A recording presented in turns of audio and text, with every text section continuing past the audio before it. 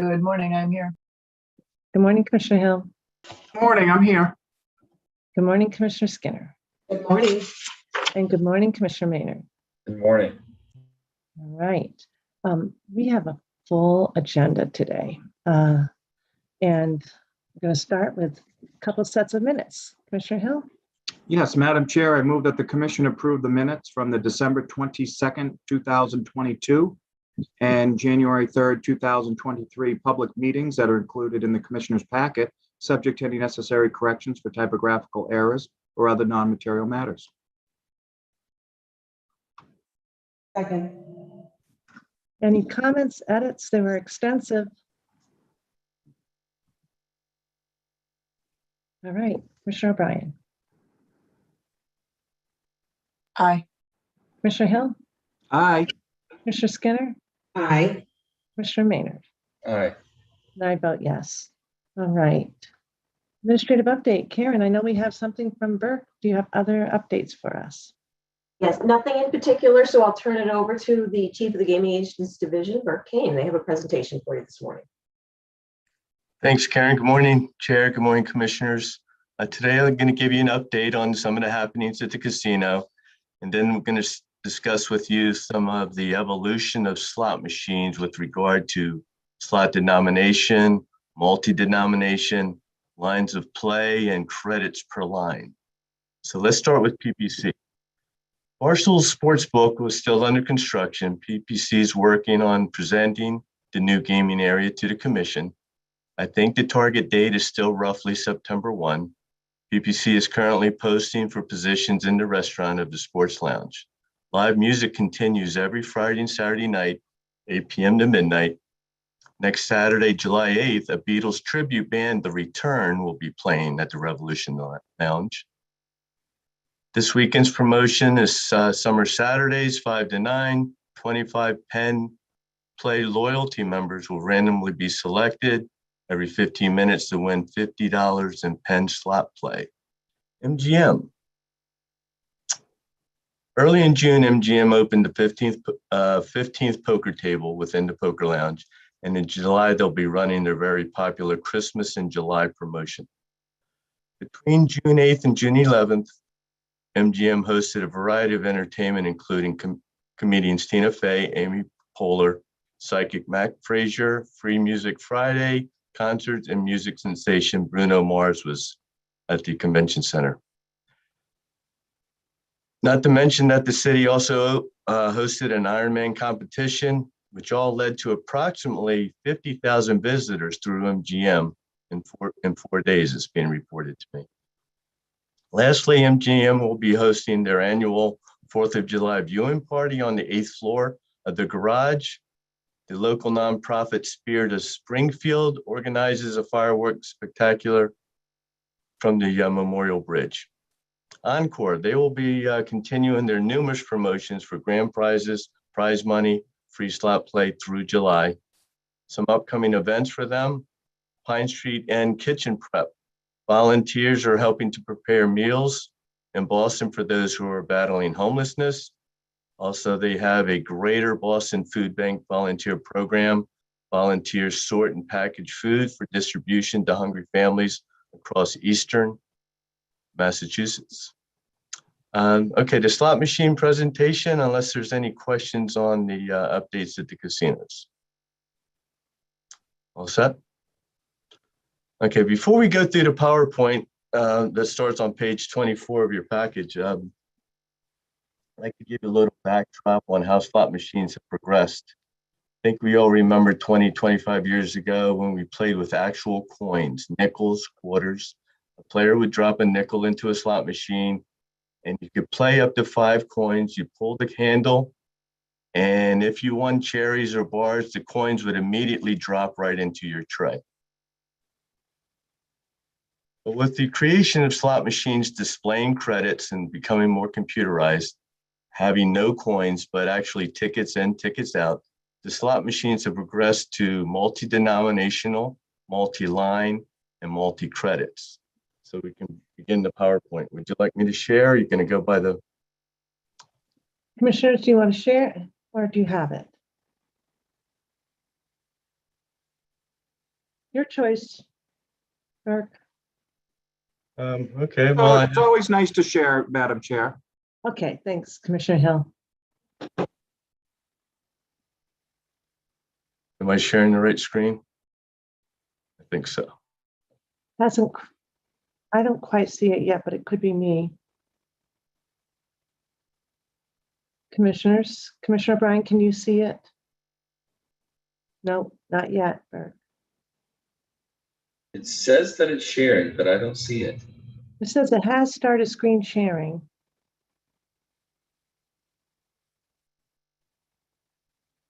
Sorry, I think that's what somebody else just said. I would stop sharing and then try again, Burke. It looks like it's trying to, but the connection's just not going through.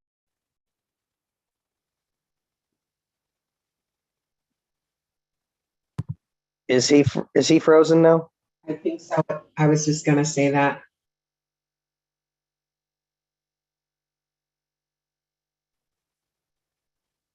I can unshare his screen and maybe that'll jar him back to normal.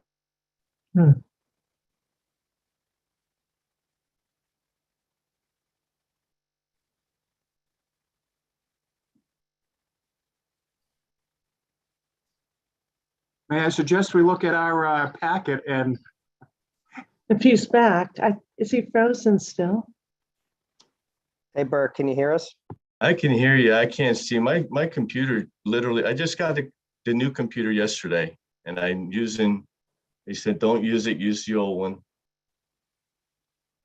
So Burke, we have the presentation in front of us. If you want, you're frozen in a nice fashion, just so you know. If you want to just go ahead and give your verbal presentation, maybe you'll unfreeze along the way. Karen, Madam Chair, are you I ready? also have the packet here if you'd like me to try and share my screen, if that's helpful. Whatever works. Mark, do you want me to do that? No, we can't hear him. No, that's not helpful. Burke, are you able to present, or are you offline altogether? I think Looks like he's frozen. really frozen now. All right.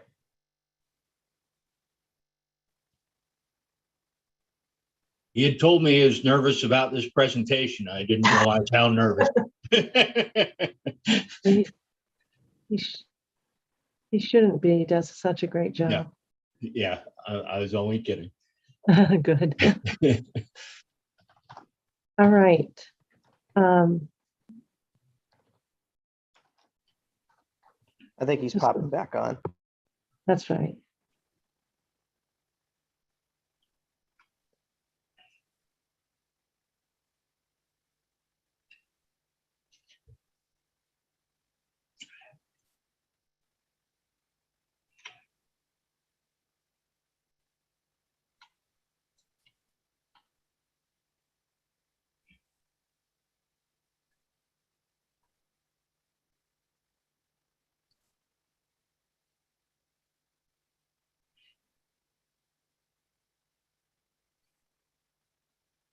you can all curse me later.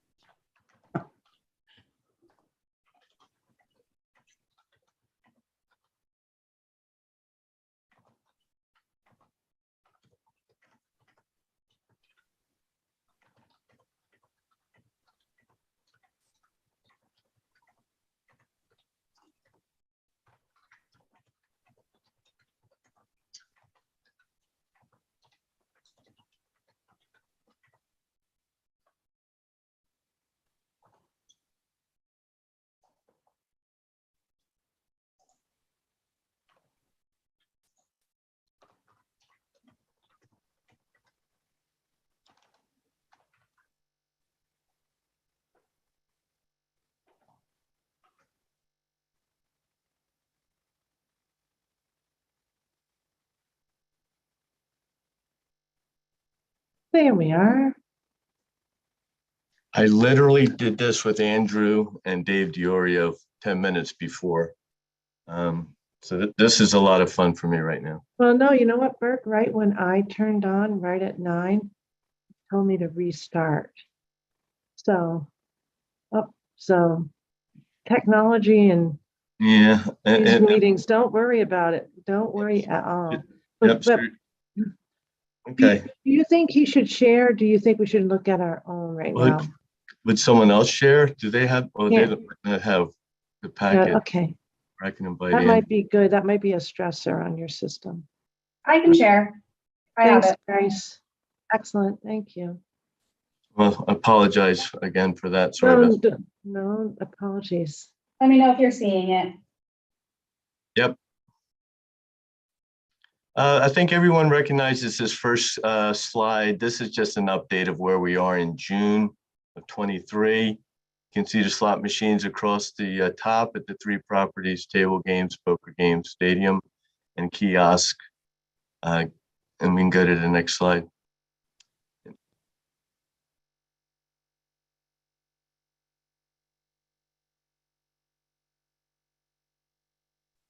Can you see the next slide? Yes. Yep.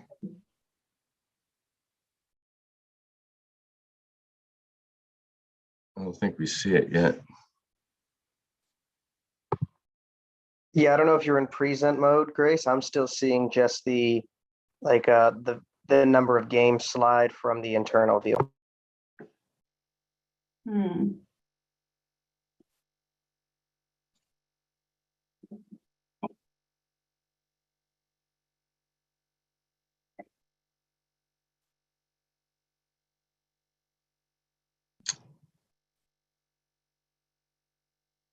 We have it now. There we go. And this second slide might look familiar also. It was the COVID numbers, reopening, and then presently where we are today. We can go to the next slide.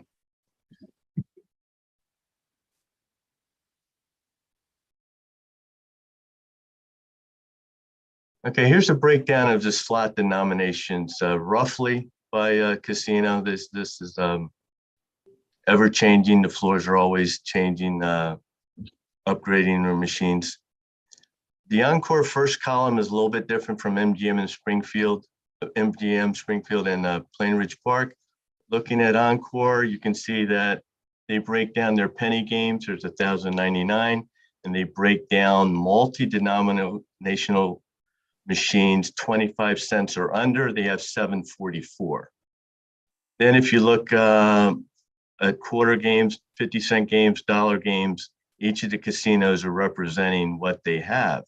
The difference in the MGM and Plain Ridge columns are that they default their multi-denominational games. You see the column multi-denominational 25 and under, they have 0. They default their numbers to penny games. The next slide might help us understand what that is. So if we look at Encore, you see 43% of their games are penny games, and 32% of them are multi-denominational, 25 cents and under. So that's roughly 75%. So now if we look at the MGM and Plain Ridge columns, you'll see 78, 4 and 1 is roughly 82%, and Plain Ridge is 71 and 5, which is roughly 75%. So you can see that 75, 81, and 75 across the board percentage is what the casinos have as 25 or under slot machines, either predominantly penny games or a share of them as multi-denominational. And you can see the percentage then of 25 cent, 50 cent, $1 games that are pure, that denomination only. Okay, we can go to the next slide. So as I was mentioning a while back, you would walk up to a slot machine. It would be a 25-cent game. You could put in 1 to 5 coins and you would play. Now with the advent of the new technology, there could be hundreds of different themes now where you walk up. This is only an example. You can walk up and the first thing you're going to see is what denomination do I want to play. You can choose 1 cent, 5 cent, up to $2, and you insert your money. And after you've selected that denomination, the appropriate amount of credits will come up. So if I put in $20 and make it a 1 cent game, I can still play that game as a 25-cent game. In essence, I can play 25 cents per line for 5 lines. It's the same as back a long time ago where I would drop in 5 quarters. I'm simply this time making 25 credits for the 5 lines, but it's only a penny game. We can go to the next slide. This is an example of how many lines now you can play on a slot machine. It used to be a slot machine had 1 center line, right? Drop a coin in, hold the handle, and it was that center pay line. As you can see here, the new technology has allowed slot machines to go to, in this example, 50 different lines that you can play on the slot machine. Number 1 is straight across the top. Number 2, it drops down 1 unit in the center, and so forth and so on. So once again, if I walked up to a penny game and put my money in there, I could play 50 lines for 1 penny, 50 cents, and I would have 50 lines in operation when I activated the machine. Next slide, please. This is just another example of how the lines of plays that could be on a slot machine. The first graph box on the left, that's the 1 to 5. That's the old traditional. Center line, second line was up above it, third line was horizontal below it, then it came down as the 4th line, and then it went up as the X for the 5th line. Now it's showing you lines 6 through 9, and so forth and so on, up to 22 through 27 lines on this particular type of slot machine. So we can go to the next one, I think. Now we have multi-denominational, we have multi-lines. So what else can you do? Now you can play multi-credits per line. So you can activate a penny machine, you can play 10 lines, and you could play 150 pennies per line, which would be $15. So you can see the vast technology has allowed a simple 5-cent game, 25-cent game to evolve to where a lot of them default to 1 cent because you can make a 1 cent machine into anything you want. You can make it a 25-cent game by choosing how many lines you want and how many credits per line. I think that might be the last slide. Yeah. So we have a breakdown of, thank you, Grace. We have a breakdown of roughly what the floor is, and it's as it was. Traditionally, a long time ago, Bruce would remember, on our casino floor, we would have 5 to 8 or 5 to 10% 5-cent games. And then we would have 40 to 60% as quarter games. Once again, that's getting real close to that 70, 75%, as I showed you before. But that's when we had actual coins.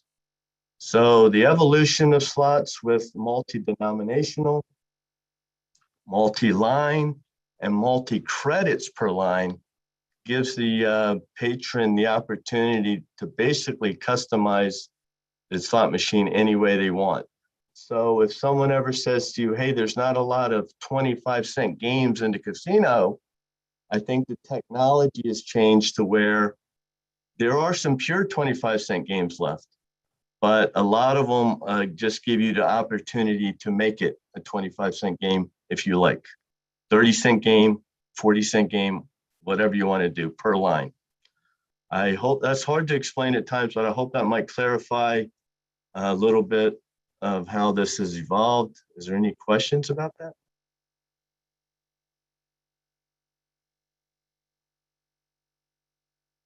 Commissioner Hill, I think that you had asked for sort of an update on this. Any questions? No, that was very clear and helpful, Burke. Thank you. Thanks. Excellent, and great to have the update on the numbers too, Burke. Thank you so much. Apologize for that technical glitch. I'm sorry about that. That's nothing. All right. All set then, commissioners. Thank you so much, Burke. And Karen, are you all set? Yes, I am. Thank you. Okay, then we're turning to item 4A on the agenda. Good morning, Dr. Lightbound. Good morning. So our first item on the agenda today is recognition of the Jockey Guild as the representative of the jockeys in Massachusetts. This is something they've been doing for years. In 2021, the commission reviewed the program in light of the fact that there had not been racing in 2020. This payment is retroactive, basically, for this. For right now, even though we're in 2023, we're approving money for 2022. So at that time, the commission reviewed the statute and decided that they could still recognize the Jockey Guild as a group, even without racing. We still do have money coming in from Suffolk Downs with the simulcasting and account wagering, and there is enough money to cover the $65,000. In 2021, attorney Mindy Coleman for the Jockey Guild and I reviewed the qualifications and decided that there really wasn't a way to still pay out money for active jockeys because there just aren't any active jockeys that are in Massachusetts. Obviously, there still are retired jockeys and there still are jockeys with disabilities. So we came up with those qualifications in 2021. And then this is what we used again last year, and we haven't changed those. We've both looked at those qualifications and decided that they're still pertinent today. And just asking that the commission once again approve the Jockey Guild as a group and let them distribute the money. Attorney Mindy Coleman is on if you would like to hear from her. And in her memo, she says there's about 15 jockeys that would be eligible. So they'd each get a little bit over $4,000. And I forgot to mention the documents for this item start on page 32. Thanks. Questions for Dr. Lightbound? Good morning, Attorney Coleman. Thank you for hearing today. This is a process that we did look at a couple of years ago. And I also know, I believe, Todd and Dr. Lightbound, that you're working on maybe creating some efficiencies going forward on these types of matters. Whether or not the commission always has to act on it. But today it's in front of us. Commissioners, do you have any questions? So 15 jockeys, right, Attorney Coleman? Up you're on mute. Yes, Madam Chairman, there are 15 jockeys, 11 who are retired and 4 who are permanently disabled as a result of injuries sustained in Massachusetts. Yeah. This number has decreased from last year, and that is because 2 individuals that had advised us they had retired have actually resumed riding a road more than 50 races last year. Oh, I misread thank you for that clarification. I did misread that. I thought just the opposite had increased. Thanks. And so that divides up to about 4,000. And Yes. no active jockeys. Okay. Commissioners, if you have no questions, I do know that Dr. Lightbound, Attorney Coleman would like a vote. I have a motion. Madam Chair, I move that the commission approve the Jockey Guild as the organization that represents the majority of jockeys for the purposes of MGL Chapter 128A, Section 5H4. Second. Second. Oh, go ahead. Commissioner O'Brien, thank you. Any questions or edits? I know we keep those disabled jockeys in mind. Commissioner O'Brien. Aye. Commissioner Hill. Aye. Commissioner Skinner. Aye. Commissioner Maynard. Aye.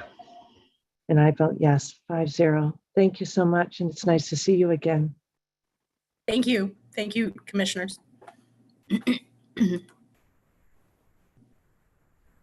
Okay. Moving on to 4B, Dr. Lightbound. And I So our guess, next item is the escrowing of the Racehorse Development Fund monies that would go to thoroughbred purses. This is a request by the New England HBPA. It's the documents for this start on page 36. Just to be, I'm going to make a few points to start, and then I'm going to turn it over to Judith Young, our Associate General Counsel, who has done a great job and a lot of work on this item. As the commission's aware, the Racehorse Development Fund divides up money going to the 2 different breeds and then into different buckets of purse money, money for towards the breeders, and then health and welfare. The Horse Racing Committee, which is a separate group from the commission does have a member on that committee, is the committee tasked with deciding how that money is divided. Originally, when this program first started, it was shifted towards the thoroughbreds. And so early on in the program, a lot of money accumulated into the thoroughbred purse money. Since that time, the committee has looked at the formula numerous times, and each time gradually shifted the percentages so that more of it goes to the standardbred. So the money right now isn't accumulating as fast as it once did, but there is about 22 million in that account that would have gone to thoroughbred purses. Let's see what else. I think now I'll introduce who we do have here today. Judith Young, our Associate General Counsel. Derek Lennon, our Chief Financial and Accounting Officer, is also on and has helped us on this issue. And then Paul Imbrolo from the Executive Director of the HBPA is on the line, and Kevin McCarthy and Matthew Clark, who are board members of the HBPA.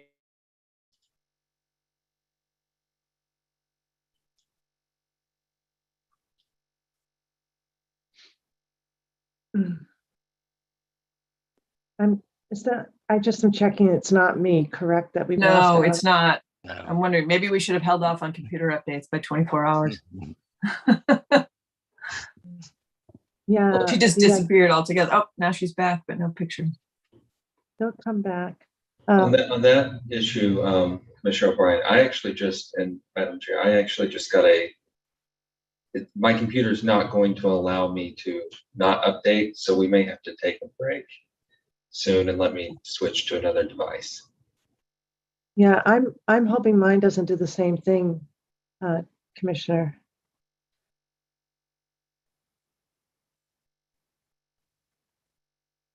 Madam Chair, I'm getting a message from Alex to just have Judy go along and proceed. She can, I think she can hear, and so she knows what's going on. She indicated to me earlier it was a little audio issue. Can I interrupt one thing before we turn to Judy? Karen, is there any way you can check in with IT to see if they can stop the restarts? I think I think that they may be able to do that. I just don't remember. I had it happen during one meeting. I'll go check. Thanks. Okay. Okay, thanks so much, Karen. All right, Judy, good morning. Hi, how we doing, everybody? Good morning, Madam Chair. Good morning, commissioners. So yes, Alex gave a pretty great overview of what we're here to discuss today.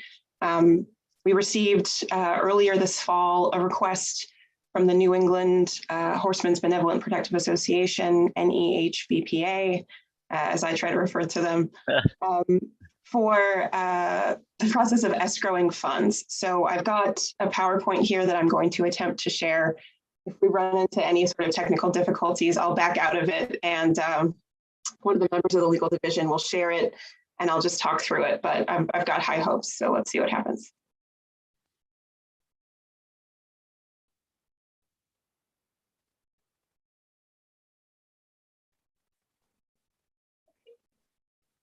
Someone just let me know if they're able to see, and we can go ahead and get started. It looks good to me. All right, let's do it. So Again, discussing the Racehorse Development Fund and escrowing of accounts. It's worthy of noting that the active escrowing accounts is not necessarily mentioned in statute or contemplated for that matter. It is something that is only discussed in our regulations. So we thought we would have a thorough discussion of how the process is done. I will walk you through the regulations. We'll discuss the requests and we'll answer any questions. So as a brief roadmap, we'll give an overview of what the Racehorse Development Fund does and its distributions, as Dr. Lightbound kind of already provided. We'll discuss the request from the NEHBPA. I'll give you a rundown of how escrowing of funds works. We'll discuss some considerations and things that we found in our research and discussions with the Treasurer's Office and the Comptrollers. CFAO Lennon is here as well if you have any more technical questions about that sort of thing. And then I'll turn it over to the representatives of the NEHBPA to answer any certain questions that you have about their requests, to give remarks, and then we can kind of close with a more fulsome discussion and any sort of questions that you have from commissioners. But that said, please jump in at any time if you do have questions. I'm screen sharing so I can't see you, but by all means, just feel free to jump in and interrupt me if necessary. All right, so first getting started with the Racehorse Development Fund. As many of you know, the Racehorse Development Fund is discussed in 23K Section 60, as well as 205 CMR 149. That regulation is just titled the Racehorse Development Fund. The Racehorse Development Fund is primarily intended to support the racing industries, and it was created in the inception of the Massachusetts Gaming Commission in the Acts of 2011, Chapter 194. It's predominantly funded by gross gaming revenue. So of the 25% of gross gaming revenue that is received or collected from Cat 1 gaming establishments, 2.5% of that is deposited into the Racehorse Development Fund. And then of the 49% of gross gaming revenue collected, from Cat 2 slot parlors, 18% of that is deposited into the Racehorse Development Funds. So the distributions, as Dr. Lightbound talked about previously, were set by the legislature within 23K. 80% is allocated to go towards purses and interest-bearing accounts. 16% is set aside for the breeding efforts of horses in the Commonwealth. And then that final 4% is for the health and pension benefits of jockeys, trainers, and drivers. So all in total adding up to that 100%. With the end of live thoroughbred racing in 2019, revenue allocated towards thoroughbred purses has continued to grow, while the distributions and spending on these purses has ceased. Gaming revenue continues to increase in the wake of the pandemic, and so as a result, the funds deposited in the Racehorse Development Fund continue to grow. So in the last year, between July 2022 and May 2023, roughly $1.16 million of purse money has come in and remains within the Racehorse Development Fund.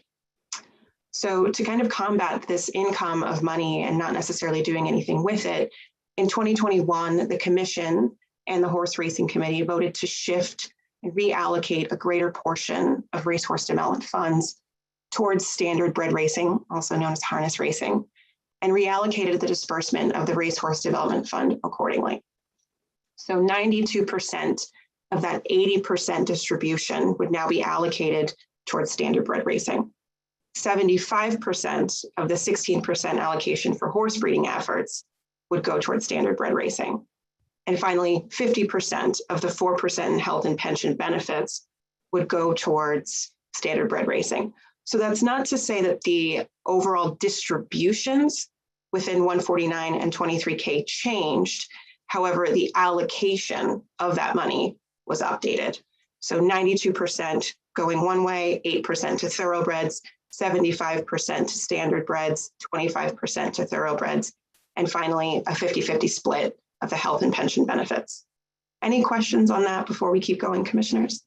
Julie, I have a question. Yes. Excuse me, the 92, 75, and 50% are an increase from what?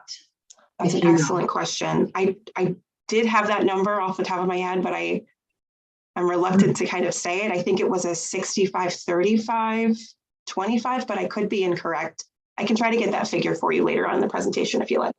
Thank you. We can get those figures to you, Commissioner Skinner. We keep track of all of the different splits and how they were broken up and the dates that they were broken up by the racehorse committee, and that's tracked on our website. We report that monthly. Okay, thank you so much, Chief Rennie. Okay. Any additional questions, commissioners? Okay, let's keep going. So that brings us to why we're here today. We received a request from the New England Horsemen's Benevolent and Protective Association, NEHBPA, a little easier on the tongue, an organization that's aimed at promoting and protecting the thoroughbred racing industry and the interests of those involved.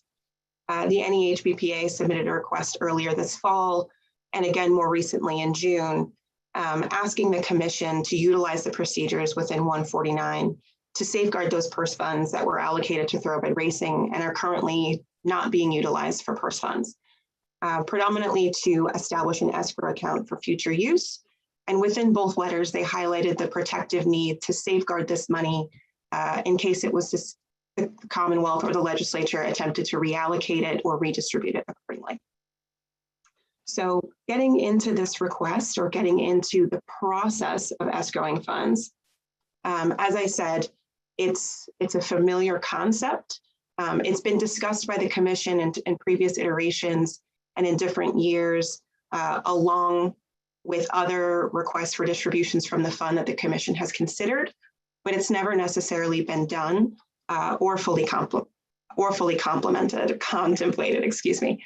One additional thing of note is that 23K does not necessarily have any reference to escrowing funds. It's mentioned here in the regulation, but not necessarily anywhere else. So with that, I'm going to walk you through the relevant portions of the reg. We'll get into it and we can kind of have some different conversations and considerations about that. But starting first at the top, within 205 CMR 149.01, I've pulled some of the relevant definitions for our discussion today. First, starting with the fact of a discussion of a harness racing association, and it kind of backsites to 205 CMR section 3.02, and a horse racing association, which utilizes the definition of association defined in 205 CMR section 4, or excuse me, chapter 4. Both of those highlight that an association is any person or persons, associations, or corporations licensed by the commission to conduct harness or horse racing within the Commonwealth for any stake, purse, or reward. Next, we have what is called a horseman's organization, and this is the organization that represents the horse owners and trainers at the meeting. So we do acknowledge that we've received this request not from an association as is defined in 205 CMR 3.02 or 205 CMR 4.02. However, we do want to go through how this process works and have a discussion and allow the NEHBPA to offer remarks and explain their request to you also. So next, moving into 149.02, which describes the distributions from the Racehorse Development Fund and not yet an escrow account, but it kind of reiterates what we discussed in previous slides about distributions. So the commission has the authority to make distributions between horse, also known as thoroughbred, and harness racing associations from the Racehorse Development Fund based on recommendations of the Horse Racing Committee. So again, those allocations that we discussed is that harness racing receiving 92, 75, and 50% of those distributions, with thoroughbreds receiving 8, 25, and 50% respectively. Subsection 2 points out that associations will distribute the funds in accordance with compliance of 23K section 60 and the later portion of the reg 205 CMR 149.04. So again, that is those distributions of 80, 16, and 4%. So this specific section of the regulation kind of sets out the duties that an association would have and also what the commission would have. And lastly, this regulation points out that to be eligible for funds, associations have to comply with the relevant safety standards adopted by the commission. Okay, there's a lot of text on this screen, but bear with me. We can also jump out and look at the regulation. But Moving next into how funds are first considered by the commission and placed into escrow, there does need to be some kind of triggering event, in which case the association in 149.03 subsection 1 provides the commission with notice of intent to do one of the following things: either discontinuing races for the remainder of their meeting, either permanently discontinuing races altogether and outright. They intend to close the track that they utilize for racing, fully relinquishing their license, giving notice to the commission that they don't intend to apply for a renewal of a license in the following year, or lastly, transferring, and less commonly, transferring a racetrack to another entity. So these things are kind of triggering events that would ultimately allow the commission, upon notice or when they learn of the event that's described in 149.03, and I'm looking at that little brown square, the commission may do one or more of the following things. So first, 149.03 2A lays out a great myriad of things that a commission can do once it conducts or decides to hold a hearing to determine. So it first can decide whether the money from the Racehorse Development Fund that was going to be received by an association should be placed in an escrow account. Next, it can decide whether or not it wants to transfer the money from the fund to a different association. That's not necessarily applicable to what we're discussing here, as there is no other thoroughbred association currently in existence that could receive that money. So number 2 isn't necessarily or directly relevant to our discussion today. Next, item 3, the commission can decide whether or not to transfer an association's license to another association. Again, not necessarily relevant to our discussion today, as there isn't another association ready to receive a license. Moreover, the licensure of awarding a license to a racing meeting recipient is something that the commission contemplates elsewhere and goes through another process to do. So that brings us to item 4, in which case the commission can decide to take any sort of other action within its authority to protect either the interests of the Commonwealth, harness racing and horsemen, or lastly, the intended beneficiaries of the Racehorse Development Fund. So I'd say items number 4, given its broad discretion, also paired with the broad discretion and authority of the commission, and items number 1 in that list are likely going to inform our discussion today, at which case the commission can decide whether money should be placed into an escrow account for future use, or to kind of take other action within its authority to discuss. One thing before moving off of this slide, I would say that the commission has great discretion in this case. It does not have to do anything. I would point out the may underlined within 149.03 and on my slide. But the commission can also in 149.03 2B decide to simply, allow this racing association that's given notice of intent to discontinue the opportunity to kind of conduct a winding up, at which case this association would pay any sort of required fees, breaks, taxes, outstanding funds owed to the commission back, and then just kind of cease to exist or cease to kind of continue practicing. Any questions, commissioners, on 149.03 as it exists and we move into 149.04? I'm happy to stop sharing and pull up the regulation if you want to get like a deeper look.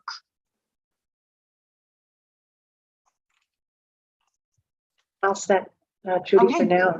Thanks. Fantastic. Okay. So moving next into 149.04, this portion of the regulation, and I guess, again, I should probably say, the regulations are included on your packet, starting on page 39. So this portion of the regulation contemplates once a commission has decided within one of the incidents or triggering considerations of 149.032A that monies should be placed into an escrow account.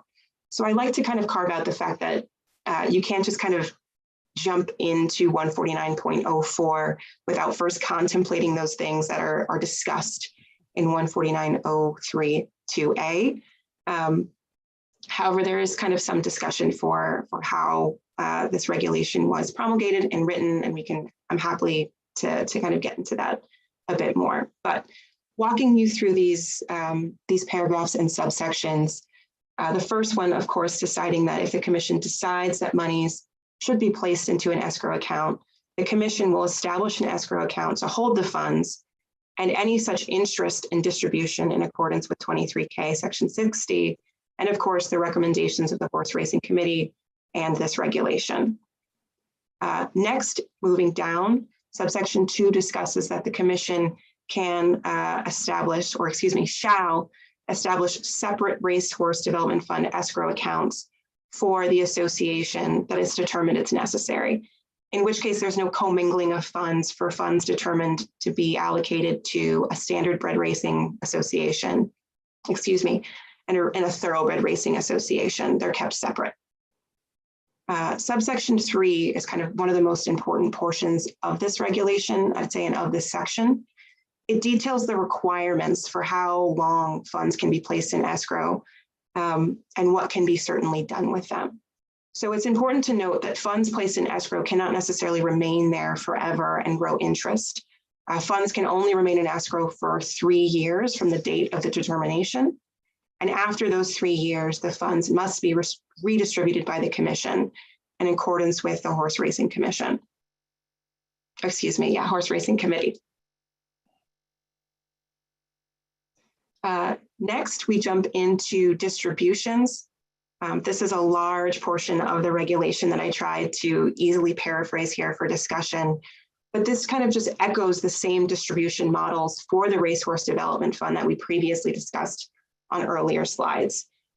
One thing of note I would say is that 149.04B does again allow the commission discretion to distribute less than the entire amount of funds within the Racehorse Development Fund or an escrow account. And it also allows the commission to make payment of those funds to future years or to future associations. Any questions about this sort of slide before we move on, commissioners? Hi, Judy. It's Eileen, Commissioner Hi. Bryant. Hey, how are you? Oh, great. When it comes to bullet 1, when you talk about any monies in the escrow account and any interest would remain in there, do you know, or maybe Derek answers this question, because I have a vague memory about basically the interest not necessarily staying in the escrow account, regardless of whether we escrow or not. I don't know if you understand my question. It basically is creating an escrow account in any way changing how the interest inures over the course of the account. I think I understand your question, but Derek, do you want to go ahead before I jump in? Yes, Sure. so the basic answer to that is yes. Because the statute requires that the licensees hold these purse monies into an interest-bearing account. The Racehorse Development Fund, when it was created in statute, does not allow us to keep any of the interest. So having it sitting in the Racehorse Development Fund does not accrue any interest, which is one of the issues that came up beforehand when this request came to us. I think it was in 2013 or 14. And we did check with the comptrollers back then to see if we could turn this into an interest-bearing account so that we wouldn't have to escrow money. And they said, no, statutorily you'd need a change for it to allow it to start increasing, because it's not directing the commission to accrue interest. It's directing the purse holder account to have it in an account that bears interest. Does that make sense? Sort of, but you're going to have to help me in terms of the real impact in terms of the interest. So the real impact. So as it currently stands, the interest inures to who now, ultimately? To the Commonwealth. So To the the Commonwealth holds all that money with all of our trust funds. Right. They Okay. keep all the interest on it. And if we put it into an escrow account based on what the statute's asking for, then that escrow account would bear the interest. And would stay in that escrow account as opposed to inuring to the general fund. Correct. Okay, thank you. You're welcome. Can I interject and elaborate on that if I may, or is it too soon? Sure, Mr. Umbrella. Just real quick, and that's one of the requests is that, for example, if we did escrow that 22 million as designed in an interest-bearing account, let's say at 4%, we're talking about $800,000 in interest that would stay in that fund to be used for purses. That could fund a couple of days of racing for the horsemen. That's why it's important, if that helps. Thank you. Thank you. Questions, a follow-up question, Commissioner O'Brien? No, that answered it. Thank Okay. Thank you. I'll keep moving if anybody, oh, Commissioner Skinner, I can see that you've come off mute. Thank you. So Commissioner O'Brien asked a really good substantive question. And because I want to be able to follow along, I just need some help on the threshold question of, I guess, whether any HBPA meets the definition of an association that is eligible to make a request for escrow. Did I hear that correctly, that that's still a question and that we expect the organization to speak to that later in the presentation? From my understanding, yes. But just going back to the definitions a bit, those are set within the regulations in two places. And so to qualify as an association, a horse racing association, excuse me, or a harness racing association, you have been licensed to conduct a horse racing meeting by the commission. So I would state, and then again, this is just my own opinion, that it's much more likely that the NEHBPA would fall into the definition of a horseman's organization. However, I will note in reading and rereading and preparing for this presentation of this regulation, it's not as if one entity can make the request. It's more so that a certain circumstance has occurred and it's the association that's provided notice, or it's the commission that has learned that an association has ultimately done one of those, I think, 5 things within 149.03 2A, or yes, 2A, that they intend to discontinue racing in some capacity that kind of triggers this consideration for the commission. So it's ultimately the commission doing the determination.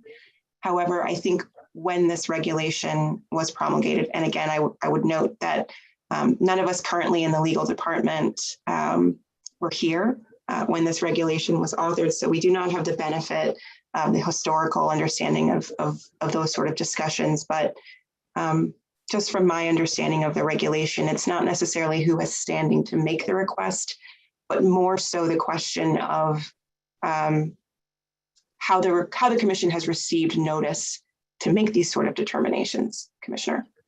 Okay, I think I'm beginning to understand it a little better. And so looking forward to NEHBPA's response in due time. All right. So with that, we will keep going. We're still within 149.04, Commissioners. I think we just wrapped up discussion of the requirements within 149.04 subsection 3, in which case, after those 3 years, any monies remaining in the escrow account need to be transferred or distributed by the commission in accordance with the recommendations of the Horse Racing Committee. Next, moving back into subsection 4, which discusses distribution. And again, it echoes the same models of the Racehorse Development Fund, but as previously discussed, it does allow the commission in its sole discretion that if ultimately it decides that such distribution is beneficial, or if a lesser amount from the escrow account requested is fine to make, it does allow the commission to certainly make that decision to give less. Any questions on that, Commissioners, before we continue into the next slide? Okay. Oh, I'm sorry. I think I've gone one slide too far. I'm not sure why they're out of order, but bear with me. So next we have paragraphs 5 through 7 in 145.04 that detail distributions from escrow racing accounts. I feel like right now and currently, given the request from the NEHBA, these 5, 6, and 7 are somewhat relevant to our discussion. So I'll walk through them a bit slower. So with paragraphs 5 and 6, essentially setting out the different treatments for standard bred and harness racing associations, but I've kind of amalgamated them into one bullet point on the slide, but ultimately kind of contemplating what could happen in the future. So if the commission awards a license to a harness racing association after placing funds in the escrow account pursuant to what we discussed in 149.03 subsection 2A1, ultimately the commission could take those escrowed funds and transfer them to the newly awarded harness racing association or thoroughbred racing association. So not to speak on behalf of the NEHBPA, but I do think they intend to kind of make that point later on in their remarks. And then lastly, within subsection 7 or paragraph 7, the commission, upon the recommendation of the horse racing committee, may transfer all or a portion of the funds held in the Racehorse Development Escrow Fund to any one or more harness racing associations or horse racing associations for distribution. So ultimately, again, going back to that requirement in number 3 or subsection 3, it allows the commission, again, that discretion to move money placed in the escrow account to another association. So with that, I will kind of pause my portion for now of the presentation and allow representatives from the NEHBPA to offer some remarks. And then I'll kind of pick it back up and we can discuss some of the additional considerations that myself, CFAO Lennon, and Director Lightbound had kind of figured out and learned as we researched this process. So I'm going to go ahead and stop sharing and turn it over to the NEHBPA. Thank you, Madam Chair, Commissioners. My name is Paul Umbrello. I think most of you know me. Those that don't, I'm the Executive Director for and I will say the NEHBPA. We are the oldest horsemen's affiliate in the country with over 30,000 members nationally. And on the call today also with me is, as you mentioned, Matthew Clark and Kevin McCarthy, who both serve on the board. I thank you all for taking the time out today to listen to us and take our notes that we have sent to you. I think it's important, after seeing some of that slide presentation, first and foremost, to understand that split that was established. Myself, I did serve on the HRC with Mr. Goldberg, who represented the standardbreds at the time. And we did fail with the lack of racing in, can someone go on mute if they're not on mute, sorry. We did, in fact, work, it's all a blur, of course, with COVID, worked on trying to negotiate in fairness because we weren't racing on those individual splits you saw presented earlier. So we felt, and trying to run numbers, that the standardbreds deserved, rightfully so, the 92%, while we retained the 8%. The health and welfare we felt was equally and should always be equally at 50-50. And the thoroughbred industry, which we are still working on incentives, which I also serve on that board, to revitalize the breeding industry without racing, is at the 75-25. But the main crutch to all this and why we're asking for this is that receiving today the 8% of the fund that comes in roughly is about $100,000 a month.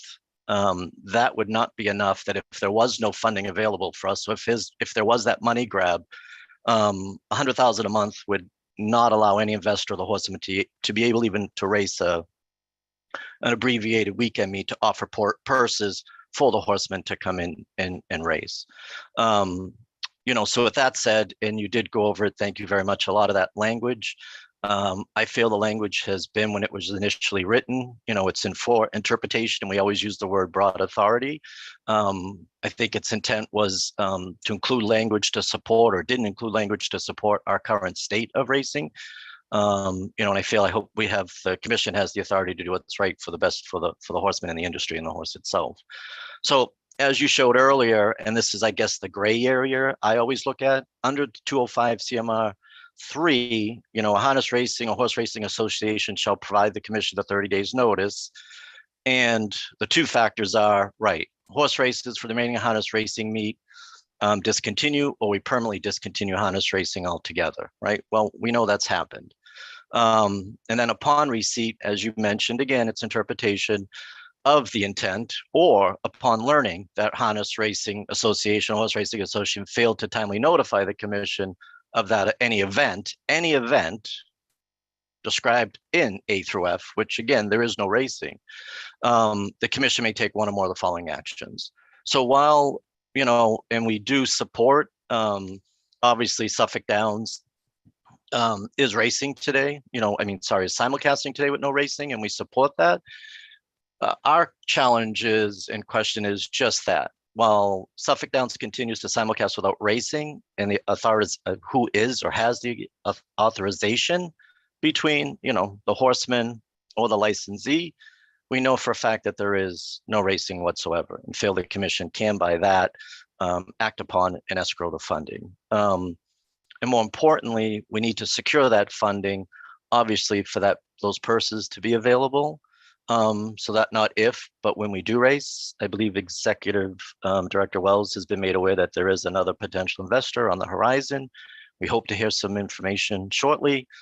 And we also need to protect those fundings for an investor, because that's the way the law was written, and the intent of it was with the gaming money coming in. We were instrumental, the horsemen, in that 2011 Gaming Act to protect the industry so that we receive proceeds from that, obviously to fund the purses for the races that a licensee, very difficult to run a racetrack, could not afford.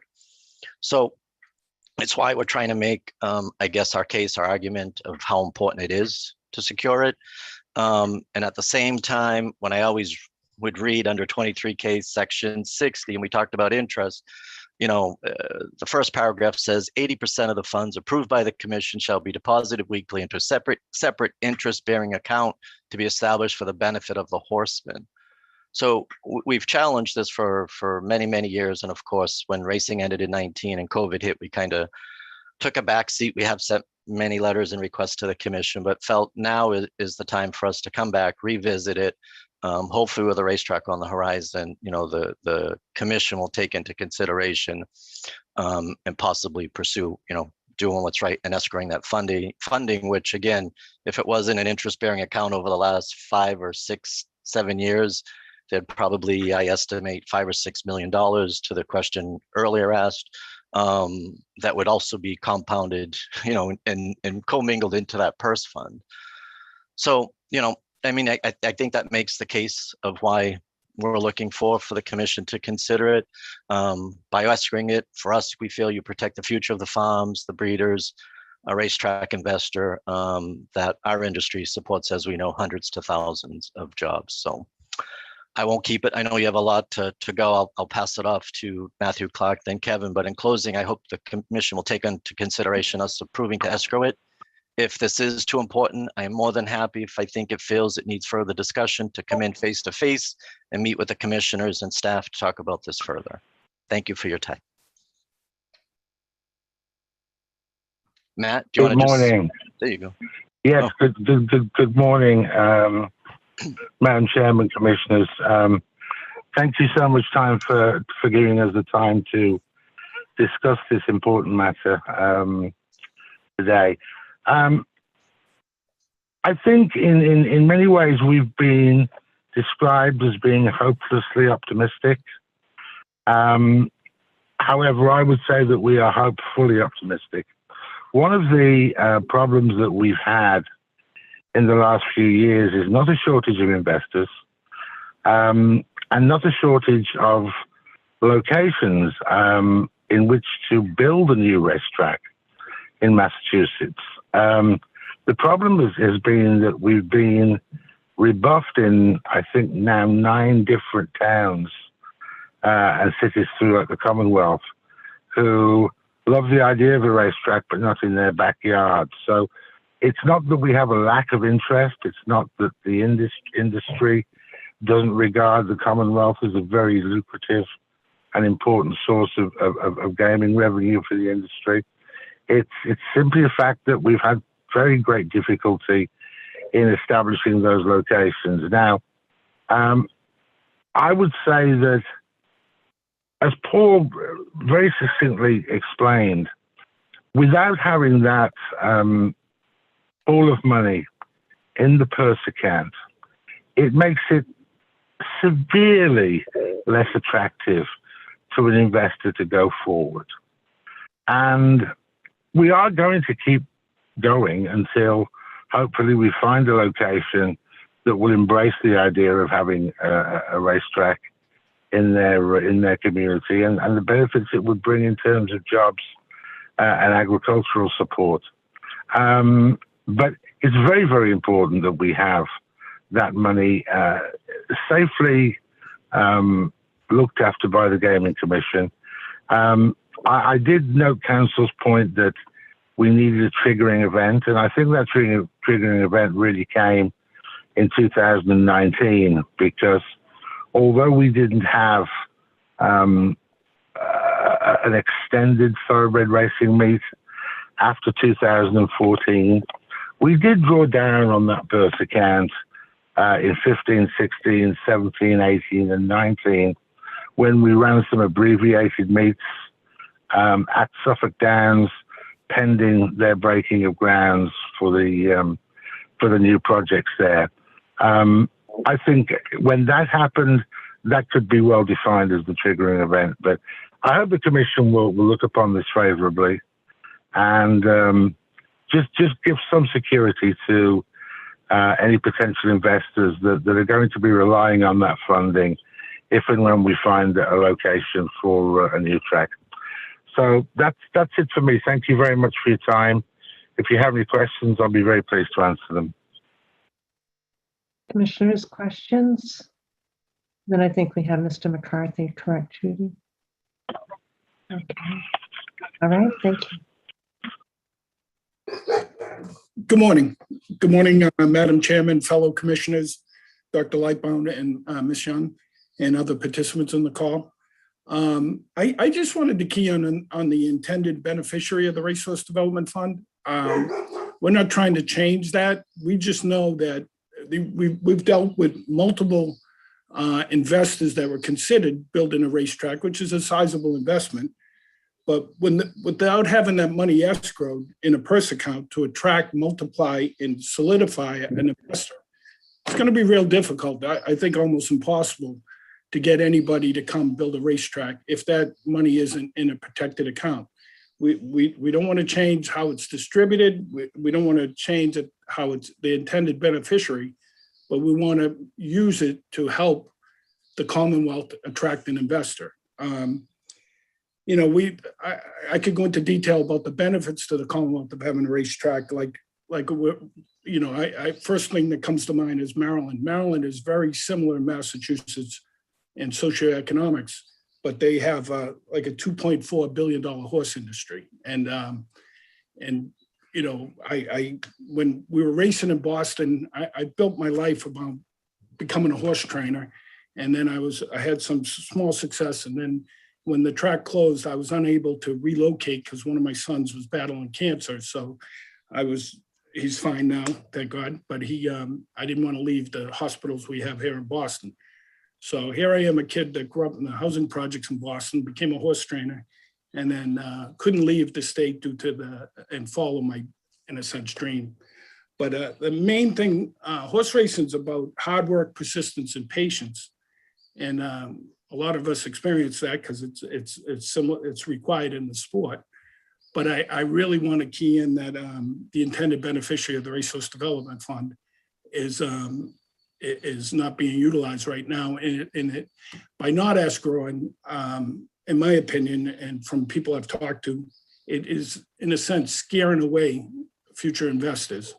And we've talked to a few of them. I personally have talked to some investors that are wishy-washy about building a facility when the money that would satisfy purses is not certain to be there. So, the only other thing I want to talk about just briefly is the fan base in Massachusetts for horse racing. Saratoga, for example, they've gone 7 years, except for 2020 during the COVID. They've went 7 years with over 1 million in attendance, paid attendance. That averages about 26 to 27,000 people a day. And if any have been there, one of the things you'd experience a lot of Massachusetts plates. So there's a fan base. We just got to solidify an investor, but it'd be difficult to do that and utilize it for the intended beneficiary without that money being escrow. I thank you very much for your time. Specifically, Ms. Young, you were very informative. Yes. Can I, before we go into questions, there was 2 things I meant to bring up as well. I forgot. Is that okay? Sure, thank you. Yeah, so just real quick, I think with the 22 million in that racehorse development fund, I think we have been fortunate enough because the state does have a surplus that there has been no money grab. We've seen amendments to bills with individuals trying to go after it. And I think with obviously having a team of lobbyists on staff for us to try to protect it, that's always why we've been concerned, but not as concerned. But it's one of our concerns that money is kind of the dangling carrot, as we call it, that could be scooped up, taken away, and isn't there obviously for the future use of a thoroughbred racetrack investor. And then the other important piece was just that it goes back to, and it's something, again, we've talked about even 128A and C being antiquated. And I've been trying to work even with the commission. I know at 1 year we had 128D. I've been trying to work with Rep Chan, who is one of the more subject matter experts on that antiquated amended language, notwithstanding, as they put it in so many legal terms that I read it and still don't understand it. It goes back to that gray area about the horse racing association that comes up. So I think we might have to in the future consider again, like, is Suffolk Downs a racing licensee or are they a simulcast licensee? And that's something I think not today, but again, we should have continued discussions, but it kind of relates to this topic is Suffolk Downs can continue as a simulcast licensee, but the criteria that was established, which I believe again was to protect the horsemen, says if there's no racing or you're notified or not properly notified, that's why that money should be escrowed. And I think we have that gray area of that interpretation and maybe who's who and who represents what. And why I think there should be, or hopefully there could be some middle ground we could all agree on and work together that says Suffolk Downs can continue like the Rainham folks to simulcast and take in the signals. But if we're going to have an investor come in and spend millions of dollars to build a racetrack, then I think that's why we're requesting that money be escrowed. Thank you for that. Sorry. Judy? Thank you.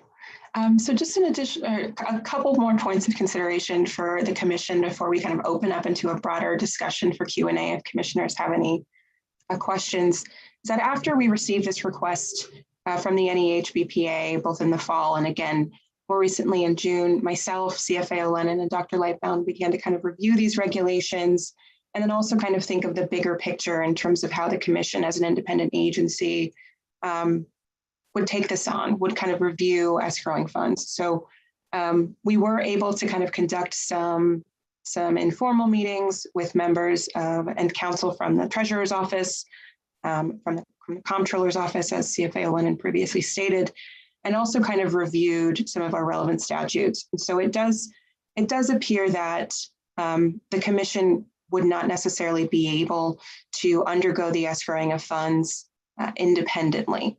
Not to say that the regulation is incorrect, more so that it does appear with certain statutes in mind that the treasurer in effect shall manage all cash funds as to investments or funds under the control of a state agency. So for example, if the commission was to go ahead and place funds into escrow, I think it would ultimately be within the purview and the advice of consent of the treasurer's office to allow us to do that. So it doesn't necessarily appear that this is something that the commission will be able to instantaneously do without further discussion. And I think some more internal work to be done. Derek, do you want to add anything onto that?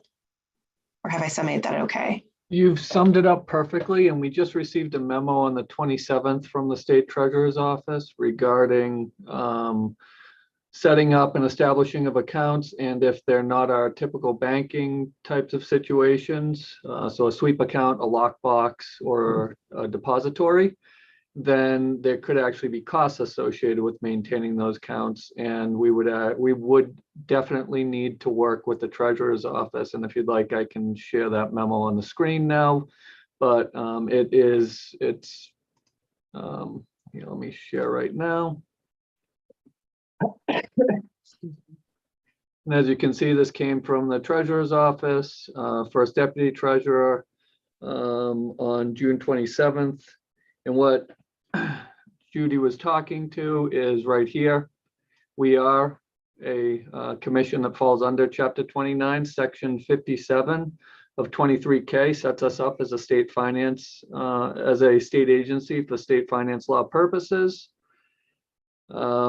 This goes right into how they shall manage all of the accounts, and they have to come back. The treasurer's office shall set them all up, and agencies need to work with, going further down, agencies need to work with the treasurer's office to establish any account, even a basic depository.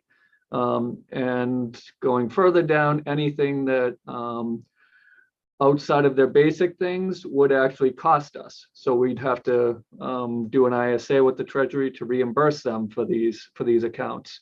So everything that we talked about earlier was just confirmed in a memo that the Treasurer's Office has not historically sent out. So this is something, this came as part of their year-end procedures, because we work as, the Commonwealth works on a modified cash basis of accounting. So they tell us when we have to have everything into the bank to push it back and credit it to years.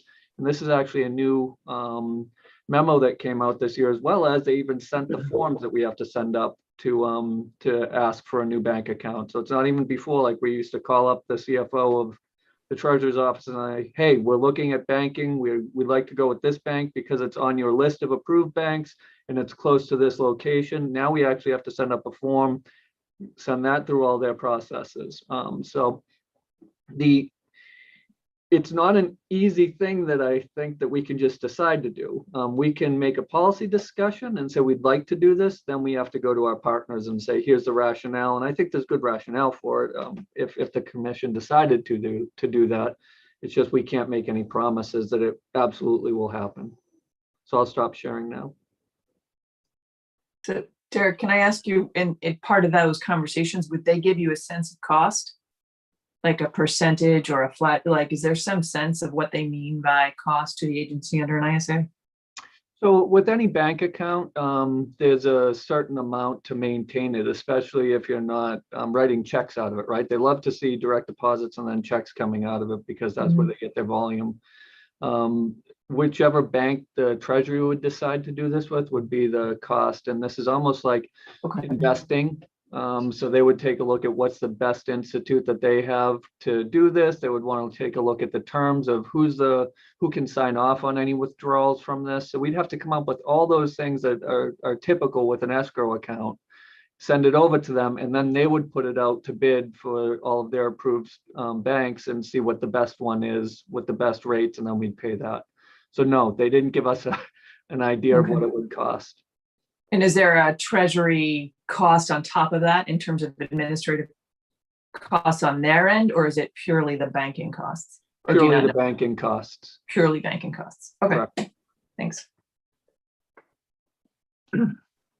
Thank you, Derek. Commissioners, other questions? Judy, I'm sorry, were you going to continue? Oh, no, I was just thanking Derek for showing or for screen sharing that memo. I'm all set. This concludes my presentation, commissioners. If you have any additional questions for myself, Dr. Lightbone, or CFA Lennon, we are here. Though I do recognize I've been prattling on for a little while.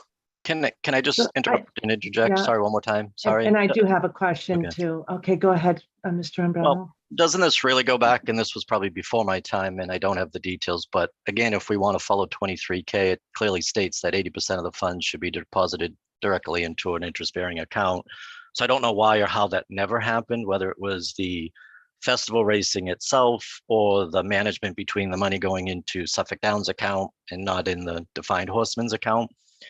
I think that's really one of the main questions, and I'm hoping that if the commission escrowed $22 million, there'd be no fees associated with that kind of money going into an escrow account, but that's for another subject. So, Derek, I'm a little bit confused because I thought I heard Judy say that 23K does not give us any direction. It's all through the reg. Did I misunderstand that? So that's Judy and correct, Derek. Madam Chair. So 23K does, and section 60C of 23K lays out those distributions that I spoke about previously, the 80, the 16, and the 4% from the Racehorse Development Fund. But then escrowing itself and the process of how funds are moved from the RHDF into an escrow account is not contemplated in statute. And so that's just purely in the regulation. And so what 149.044A1 through I think 4 does is it lays out the distribution of funds from an escrow racing account, but it also kind of mirrors those distributions from the Racehorse Development Fund itself. So it's almost this dual discussion and dual treatment of funds.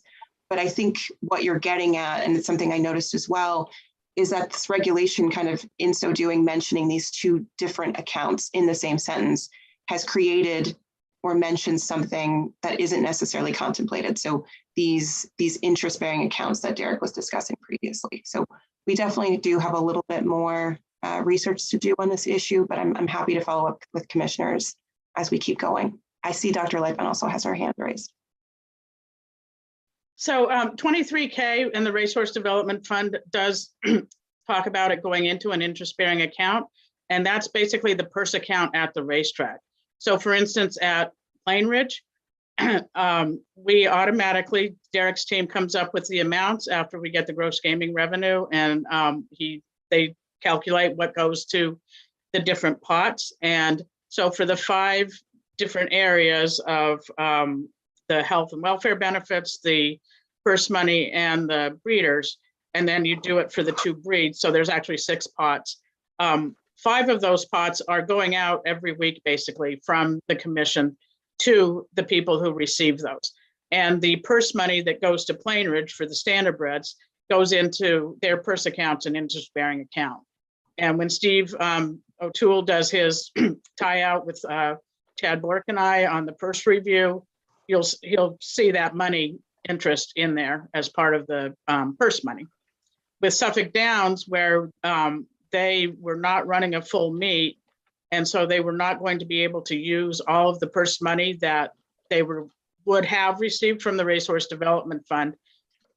Several times that came in front of the commission, typically in a request from Chip Tuttle and Suffolk Downs, and in conjunction with the HBPA, they requested and they felt that the commission should put all of the money into the purse account. And the commission had several different meetings over several different years and declined to. And instead, what we would do was when they had their festival weekend, Mr. Tuttle would let me know approximately how much money in purses they were planning on giving out, and we would get that money to them so they could give their purses out, but we would not give them the entire amount of the money that was in the fund. And that money right now is not bearing interest. Correct. It is not. It is not, and it's not sitting with the association would be Suffolk Downs if they were running a full meet. And it is not sitting with Suffolk Downs, and it didn't sit with them. The money that sat with them was just the money they were going to be using for those festival days. And I heard, and I'm sorry, it might have been the gentleman that I didn't catch his last name. My apologies. I'll need that from notes. Perhaps he said it that his view is that it's in order for it to be safely booked, it needs to be an escrow. What is the risk? I understand that there's not bearing interest. What is the risk of other than, that it not be a non-interest bearing account? What risk is there? why would he use the word safe? Dr. I'm not Lightfoot? sure if Derek may be able to answer that better than I. I'm not sure if it being in escrow really protects it anymore or not. If the, and Derek may be able to speak to, if the legislature decided that they did want that money to go somewhere else, would they be able to legislate that any money in escrow from the Racehorse Development Fund Thank go you, to Dr. some other Lightfoot. area? That's exactly my question. Is it in order to avoid a legislative sweep, Derek? So that's obviously part of the concern. I think you heard the Horsemen's Association representative say that. That's part, and we have seen many amendments. Annually, we have to submit to both A&F and Ways and Means the balances in all of our trust funds, as well as whether they're still active or not. And this is one of the accounts where we constantly say, these monies are active. They are for the benefit of these individuals per the statute. It would take a statutory change, opening up 23K basically to scoop any of this money. So we have successfully advocated on behalf of the Horsemen's Associations year after year whenever the amendments come up and whenever this exercise comes up. The Community Mitigation Fund is another one that we're constantly defending. The Greyhound Stabilization Fund is another one that we're constantly defending, where there are balances sitting there that the people who deposit it or who it should have gone to were saying, you have to kind of pay attention to this before you even contemplate taking it. So it's not a unique situation that this trust fund is facing, but and to answer your question, yes, we could be required, because as that memo from the treasurer's office says, they have to account for all money, whether it's invested, whether it's in a escrow account, and that may be something that would be required to put on the escrow terms. We'd have to walk through that with the treasurer. If the legislature wanted to scoop this, is this something that we would have to put as a payment option? Because usually with escrow accounts, it takes numerous people to sign off and where it could go to. So the only thing it's doing is requiring the statutory, it would require the statutory change, which we say you need anytime you're thinking about scooping this account anyways.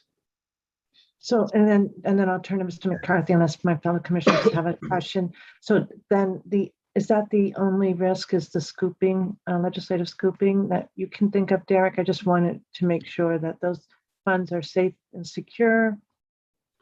That is the only risk I can think of. We are tracking it on a monthly basis on our website to show the balance that's growing, to show the deposits that are growing, to show the payments to each group, to show that what should have been paid out to the standard and the thoroughbred purse account actually doesn't get paid out. So we show, here's what should have been paid out, here's what wasn't, here's what was, and here's the difference. And there's always a zero in that column since I think 2019 of what should have been paid out to the thoroughbred purses. And then one last question, sorry, Mr. McCarthy. I heard, and I forget if it was maybe it was Mr. Umbrella, forgive me if I'm attributing it to the wrong person, but It's okay. had interest been assigned, it would have been, a certain amount would have accumulated. Did I also hear that it can only be in escrow for 3 years? And then what happens? So that's per our regulation, and Judy can talk deeper to this because she knows it very well, but it basically says you have to then take it back out and distribute it based on how the Racing Horse Committee has determined those percentages should be distributed. So if we still don't have a racee or a licensee, it would just go back into, under our current process, it would just go back into the Racehorse Development Fund. We keep tracking the balance there unless the commission determined that it should go to one of the horsemen's associations, which I would not get into the determination or the legal analysis that has gone into that in the past because it's well above my thought process. Or could it go back to another escrow, but then we'd have to go through the permissions for the treasurer again? Correct. It's a 3-year. All right. Commissioners, do you have any questions before we turn to Mr. McCarthy? Can I bring up one other question? Oh, Sorry. Mr. McCarthy had his hand up first, Mr. Come Umbrella. on, go ahead. I'll let him go this time. Thank you. Go ahead. Thank you, Madam Chair. The only thing I just want to reiterate one more time is, the investors are aware that 5 out of the 6 designations for the money are going where they're supposed to. And we're not trying to change the intended beneficiary, only use it for purse accounts, the money as directed. And we're not trying to change the distribution. What we're trying to do is strengthen the chances of us getting either multiple investors or solidify an investor to build a racetrack. We're not, I just think it's pretty, for a lack of legal term, it's pretty wishy-washy what's happening with the money. And so that's all I wanted to add. Thank you for acknowledging. I think we think wishy-washy is pretty accurate terminology. All right, Mr. Umbrello. Yeah, sorry, I guess and it's really the $1 million question is, and it was an assumption, is that while that money is sitting in that racehorse development fund, and as we call it, can be a money grab, our assumption is that if that's escrowed, that money, and I'm assuming is and would be under the oversight of the commission and in I guess, is it still a state account or a commission's account, however that's defined, would be protected. I mean, that's really the difference and why we're pushing for that, right? That it can't be, or as we keep saying, that money grab, the dangling carrot, or those amendments come in that people always continue to go after it.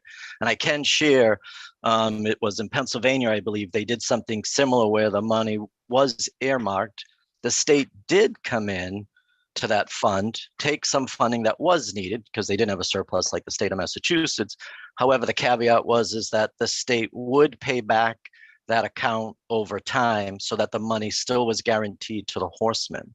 So I think it's important to understand that as well, because technically if that 22 million sitting there and let's say 10 million is taken, we don't ever get that $10 million back for future races and future purses. And the other thing to remember, by escrowing it, that if nothing does transpire in the next 3 years, you also are protecting, I'm sure they're going to love that I'm saying this, as the language says, is that money could be transferred over to the standardbreds and have their industry continued. So technically we're helping the standardbreds as well with this. So it's why we're kind of seeing it as it being important to kind of just protect it, obviously. And again, it's for the future purses of the future of racing. Thank you all again. I'll stop talking. Thank you. Commissioners, I know that Judy has indicated that there's still some internal work to do on this matter. So where are we? We've had, today is the chance to get a lot of questions answered. I'm wondering if there are any other stakeholders that we haven't heard from, that you would like to hear from, Judy, or maybe you're reaching out to everybody anyway. Thank you for reaching out to the Treasurer's Office and the Comptroller's Office, all really helpful. Thank you, Madam Chair. I give a lot of credit to CFA Lennon and Director Lightbound on this one. This was a team effort. Kind of reviewing the regs was my first indication, but then realizing, with the advice and experience of Derek, that we probably need to think big picture on this one. So I would say yes. Personally, I think it's a bit too early for consideration by the commission. I do think that we have, given the issuance of that memo that Derek shared for you all, a little bit more research to do on our end in consideration, but I'm happy to return later with some follow-ups and some updates for the commissioners as well.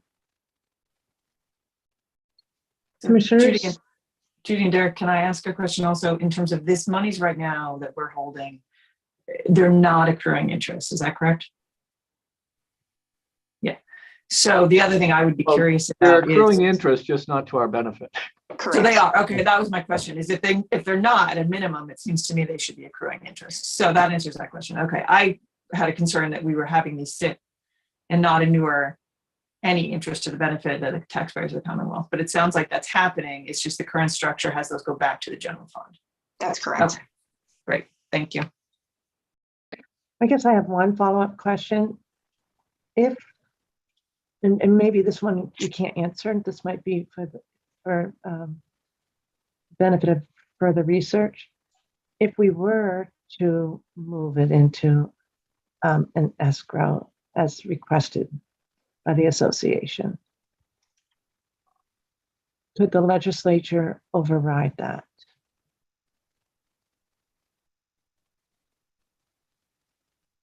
So the legislature could always come in and scoop it. even in Because- escrow. Yeah, because there's still the funds of the Commonwealth, right? And so it's the same as an investment.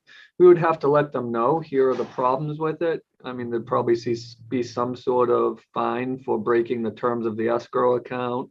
So there may be a penalty to some of it, but they absolutely could come in and scoop it. All they'd have to do is change the statute and say, now the balance is coming here. It's no longer for the benefit of purses. But if I may, that would require statute change. Correct. Yeah, because I That's know what I thought. yeah, okay, not just they can scoop it, correct, okay. Because we Right, know I we have, agree. we have the House I- and Senate support today. So I was just Yes, curious. you I just do. wanted to make sure. Yeah, I just Yeah, wanted to make sure I yeah. was clear on that.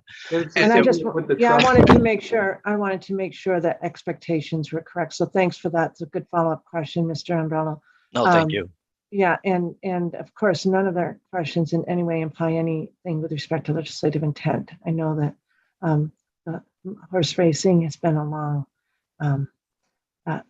has a long storied history in Massachusetts with a lot of legislative support. And then So- I'm sorry, because I thought I was done, but I have to, because it was another misnomer. So that account is, because I was told, I thought multiple times that it was not in an interest-bearing account sitting there. So that's not true. Is that what I heard? It is collecting interest, but going back to the state. So you have to, so that is, remember, the state works on fund accounting. So the majority of our money sits in one depository, a big Santander account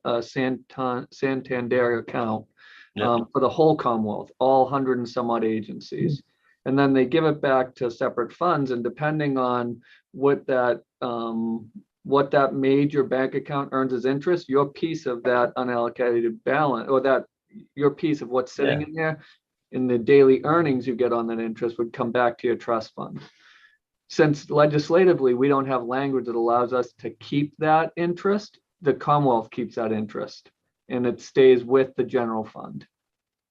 Yeah, okay, because in the past, I think I was misinformed, doesn't matter by who, that it was standalone in its own non-interest bearing account. So it is as far as fund accounting goes. Yeah, right, okay. But as far as banking, true banking goes, Right, it's in yep. an interest-bearing account.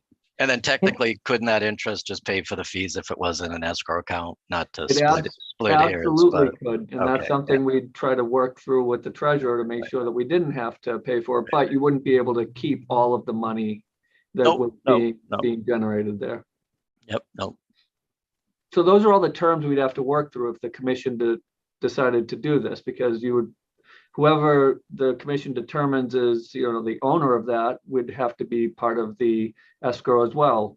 Every time we wanted to make a payment into that account, we'd have to have the terms onto the escrow that allows us to do that. Every time if there's a fee associated with it and we didn't do an ISA, we'd have to have the terms of the escrow to allow that to happen. So these are all the things that, if the commission decided to go down this path, we'd have to work out with the treasurer and whoever they determined is our partner in that escrowing. yeah, and obviously if there's future conversations needed, or with the treasurer's department, if obviously the commission needs the horseman's input, support, or whatnot, I'm hoping obviously we would have continued conversations and you'd reach out to us appropriately. Thank you. All right, now I promise I'm done. No more comments. Well, it's very helpful to get all the information. We're here. It's It good to is. get it. It's a lot. It was a long time coming, and I thank you all for at least listening to us today, and truly appreciate it. Thank you, Mr. Umbrello.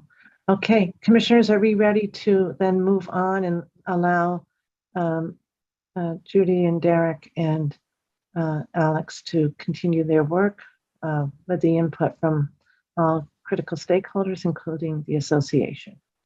Anything we want further from them before we turn to the next item?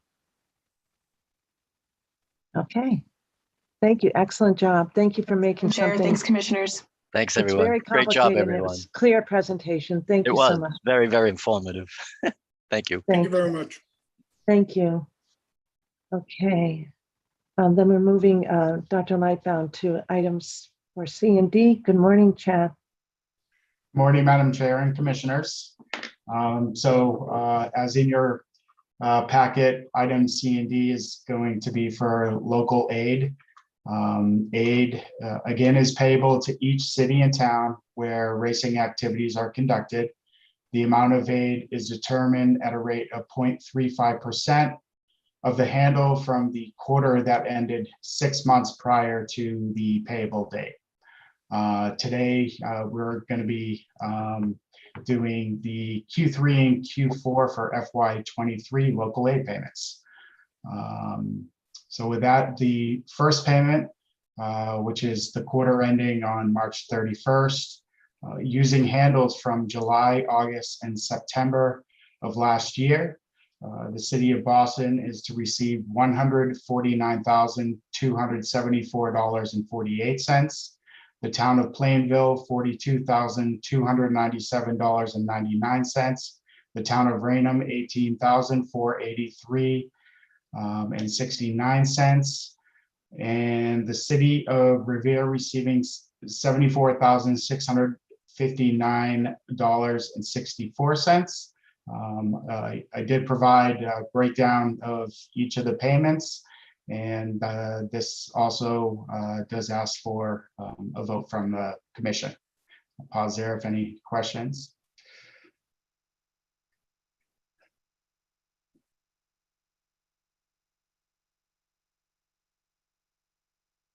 Clear memorandum. Any questions?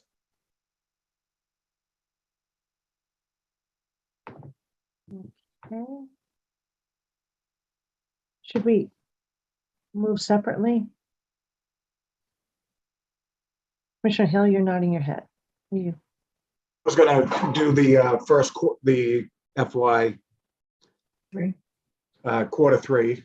Yep. Madam Chair, I would move that the commission authorize FY23 quarter three local aid payments to the city of Boston in the amount of $149,274.48, to the town of Plainville in the amount of $42,297.99, and to the town of Rainham in the amount of $18,483.69, and to the city of Revere in the amount of $74,659.64.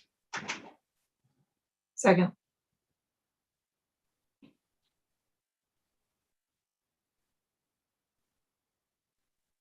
Sorry, I just got a notice from someone looking for something and hoping I'm not untimely, Karen. So my apologies.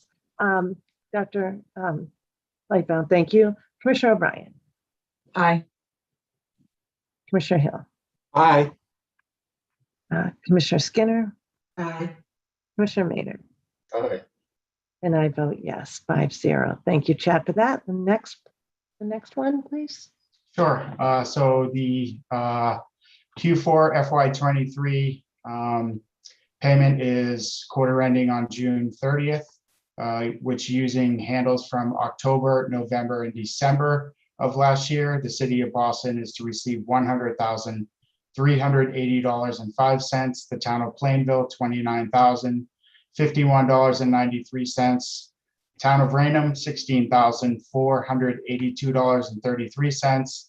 And the city of Revere receiving $50,205.09 for a total amount of $196,119.40. Again, the breakdowns are included in your packet, and this also will require ask for your vote. I have a motion.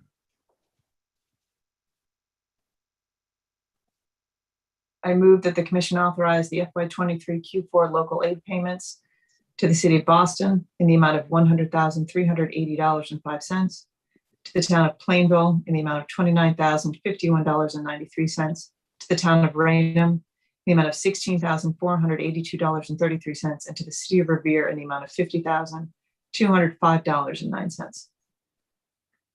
Second. Any questions, edits? Okay, Commissioner O'Brien. Aye. Commissioner Hill. Aye. Commissioner Skinner. Aye. Commissioner Maynard. Aye. And I vote yes. Excellent work.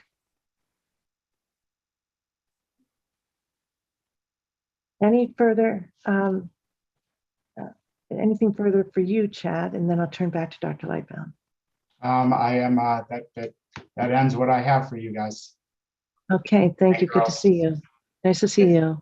Good seeing you. Thank you. Director Lightbound.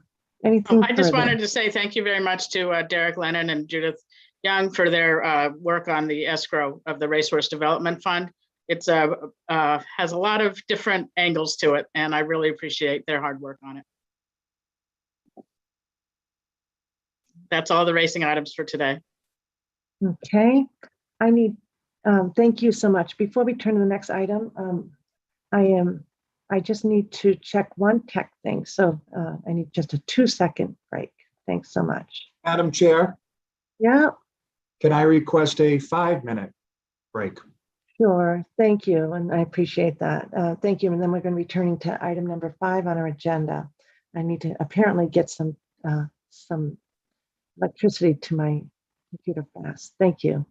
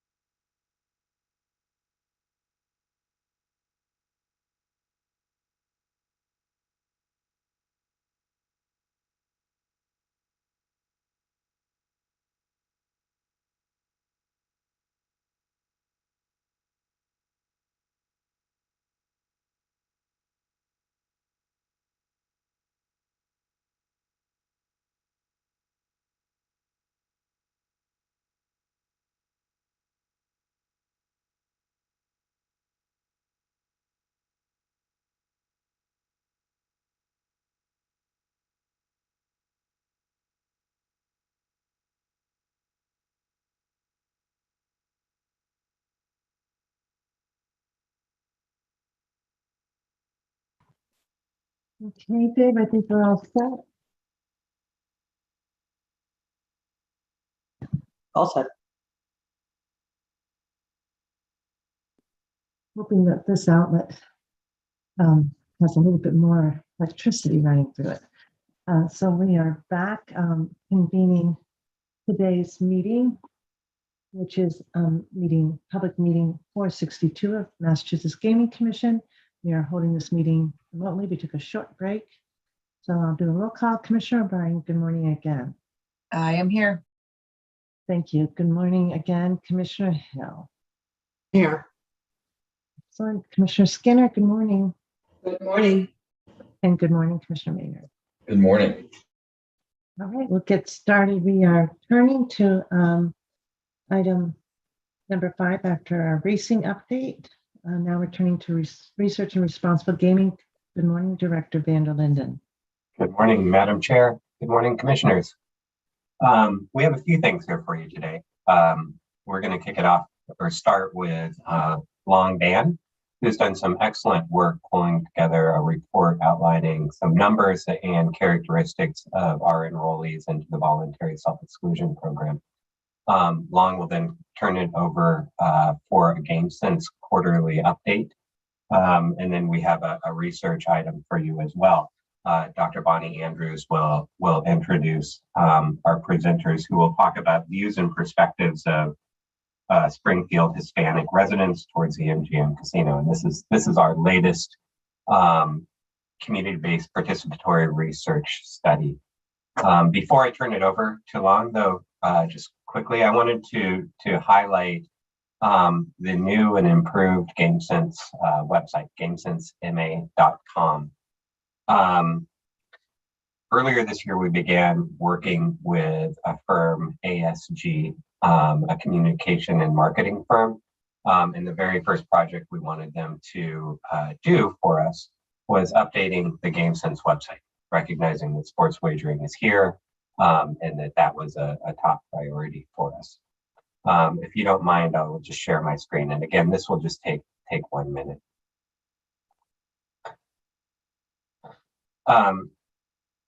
So as you can see, this is the homepage of the new and revised website. Our old website highlighted a character named Chip, who was supposed to represent a GameSense advisor, but was definitely no GameSense advisor.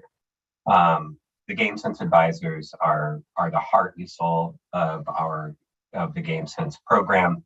And this represents who they are, including just the incredible wealth of information, the diversity of the team, and the passion that they have for the program. So you can see this is Amy, Aisha, Ray, and Lynn.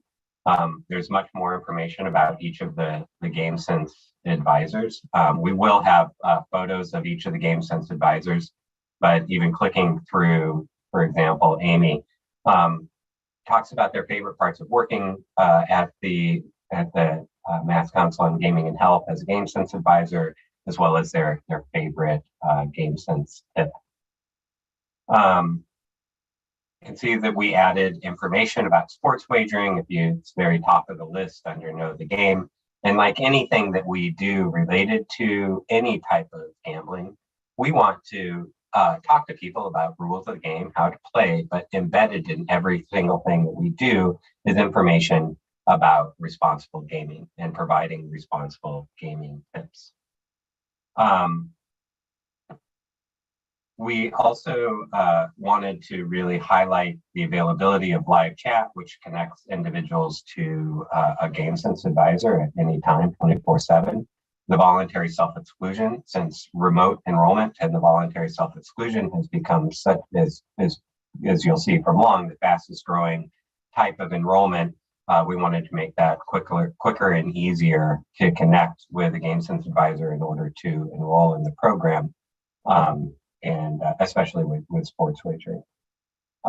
We also added a Google Translate feature, and so you'll see up here under languages that we have Arabic, Chinese, simple and traditional, Haitian, Japanese, Khmer, Portuguese, Spanish, Korean, and Vietnamese translation for the website that is available. So that's it. I think I love it. I think kudos to ASG who helped lead this, but we also involved our GameSense team. We involved Bill Sherwood from the Mass Council, and then of course Long and I were involved with this every step of the way. So that's it.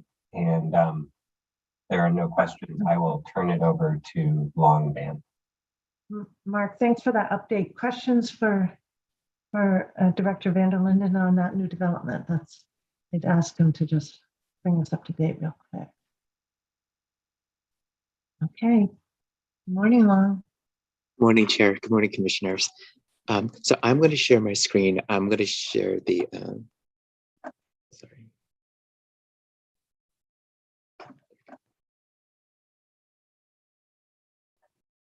Okay. Good morning, Chair. Good morning, Commissioner. So today I'm going to present the VSC, the Voluntary Self-Exclusion Update. So the Expanded Gaming Act includes a number of key mandates to ensure the successful implementation of expanded gaming, including the prevention of and mitigation of social impacts and costs. One such mandate is the establishment of a list of self-excluded persons from gaming establishments. Chapter 23K, Section 45F directs the Commission to develop procedures for placement, removal, and transmittal of the self-excluded persons list to gaming establishments. To fulfill this mandate, the Commission adopted the Voluntary Self-Exclusion, or the VSE program, where a person may request to be placed on the list by completing an enrollment agreement, acknowledging the person is a problem gambler. The VSE program commenced in June 2015. Over the past 8 years, the program has evolved from the entirely paper-based enrollment system to a system enabling digital enrollment. The system has also evolved to include the option for patrons to enroll remotely as well as in person. The transition included the development of a VSE app where a gaming establishment can access the self-excluded persons list in real time and through a secure process. Today, we present an update of the VSE program throughout the past 8 years. So the first thing I'm going to do is I'm just going to give an overview of the past 8 years from June 2015 to May 2023.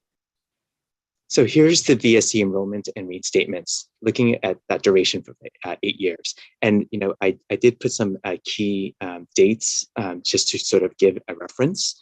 So if you look at in August 24, 2018, MGM. Long, I'm not sure if you're moving through the slides, or at least it doesn't appear that way. Oh, sorry.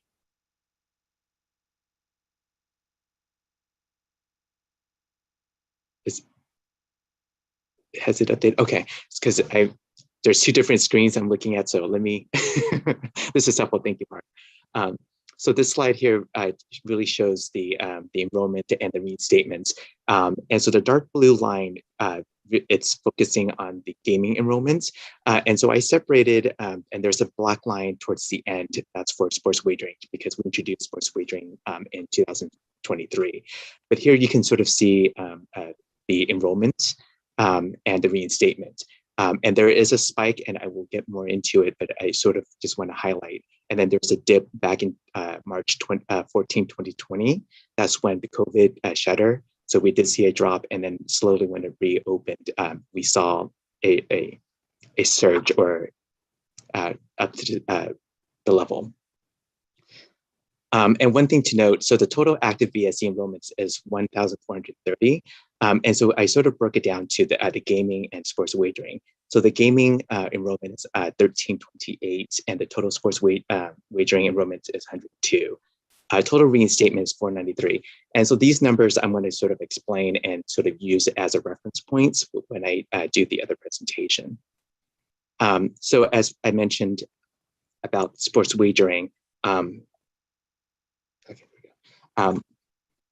sports wagering was introduced 2023. And so we took the first enrollment on January 27th for the VSC for sports wagering.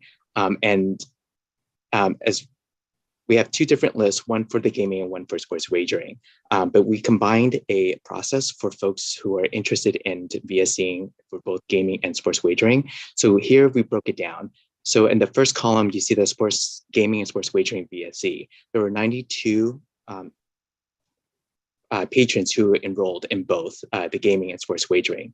And there were 10 who just enrolled in the sports wagering. And the question that came up a lot when presented the first number were, the folks who did sports wagering only, how many of those previously had enrolled in gaming? So the bar graph or the pie graph next to it shows the breakdown. So 3 out of the 10 were previously enrolled in the gaming BSc. So we had 7 who were specifically just gaming, had never enrolled in gaming. And so then, because there's some duplication, the total number that I had before is 1430. You'd have to subtract the duplication. And so the total unique enrollments were 1335. So accounting for folks who enroll in both. We did not want to double count them. But for this purposes, for this exercise, I actually looked at the whole enrollment and sort of see the terms and sort of breakdown of what we were seeing of the enrollment.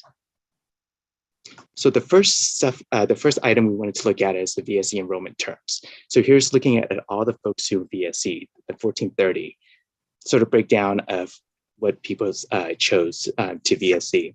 One note or a couple of notes. To lifetime, our requirement was that before you can do a lifetime, you would have to previously enrolled in a shorter duration. So the lifetime required someone to enroll either 6 month, 1 year, 3 year, 5 year. And the other note that I want to note also 6 months. When we initially launched VSE, we offered the 6 months, but due to the low enrollment, we sort of ceased the 6 months option, and that's ended on March 2020. So we discontinued the 6 month option. So the number to 6 months, hopefully in the next iteration, you'll see less and less of that because patrons had an option of 1 year, 3 year, 5 year, or lifetime after they completed a short duration. And then, so the one item that we also wanted to look at is for those who did reinstate, what terms did they complete? And here we saw overwhelmingly, about 75% of the folks completed a 1 year term before reinstating. And the total reinstatement patrons were 493. So the next item we want to look at is gender composition, looking at who are enrolling and who are reinstating. What surprised us from this data were that mostly male were enrolling into the VSC, but a good chunk, a fairly even amount of male and female are reinstating. And so, that's something that we're sort of surprised by. We were expecting the ratio for the enrollment and the reinstatement should be equal, but this is showing us it's not the case. The next item we looked at is the racial makeup. So who are these folks who are enrolling into the VSC? While the majority of the folks are white, we were happy to see that there are other ethnic groups that are also VSCing. African American, 10% were enrolling, Asian American, about 17%. So it's kind of nice to see that there were some other ethnic groups. So the next item we want to look again, those who did enroll, what are the makeup of those who reinstated? Again, majority are white. However, we do see a representation from other groups as well. And then the other last piece that we wanted to look at that, we sort of looked at first was more of the age of enrollments. So here's a side-by-side looking at the age of those who enrolled and those reinstated. And it's a good majority of the folks in the VSC range from the age of 25 to 55. We do have folks 65 and over and folks 24 and younger, 21 to 24. But a majority of the folks who are VSCing and reinstating are from 25 to 64. And then before I go on, I sort of want to talk about, so in 2022, we introduced the VSC app. So with the introduction of the VSC app, we were able to expand our abilities to understand the locations of the VSC enrollments and patrons who sought follow-ups. So the next slide I want to show is the VSC location. So if those who are enrolling, where they were enrolling in. And so here we started with January 2022. That was when we introduced the VSC app. So we were able to extract that. And one key date we wanted to put there was January 31st, 2022. That was when sports wagering launched. And you can see that, the spike in the remote took off. And we will sort of explore more what we're seeing and what we sort of surprised by. So here's the VSC requesting follow-ups. So here's the breakdown of folks. As part of the VSC, we do offer folks who would like to speak to someone with lived experience. So Jody Neely from the Council of Health, Gambling and Health will reach out to folks who have requested follow-up. So here's the breakdown of folks who requested follow-up. And we do see that there's a spike also around March. And again, we'll drill down looking at what's going on in March and why did we see a spike. And then here we looked at those who did ask for follow-up, where were the enrollment completed? And 83 or 36% completed remotely. And again, I think there's a lot of sort of questions that we had why there was a spike. Now I'm going to look at sort of the difference between sports wagering, gaming, and those who VSC for both gaming and sports wagering. So it's just sort of breaking down and sort of looking at it. And so this set of data, we're looking from January 2023 to present. So the first item we looked at is the enrollment location. And again, the breakdown, the total number. So there are a total of 132 for the gaming VSC, 92 from gaming and sports wagering, and 10 just sports wagering. And then we can see that with the gaming, it was pretty evenly split. So there were remote, but they were also going to the casinos. However, when you start looking at the gaming, sports wagering, and just sports wagering, you see that remote was more of the majority of where the VSC was being completed. And then we wanted to look at the gender. So for those folks who are VSCing into different options, what were the makeup? So we do see that males are mostly VSCing. However, with the gaming, it's a closer split, while the gaming, sports wagering, and sports wagering were mostly men who were completing the VSC. And so we wanted to compare racially. What are the demographics of folks who are completing the VSC? Sports wagering, not surprisingly, 100% were white. But when you look at gaming and sports wagering, we saw a little more diverse. While white is majority, there were other ethnic groups who were completing the VSC. The age. So now we want to compare the age, and we see that the gaming, again, the majority is about 25 to 55. And gaming and sports kind of mirror that. But sports wagering, a good chunk of the folks are between the 35 to 44 age range. So it's a younger demographic, because if you look at the majority, it's about 25 to 44 versus the other two categories, 25 to 64. And the next one, we wanted to look at the enrollment follow-up. So there's one thing I do want to highlight. If you look at the game, initially those folks who VSC for the gaming sort of declined the follow-up, but right around March, we saw that the increase that actually changed, it flipped. And so it's kind of interesting to see sort of what changed from folks who declined a follow-up at the gaming. And then in March, we saw this spike and continue. More folks are requesting follow-up in the gaming. Sports wagering and gaming and sports wagering, it's too early to sort of see. So our guess is more of, was there more excitement or more concerns that people had because of sports wagering coming live? People sort of sought more support. But I think that's something to look at and sort of compare to see if the trend continues or if it goes stabilized and equals out. But that's something sort of just to highlight that we did see a proliferation of folks who are enrolling in game requesting a follow-up.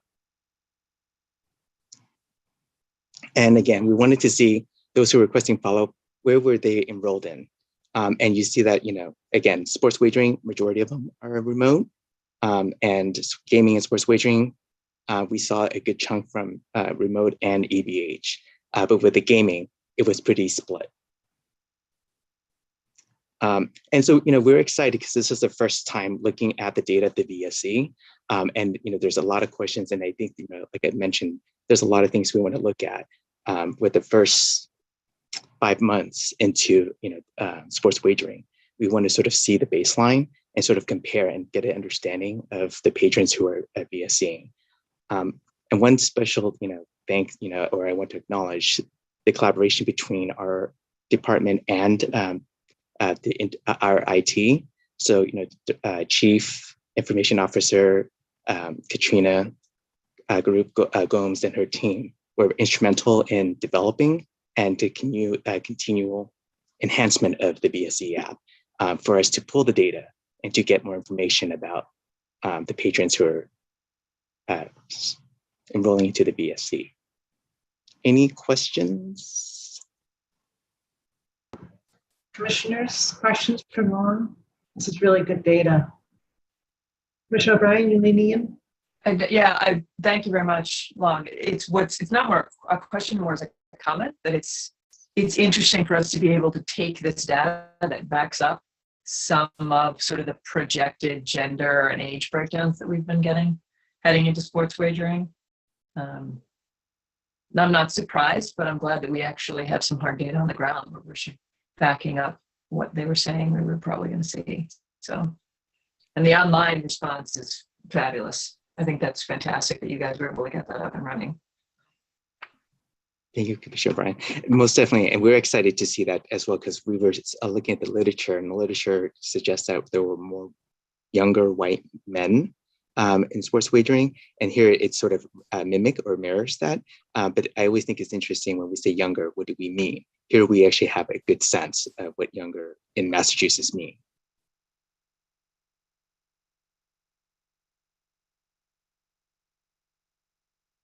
Commissioners, any other questions for Long? Okay. Thank you. Excellent report and a great baseline. Thank you. We'll look forward to the updates. Thank you, Chair. So, now I have the pleasure to introduce the GameSense FY 2023 third quarter report. So again, the Expanded Gaming Act includes a number of key mandates to ensure the successful implementation of the expanded gaming, including the prevention of and mitigation of social impact and impacts and costs. Chapter 23K, Section 2116 requires casino operators to provide an on-site space for independent substance abuse, compulsive gambling, and mental health counseling service, and establish a program to train gaming employees in the identification of and intervention with customers exhibiting problem gambling behavior. To fill this mandate, the Commission adopted GameSense, an innovative responsible gaming program that equips casino patrons who chose to gamble with information and tools to adapt to positive play behaviors, and offers resources to individuals in distress from gambling-related harm. The Commission has a contract with the Massachusetts Council on Gaming and Health, MACGH, to operate the GameSense Information Centers located on site at Massachusetts casinos and staffed 16 to 24 hours daily by trained GameSense advisors. Today, Chelsea Turner, Chief Operations Officer, and Odessa Dorica, Chief Programs Officer of Massachusetts Council on Gaming and Health, will share with you the GameSense activities and highlights from the third quarter of fiscal year 2023. Chelsea? Good afternoon, everybody. If it's okay, I'm just going to share my screen.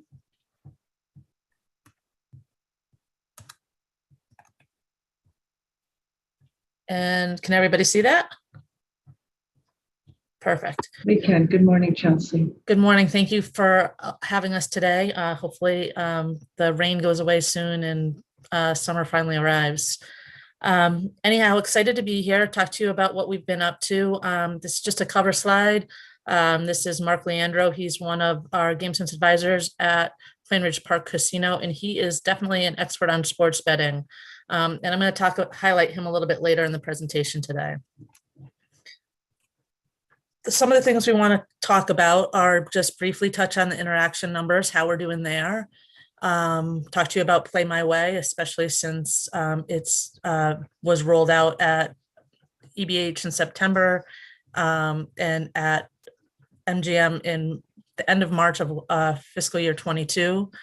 Talk to you about sports betting, what that's been like, how our interactions have been going, both on the floor at the brick and mortar casinos and also via mobile.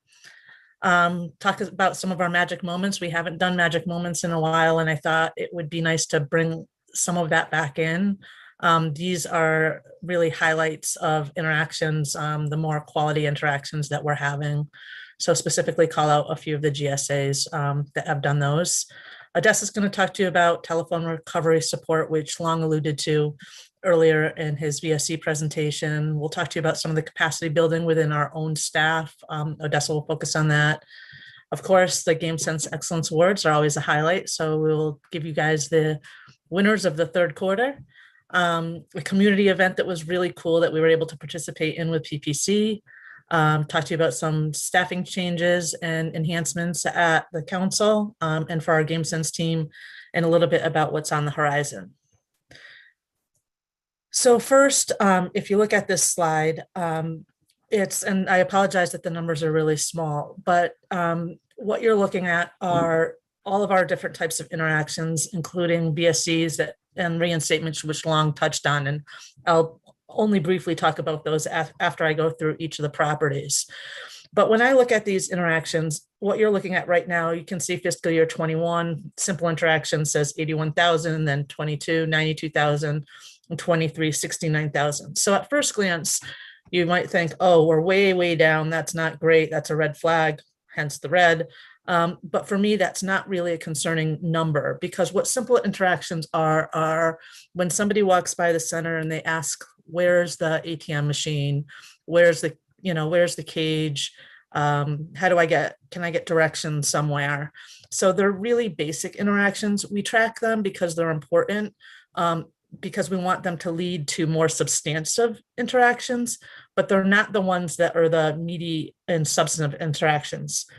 Similarly, casino-related interactions are, if you drop down to the sort of the fourth row, casino-related interactions are when folks are coming up to the Game Sense advisors and asking them questions about a particular promotion or event that might be happening at the casino. So we track them again. They're important because we know oftentimes it takes 12, 13, 15, 20 touches until somebody that needs help actually feels comfortable asking for it. But that's not where we focus our energy. We focus our energy in the numbers in the middle, the demonstrations and the exchanges, and those numbers are excellent. So demonstrations are when we use something like a brochure, some type of tool to explain something to a Game Sense advisor. These are quality interactions.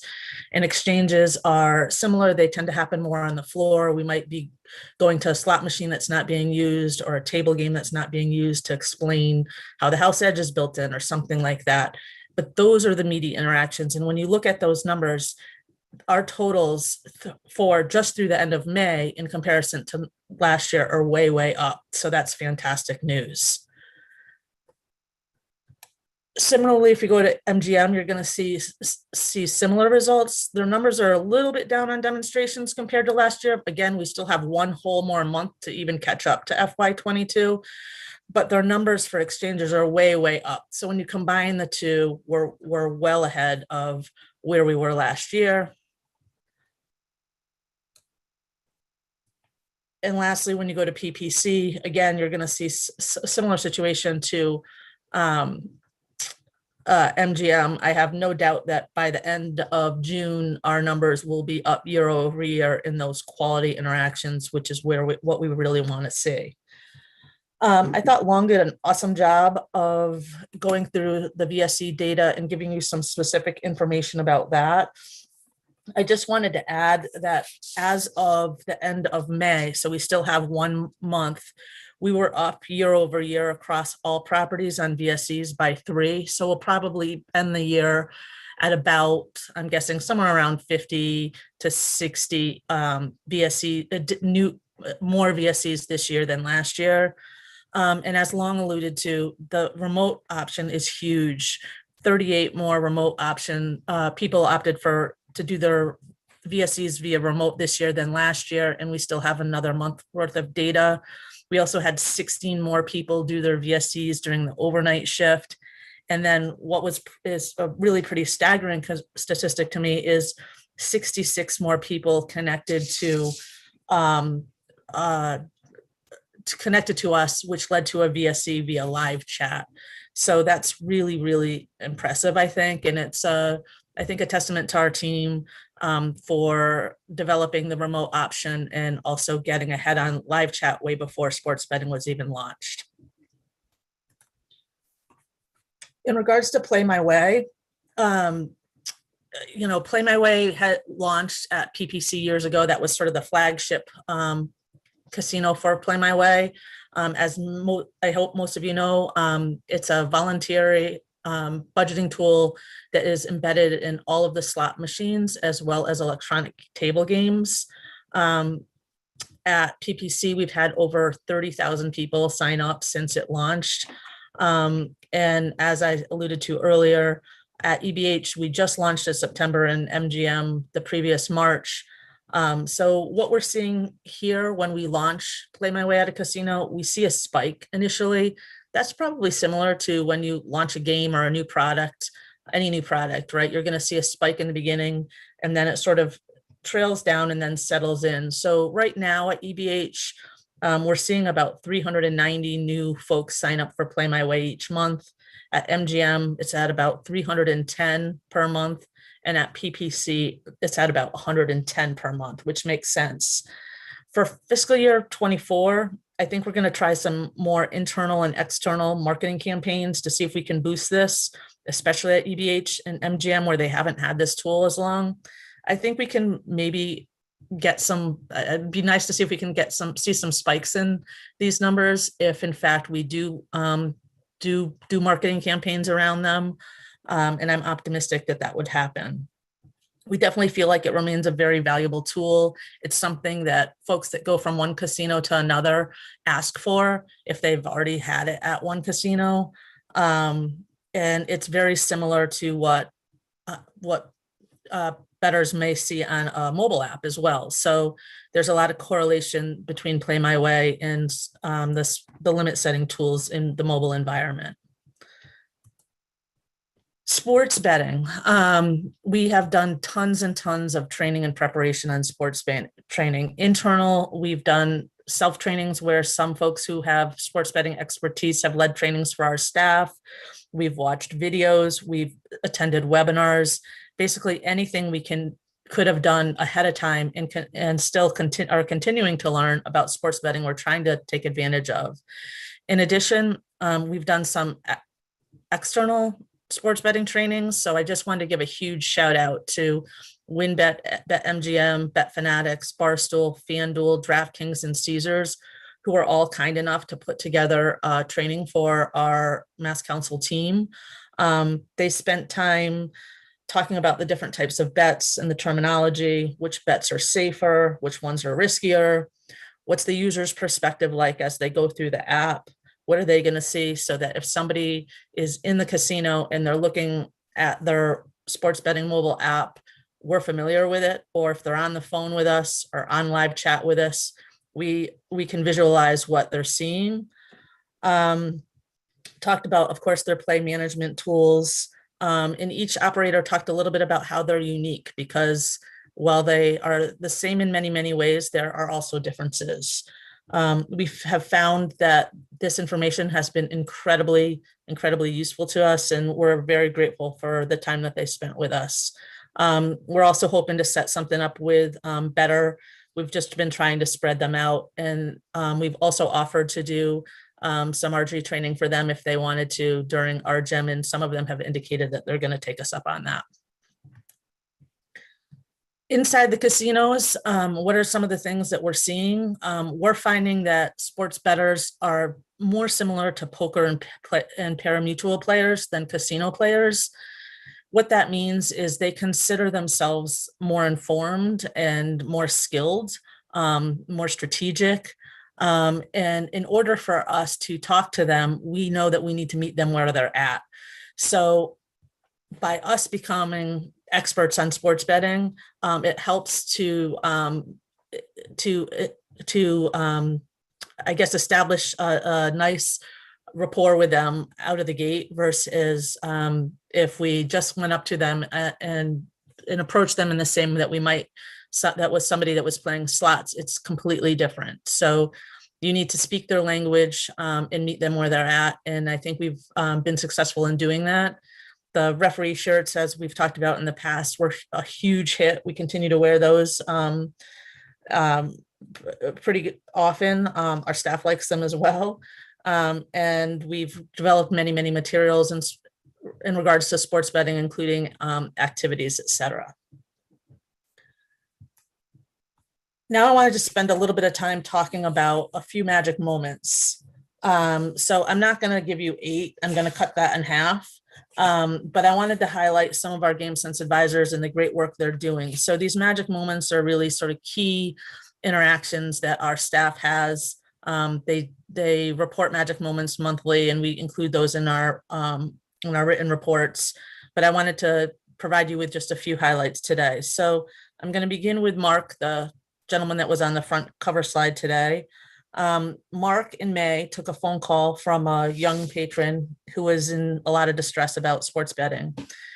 The gentleman told him he was on a really bad losing streak and he wanted to know how he could take a break from the apps. Mark explained the VSC process that GameSense could provide, but the gentleman really didn't feel like he was ready for that. So, and then the patron told him he actually uses 3 different apps. So Mark explained that there's a timeout feature on each of the apps, and then he walked the patron over the phone through how to basically do a timeout on each of these apps. The patron said that he put in a 6-month timeout period on each app, and he obviously thanked Mark for his patience and helping him out with the time he needed. In April, Amy had a really long phone conversation over our GAM line with a patron that had removed herself from the VSC list in October. She was super distraught and wanted to be placed back on the list. They talked for a long time and ended up completing a remote VSC to place her back on the list. She was also hooked up with Amy also hooked her up with a list of GA meetings, and they spoke about possibly getting her a counselor from Gondera in Springfield, which is a local public health agency.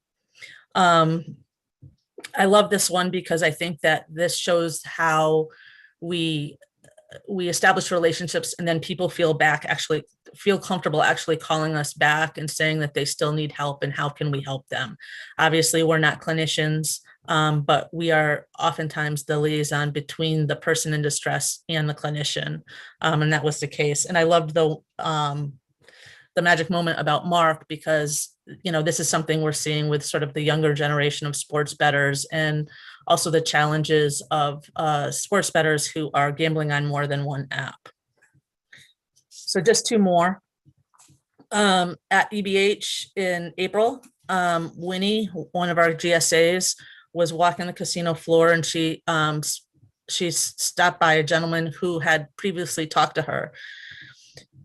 He asked her what, at that time, the previous time that they had met, he asked her what 421 had meant, and she explained what the lower risk gambling guidelines were.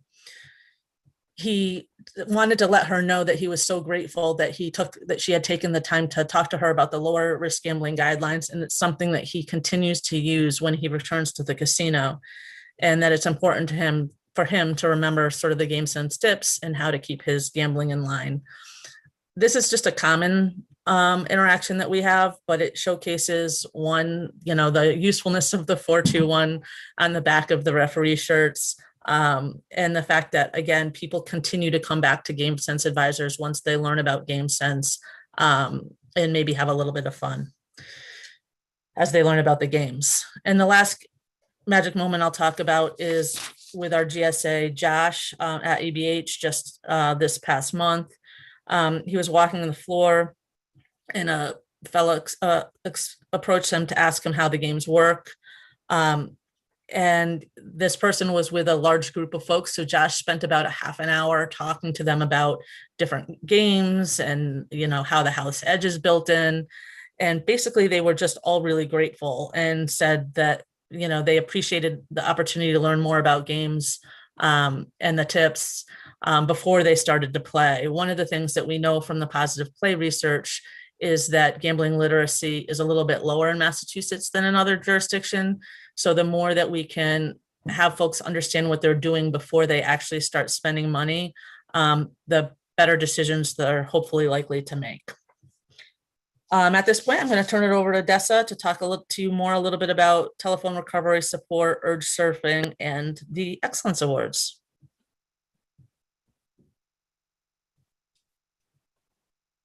Hi, everybody. Odessa Dwarka, Chief Program Officer. I'll let Chelsea pull up the slide. So we took a graphic actually that we'd created for my presentation at the University of Nevada, Las Vegas. They had an international conference on gambling and risk taking, and I was able to present on some of the initiatives that recovery. So this was, I would really very much call it a pilot project, telephone recovery support. So telephone recovery support has historically been used in the substance use disorder, substance misuse. So we're having connectivity issues with It's a really that. low barrier way of offering people support. Oh no. Yeah. Commissioner O'Brien, it's not you, but now you've frozen, or have I? Oh, I don't know, maybe I just haven't moved. I can't even tell if I haven't frozen, apparently, I don't think. Am I frozen? You have not frozen, Madam Chair, and Commissioner O'Brien may have, though. yes, I believe she has. And then Odessa's breaking up. So we're having definite connectivity issue. We can hear you, Eileen, but your picture has froze. Yeah. I gotta do that.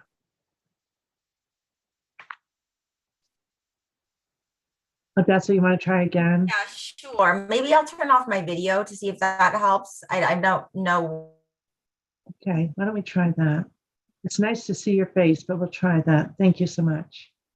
And the connectivity issues are on. If you take your video off, let's see.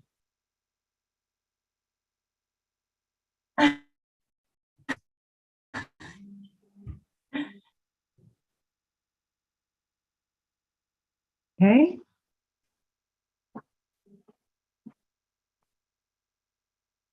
Are you all able to hear me? We can. Can you hear me? Oh, Yeah. goodness. Okay. Just let me know if you can't hear me, because I don't know when to stop. Because on my end, it feels like it's working. Telephone recovery support, traditionally. So Odessa, we aren't hearing you, I don't think, commissioners. So I think, but we do still see your video. I wondered if you wanted to take your video off.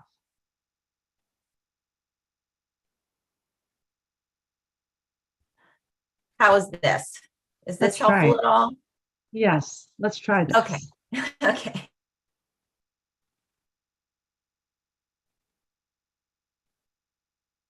Or maybe not.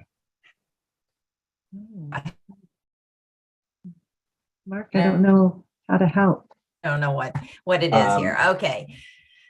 So we I wanted. kind of, Chelsea, do you? Can you guys hear me? Yeah, we had no connection issues with you. So Odessa, I don't know, it seems like maybe we need to turn it over to Chelsea, or we Okay. kind of punt on this part. So I'll try my best to talk to, this is definitely Odessa's realm, but I know that she presented this poster at UNLV, at the UNLV conference. This is, we do a lot with telephone recovery support, as Long said. It's important for us to provide this peer support service. We are finding that people are taking advantage of it. One of the things that we're looking to possibly implement in the future is asking folks who reinstate if they want to also do TRS. So stay tuned on that. more to come. Another thing I know that Odessa was going to talk about is there's something sort of new in the industry, in the field, called urge surfing. And urge surfing is that basically the data shows that most people who have a craving, it can be about food, ice cream, maybe you're an ice cream lover, or it can be about gambling, right? And that most of these urges don't last that long. So if you can just get through the urge, and this sort of speaks to like GA and stuff like that, where you call somebody for support, if you can get through the urge, then you'll be able to sort of move on. So, we've kind of been thinking about how to integrate this into GameSense for quite some time. We're not at a point where it's something where we have the resources to really do necessarily like over the phone all the time, but we do have an automated number now where you can call when you call our game line. If you want to listen to a recording for urge surfing, you can listen to the recording, and it is available on our website. So we're going to track this, see if it's useful, see if it's not, but if you don't try new things, you don't ever know if they're going to work. So more to come on that. Chelsea, Yes. thank you for that. Tom Mills, our communication director, suggested to Odessa to call in. So if you want to see if she can speak. Sure. Now. Okay. Odessa, do you want to try to call in? Maybe she hasn't called in yet. Okay. All right. I When can she keep calls in, going. So this yeah, is we'll get it. basically the second part of her poster. And if she wants to circle back and fill in more on TRS or surfing, then that's great. So one of the things we talked to you guys, I think, about in the past is mental health first aid. We have two of our folks who are now trained to train people in mental health first aid, which is fantastic. Our entire staff has been trained, and we are in the process of talking with other folks outside of the council in terms of getting trained, including the Gaming Commission, and hoping to do some training for interested folks at the Gaming Commission come this fall, as well as other sort of entities like other councils in other states, et cetera. And then most recently, we had Mark, again, from the first slide, be trained in QPR, which is a suicide prevention training. This is a little bit of a shorter training. The mental health first aid is a full day training. It requires some pre and post work, versus the suicide prevention training is about 2 to 3 hours, is my understanding. He was literally just trained to become a trainer in this a couple of weeks ago through DPH. So that was a nice thing that they offered. He applied and was accepted to be trained to be a trainer. So we're looking forward to him training our staff on that. And that's also something we can offer to other folks who are who are interested, whether it's, security staff or frontline staff at the casinos or community groups, et cetera. So just building our own capacity and our own skill sets. GameSense Excellence Awards. Odessa, are you on? I am here. All right. Excellence Can Awards. you hear me? You're up. Okay. If you can hear me, that's amazing. So I'll start with EVH. Okay, wonderful. Oh, gosh. So Kevin, he's the training facilitator there. And we just really appreciate him because he's really integral. And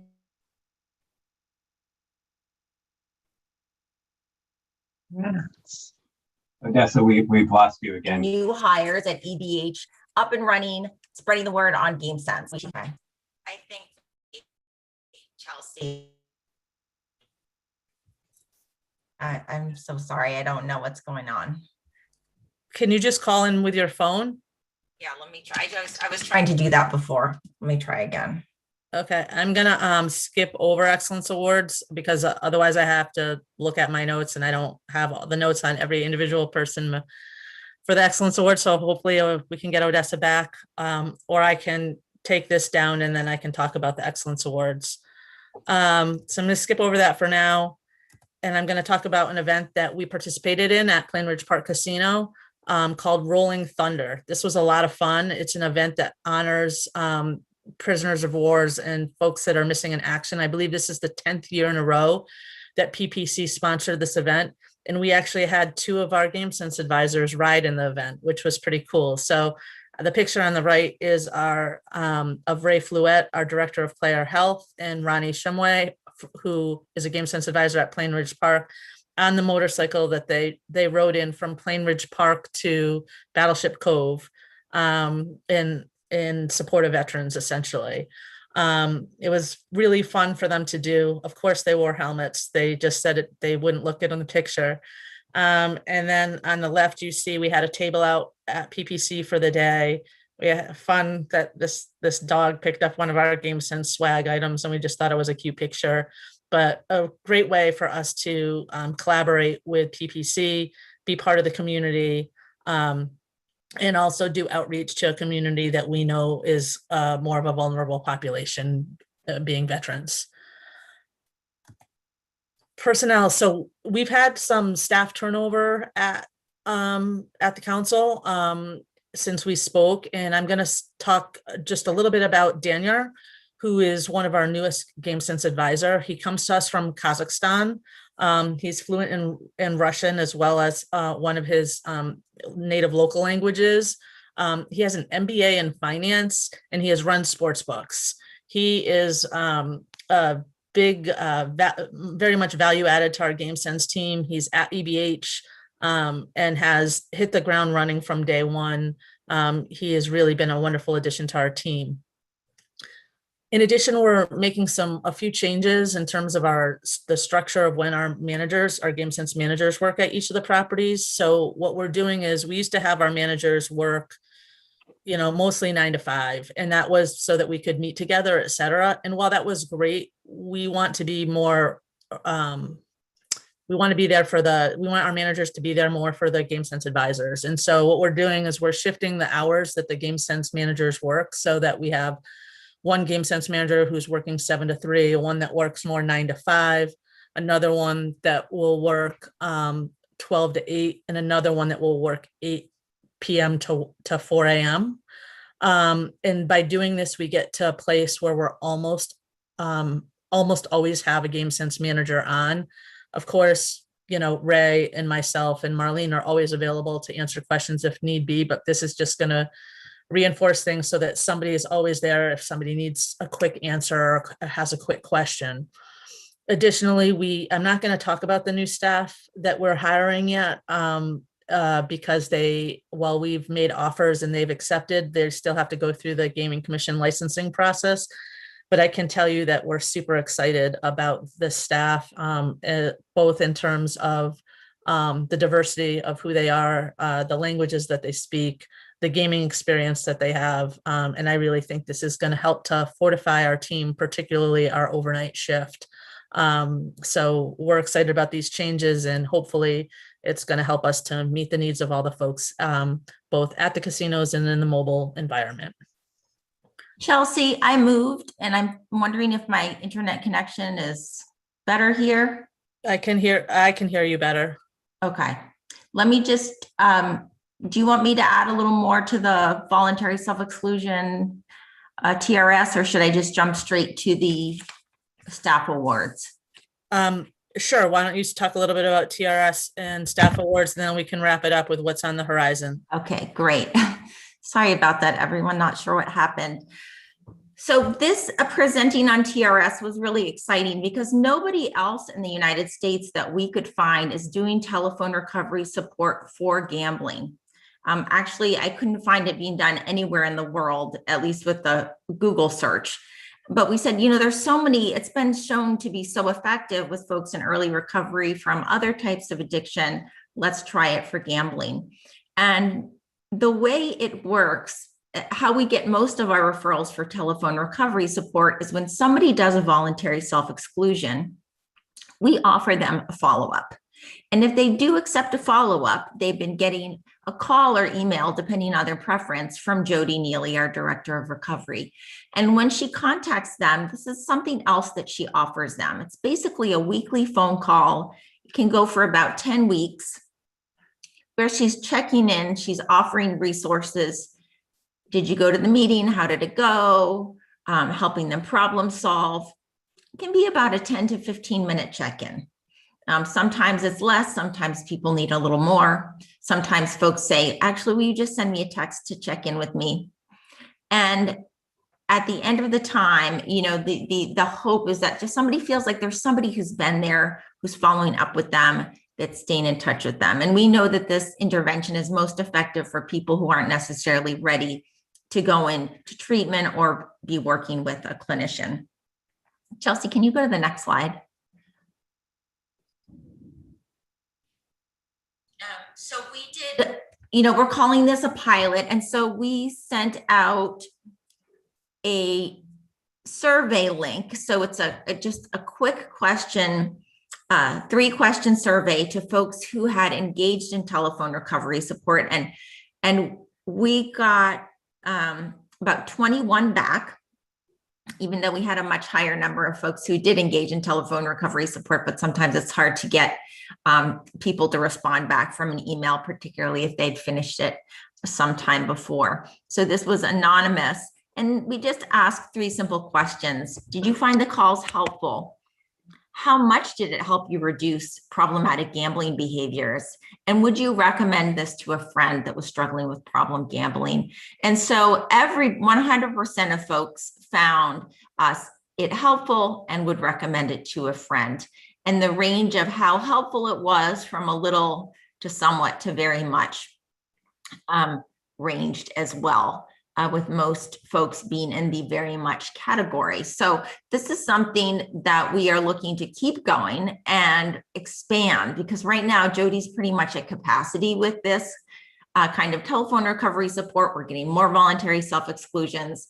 And so you'll see this coming fiscal year that we will be hiring some additional hours of peer support, that we will also be able to offer people this telephone recovery support on nights and weekends, which currently we're not able to offer. So we're looking forward to continuing that and expanding that. And where urge surfing fits in with this, which is really this mindfulness meditation to help you get through your craving, you know, this is also very evidence-based. And we were trying to figure out a way to do it that wasn't going to take already limited staff time.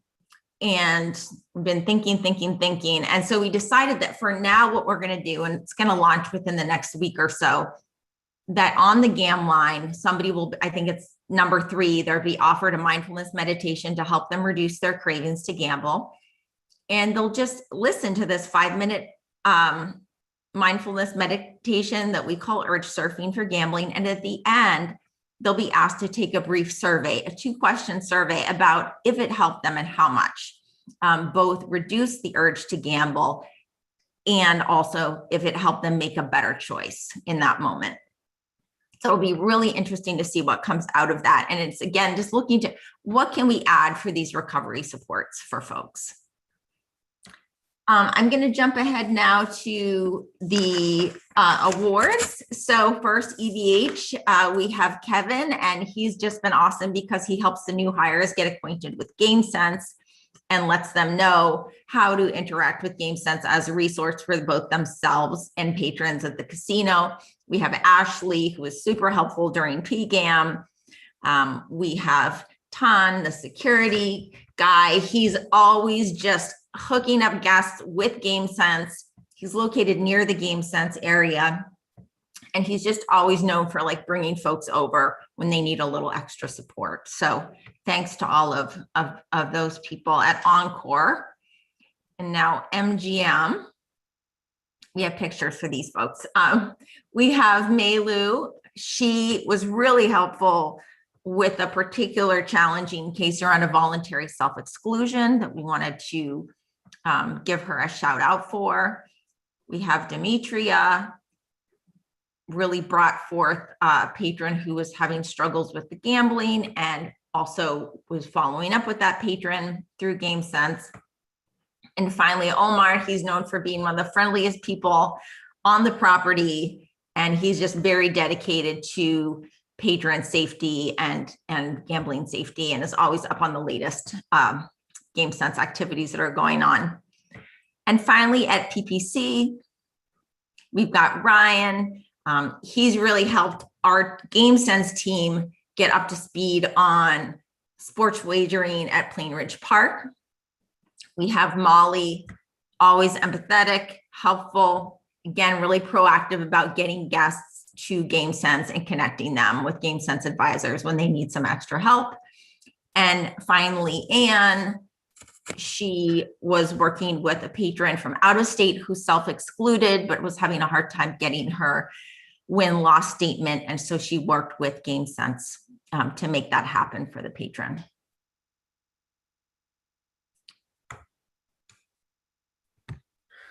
Lastly, just a few things that are around the corner. Mark already talked about the MGC GameSense website, which we think looks fantastic and really has a nice, clean, almost like an Apple. I think of it as like an Apple feel, clean, simple look. We are in the third, almost final phase of the GameSense third-party evaluation. I know Mark and Lung and Bonnie at some point will be reporting to you on that, but still working on the GameSense advisors are trying to get folks to do patron surveys and working on that diligently. We are building on also, not coincidentally, building a new Mass Council on Gaming and Health website. So we look forward to sharing that with you at some point. In July, we're going to be doing 4 outreach presentations to senior centers in the Plain Ridge Park area. Super excited about that. Amy and Aisha will lead those efforts from MGM. And then also end of July is the NCPG conference in Washington, DC. And a few of us will be going to that and hopefully learning some new things and taking some things back with us about how to enhance what we're doing here in Massachusetts. And then lastly, it's never too early to start thinking about Responsible Gambling Education Month, which is in September. I think it's fair to say that sports betting will be a focus of that. But also Play My Way. More to come. And that's all we have for today. Thank you so much. And Odessa and I would be happy to answer any questions that you have. And I'll stop sharing my screen. Thank you, Chelsea. Sorry about the technical difficulties. And thank you for being patient with us. We never mind them. We're very lucky that we can meet with this flexibility of the virtual platform, and it comes with the territory. Okay. Commissioners, questions? Excellent report. No questions? I just had one, actually. So you mentioned the gambling literacy in Massachusetts is lower than in other jurisdictions. Does that hold true for sports wagering as well, or unclear?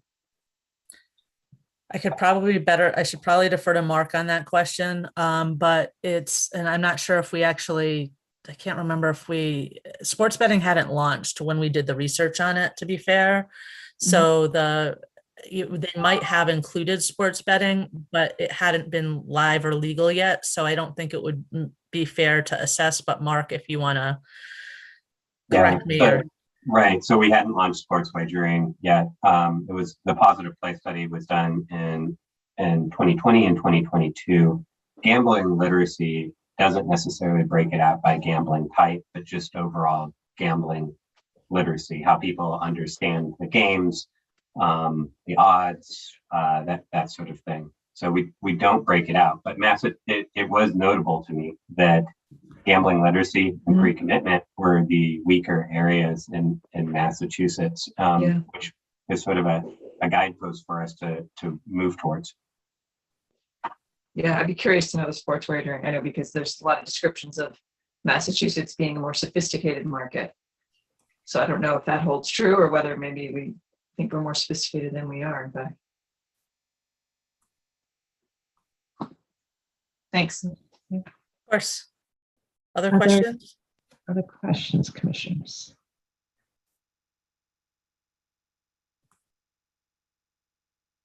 Very exciting work that's going on with respect to the telephone discovery work. Look forward to hearing more on that. Madam Chair, the telephone recovery support is something that I think is a really important service. That it started because we recognize that voluntary self-exclusion is an evidence-based practice. It helps people reduce their gambling and overall well-being. In the evaluation we did of that program, as well as other evaluations outside of Massachusetts.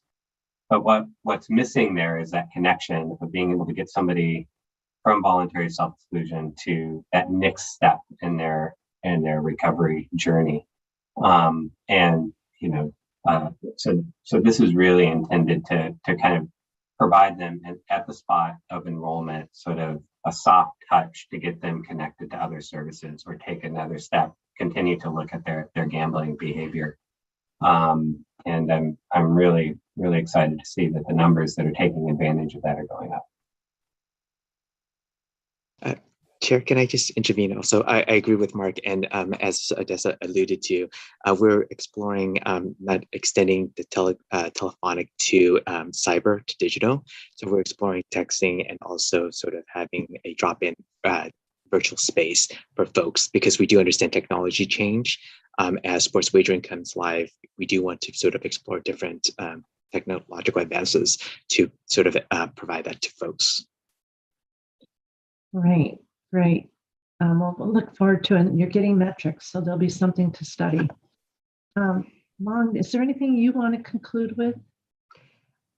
No, but I think, Commissioner O'Brien asked a really good question, and that's something that, we're excited working with our IT department, sort of looking at different ways, understanding better those who are VSing, especially the gaming, what sort of games they're engaged in. And so we have a better understanding who are these folks, and what information or what sort of intervention, what sort of messaging that would be effective to outreach to them. But it is exciting, and the council, collaborating with them, it's been great to understand where we're at and where we want to go in our directions.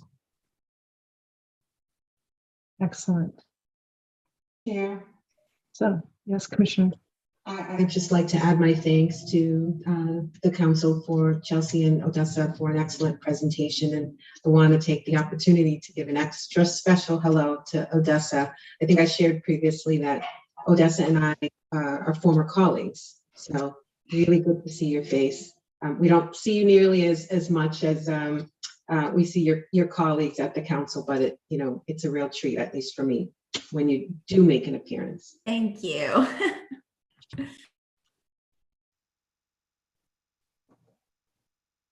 Anything else? Okay. Well, thank you so much, and good luck on your continued work. We'll see you in another quarter. And thank you all for your time. Yeah, thank you. And now we're going to turn it back to Mark and I think Dr. Andrews. And thank you, Mark, so much. I'm just going to turn it right over to Dr. Andrews. Thank you so much, and thank you, Madam Chair and Commissioners. I'm incredibly excited to be introducing this presentation for you today. As you know, the Expanded Gaming Act established an annual research agenda to understand the social and economic effects and mitigate the negative consequences of casino gambling in Massachusetts. To fulfill this statutory mandate, the Commission adopted a strategic research plan that outlines research in 7 key focus areas, including community-engaged research. In community-engaged research, the specific research topic or question is developed by the community through a community-driven process. The Commission funded Neighbor to Neighbor, a community action organization based in Massachusetts that focuses on issues of social justice, such as housing, voting rights, and employment, in partnership with JSI Research and Training, to conduct a study on the effects of the presence of a casino on housing-related issues, primarily among Hispanic residents in Springfield. There's been relatively little attention in research literature on the impact of casino on housing-related issues. Neighbor to Neighbor aims to add to the development and implementation of housing-related policies that are informed by the lived experience of vulnerable communities. This study engaged the community in the research process through a community research team consisting of local residents, staff from Neighbor to Neighbor, and technical assistance providers from JSI.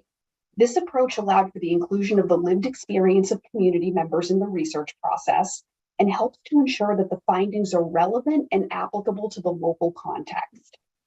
Here today to present the findings of this study, views and perspectives of Springfield Hispanic residents towards the MGM Casino, their homes, community, and neighborhoods, are Zumali Rivera, Principal Investigator from Neighbor to Neighbor, and Dr. Rodolfo Vega from JSI. So I'll turn it over to the two of them, and we're excited to have them here with us today. Hi everyone. Nice to see you all again. Thank you to the gaming commissioners and especially to like our community research team, our Springfield community. It's been a long journey, so we're excited to be back here. Especially to our reviewers too. That was a big one. Today, so we're going to be reporting on our process and our findings.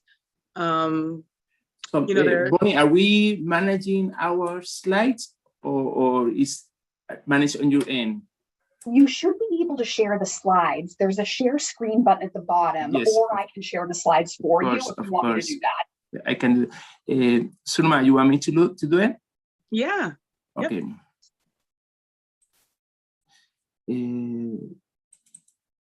Okay.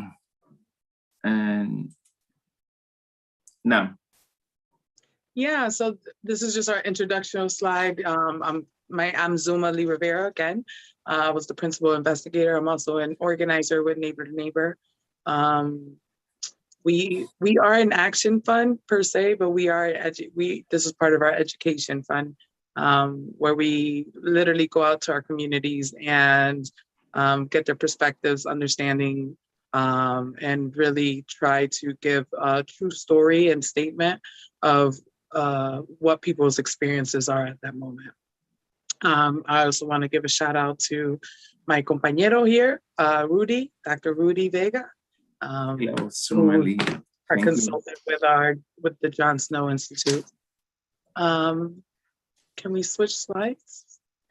Oh, I'm sorry, I am the one doing this. Yeah. Oh. All right, so I have most of my some of my report backs on these slides, and so the goal of this study was really to examine the impacts of housing-related issues here in Springfield, with a focus on the Latino Hispanic community. The team, which is the SRT, which is the community research team, was comprised of 11 community members, some neighbor staff, and the JSI assistants with their technical and research strategies were consulting us. The study was conducted in 4 different phases. It was the discovery phase, the community engagement, the data collection analysis, and the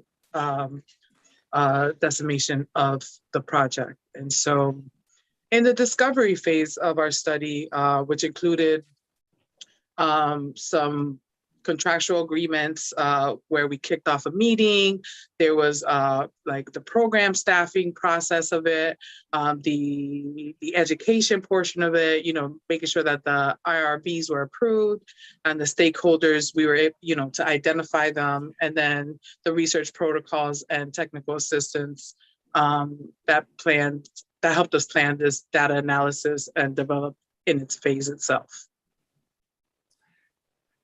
I'm going to turn it over to Rudy to speak a little bit about our community engagement phase. Okay, during the community engagement phase, the work was done to get the buy-in from the community and engage them, train them, elicit their questions. We train them on basic research methodologies. We train them on structural racism. We train them on problem gambling. And the next one after that was the data collection piece. And in the data collection, we collected 290 surveys. We interviewed 63 people. We analyzed geographical information systems data on all of the gun shootings that happened between 2010 and 2020. There was a supplementary study, and we also collect basic data on race, language, zip codes. During the dissemination phase, and Sumali, you were the one that put this presentation together with the fair that you did last in the summer, presenting this to the community. We presented this a number of times to the community, and we collected recommendations for addressing housing related issues. we want to go to the typical participant, Julie, right? Now we are going to go into the survey findings. These are the quantitative findings. And Zulma is going to tell us who was the typical respondent.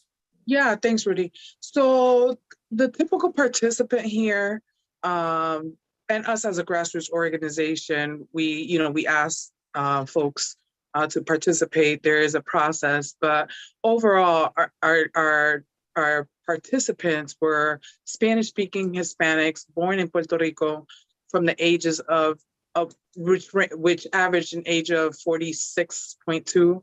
I don't know how that number came about because it's just data analysis, but they were living in rental apartments in the 01105 area. And then, sorry. No, go. Can you go to the next slide, please? No, okay. Our community members. If there is a third person asking something, no, okay. So, yes, go ahead, Suma. I'm sorry. So our community members living in 01105 thought that social problems got better, while those living in 01104 thought that the problems got worse. And Suma, go, and by problem, this is what we mean. And let's stay here for a while. This is what we ask respondents. Before the casino opened, in your opinion, was prostitution, drug selling, drug use, fighting, HIV, using weapons, truancy, was that a big problem, a small problem, or not a problem? Okay. Then we ask, after 2018, when the casino opened, was prostitution was a big problem, a small problem, or no problem? There are three options here. And we did the conversion statistically. If it was a big problem before and not a problem after, that means that things got better. If it was a small problem before and a big problem after, that means that things got worse. And of course, not a problem before, not a problem after, then that means that things stay the same. I want you guys to look at, I want you commissioners and participants, I want you to look at what we are doing here, okay? No, that's the gun. Let me go back. Hold 1 second. I want to,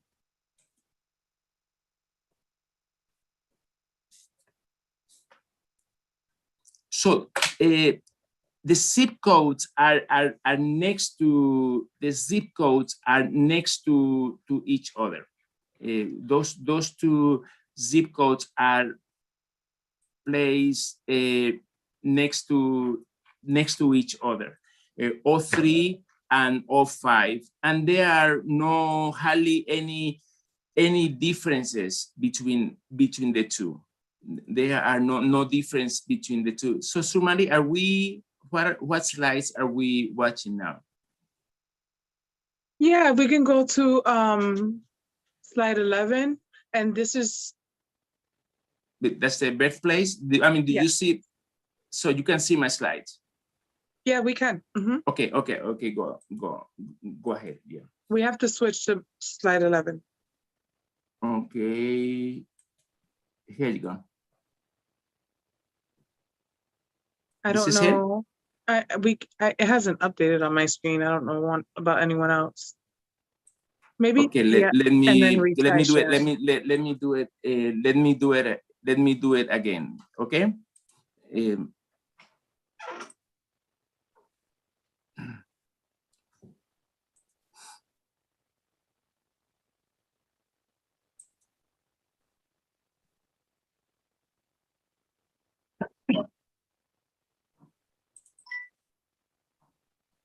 Okay, can you see it now? I can, yep. Okay. Okay, so when we were doing our research, we realized that the birthplace, it really didn't have a significant association with the perception of the social problems on there.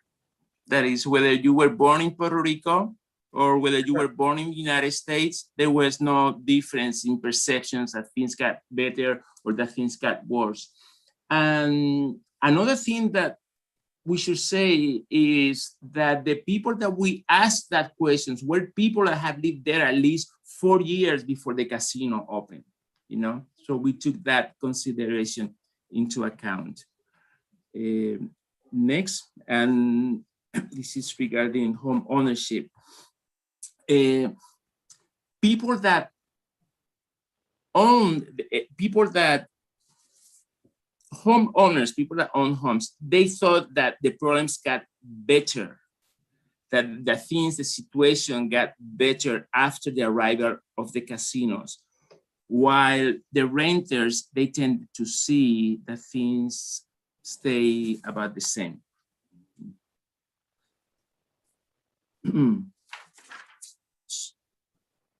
So the researchers found, we also asked questions about safety, quality of life, and rental affordability. And those were significantly related to improved social conditions. Let me translate that. That means that people who tend to say, yeah, I feel safe here. I feel very safe here. People who say that my quality of life is good. Yes, I can afford the rent. They are the same people who say that social conditions changed, that things in the casino got better. Okay. And So, yeah, this is about the interviews. Yeah, so some of the conclusions or some of the feedback that we got from the interviews, like Rudy said, the 60 interviews, they revealed like a broad category of like perceptions of like how they view the casino, which highlighted both positive and negative aspects of the casino's presence. And so some positive aspects was the job creation, the entertainment, the improvement on the aesthetics, on how it looked in the neighborhood, while the negative aspects, including like the crime shifts and the concerns about being criminalized. And so like the casino perceptions, and I'm gonna read a quote here. They were, you know, they're appreciative of the job opportunities that were created and the vast improvements, again, on the aesthetics of the neighborhood. And one of the quotes were, it's impacted, like I said before, by providing jobs, stable income, providing the family with, you know, able to pay the bills.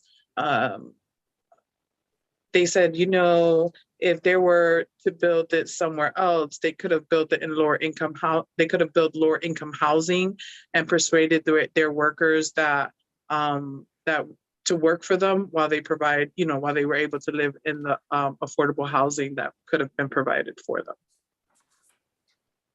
Can you go to the next one? The other one negative aspect of it, a quote was where they attributed to the casino was the rent increase and housing prices. Also the higher police presence that might lead to the criminalization. And they pointed out that police tend to prioritize responses to incidents in the casino over what occurs in their community. Okay, and this is about gentrification. Yeah, so that was another concern of our community members about the gentrification. One quote was, well, because in my mind, they're displacing everyone, and everyone has nowhere to go now. because it's going up in prices, and that can't be good for the market, right? Very negatively. The casino has caused a lot of gentrification in Springfield in the downtown area because it's right downtown on Main Street. So yeah, go. No, you go ahead. No. So these are two important findings, right? The concerns about gentrifications and the issue that residents seeing more police presence, that doesn't necessarily translate into a sense of safety. You know, that doesn't necessarily translate into a sense of safety. And you can see this here, this room, yeah. Yeah, well, so while some residents feel more secure due to the increase in foot traffic and the police presence, and others still remain very concerned about the potential crime in the area and the influx of outsiders due to the neighborhood. Right in the downtown area, the aesthetics are, phenomenal. They're lit up, but you go down the street and they're really concerned about, some of the crimes being pushed up the street. Go. So another perception that we had was that some interviewees said that having the police presence around them doesn't necessarily make them feel safe. Although that's like the idea that's given, that more police, more protection, but there's a huge disconnect with the community and law enforcement, and having them around doesn't make them necessarily feel safe in the area. One of the quotes that we had is that, so it's interesting because we're supposed to feel safer because of the casino bought more cops, but you don't feel safer. The fact is we have more. Just because we have more, it doesn't make you feel safer, which has been a narrative for the Latino community for a long time. And many participants, they acknowledge that crime existed before the casino opened. These residents, they were talking about the life circumstances. They were not making attributions to the casino. They are talking about how they feel. You can see the dialectic, the paradox between people say, I don't feel safe with all of these outsiders coming in, people that I don't even know, and others say, I feel afraid to so many police in here. So these two things contradicting each other. This is what one of the providers, one of the respondents tell you. I'm going to tell you the truth. The 31 years that I have been living here and in this area is one of the poorest. I live in the historic area, which is just a little bit, but around where I live, which is Union and School, I haven't seen a big change in terms of crime. There have always been prostitutes on the corner for the 31 years that I've been there. There have always been drug dealings, and the police have the time to clean up all of that. And there is time when you have to fight with the police so that they can come back to clean up. Some people say crime has increased. Others say they can decrease. And other people say it has moved to other places, okay? When when the Massachusetts Gaming Commission commissioned the study on crime and the Springfield Casino, they concluded that there was no really noticeable changes like increases in crime around the area. But what we did, and we examined the same data set that was presented to the commission like a couple of years ago. And what we found was, yes, no significant increase. However, it has shifted. It has shifted to other places, has stayed the same, the crime has shifted. There is another, we did a GIS study, and we think that that's the gist of the study, that yes, crime has not increased during the last 10 years, comparing the before and after the casino opened, crime has shifted. We didn't present this study today because that's like, we don't have the time to present that entire study. Yeah, it says that the result shows that, yeah, that it confirmed that it has shifted. Also, just listening, take a look at what we've been listening from the community. They are telling us that these folks that have a sense of belonging, that they're satisfied with the quality of life, those are the ones that say, well, conditions here are improving. You know, conditions here are really improving. We do know that a strong sense of community and belonging entails sentiments of social and inclusion, social and emotional support. I'll let you do Sulmali, these recommendations. Yeah, thank you. Yeah, so some of our recommendations, which also came from our subjects or our community, were, that politicians and stakeholders should consider investing resources that enhance the social circumstances in the locations that located some of these conditions that deteriorated since the casino opened, such as in the 01103 area code. The study collected information about participants like the age, ethnicity, again, the birthplace, race, a number of years living in Springfield, zip code, among other things. But based on our results, we suggest that money should be put into resources to help build the community, such as education, some more leisure, and public safety. Can go to the next slide, please. Yes. The following are some examples of educational and communal spaces that benefit the community. The community centers are a place where people can go gather for social, educational, recreational activities. They can offer various programming and servicing, such as after-school programs, sports leagues, fitness classes, etc., around job training. And it's something closer to their neighborhood versus like a South End community center where they have to go a little further out. They would like something in the neighborhood for the neighborhood.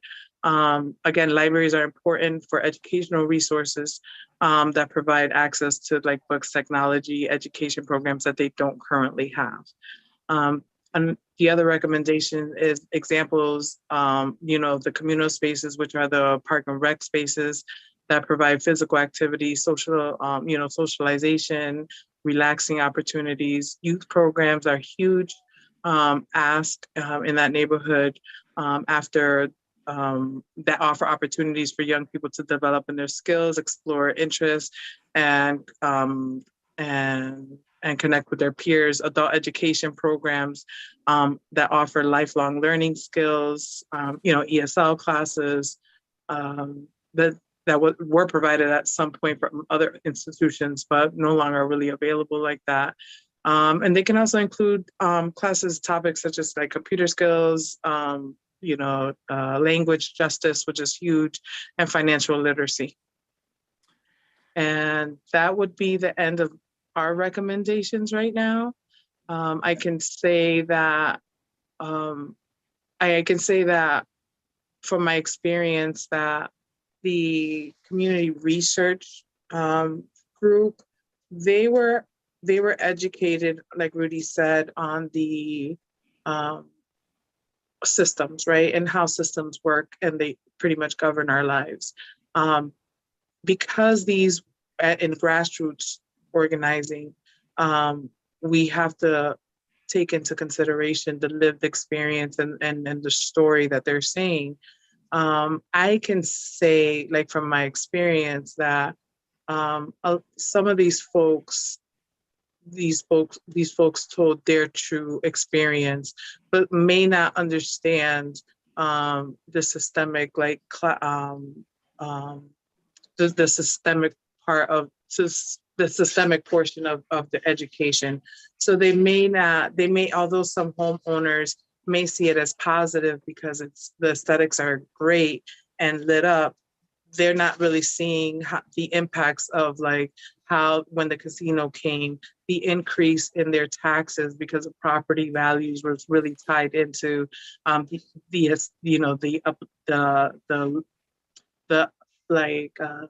upbringing, or the, how should I say it,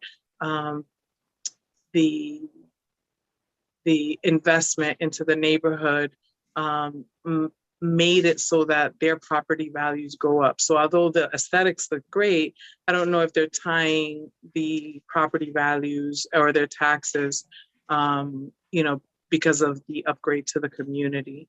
And in the other part, where those that say it got worse are experiencing at that, I think they're, I hate to say it, but almost accustomed to living in these poor conditions, right? And not that they feel, or they're stating that they should have better living conditions, but when they say it hasn't gotten better, that it hasn't changed, that doesn't necessarily mean that it's gotten better. It's actually everyday experience for them to live under these conditions.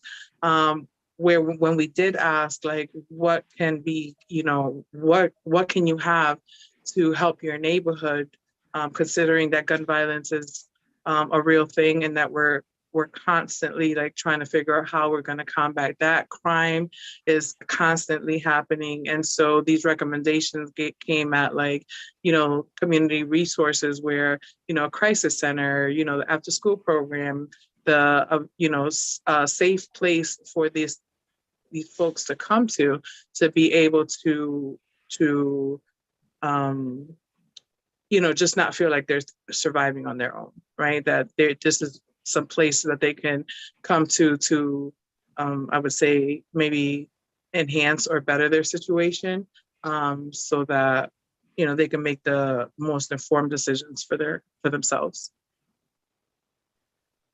So, Madam Commissioner, we would like to thank you for your time. Commissioner Skinner, I want to say that we are also in the Odessa bandwagon. We like Odessa a lot and the work that she does. And we now will open the floor for questions.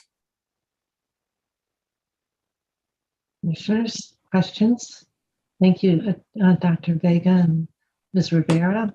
Excellent. We've been looking forward to this report. Thank you. Commissioners, Commissioner O'Brien? So I was trying to just translate the zip codes to the actual city.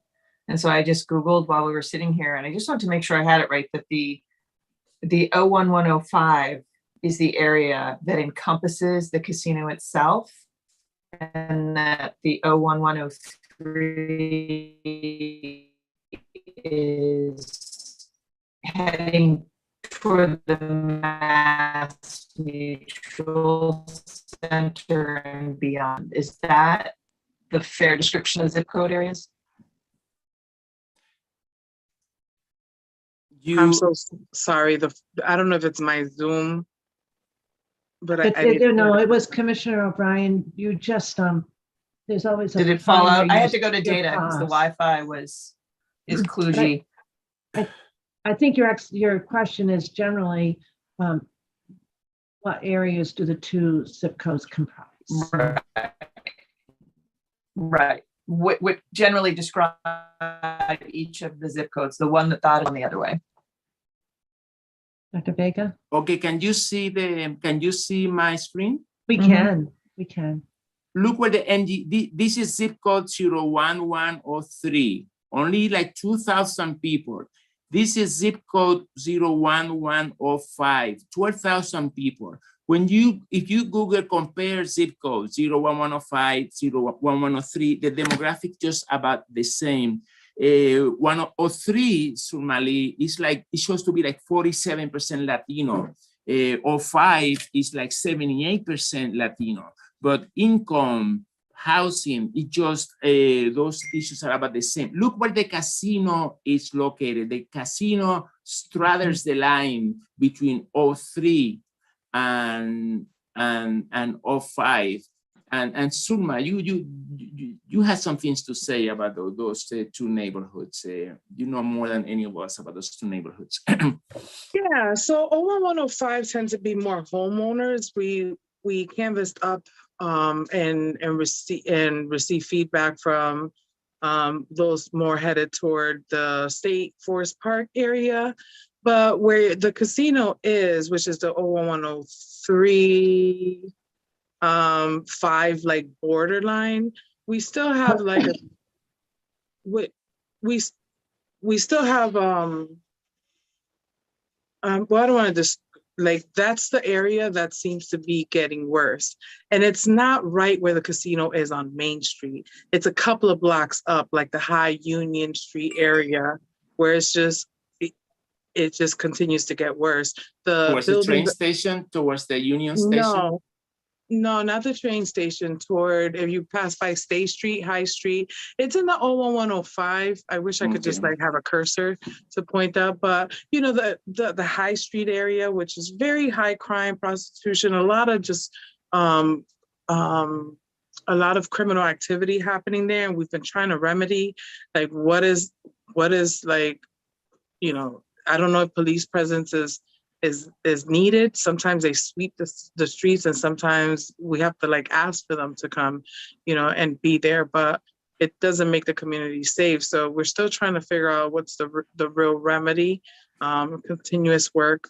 But even though the people from 01105 are saying, you know, yes, it's gotten better, some of the shift that used to be on Main Street growing up, particularly for me, right, has shifted up more toward that High Street, School Street area, which I believe straddles between 01103 and 01105.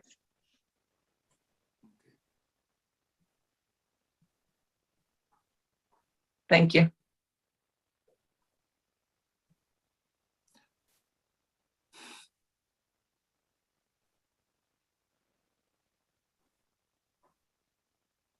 Other questions? So one of the follow-ups, I don't think you can delve into this in any depth, but Mark, for and Dr. Andrews, Director Vanderlyn, this report comes with a set of recommendations. So I guess I'd love to see some recommendations might be outside of our control, but we have the ability to pass on these reports and with their recommendations and highlight some of the recommendations to other stakeholders. And then there might be, you know, some recommendations where we could act. So I guess maybe the follow-up for you, Dr. Andrews and Director Vanderlyn, is just that, right? To keep this research alive. And so thank you, Madam Chair. Certainly, this is a key stakeholder group. The report earlier this week was shared with the Springfield Health Department, including the director, Colton Harris, and the Teresa, can't remember Teresa's last name, but anyway. Yes, thank you. We've also shared it with MGM Springfield, who is also a key stakeholder in this and understanding its role as a community member and community member in these two zip codes. And then certainly above and beyond, we can continue to kind of carry this forward. This might be a great report to share with the legislature, you know, to send out to those who are interested. Particularly, we have some legislators who have expressed interest in the Springfield area. So if we could follow up with that, maybe Grace and Karen can I see Karen, I don't see Grace and looking, but Karen, you may have other ideas too for stakeholders.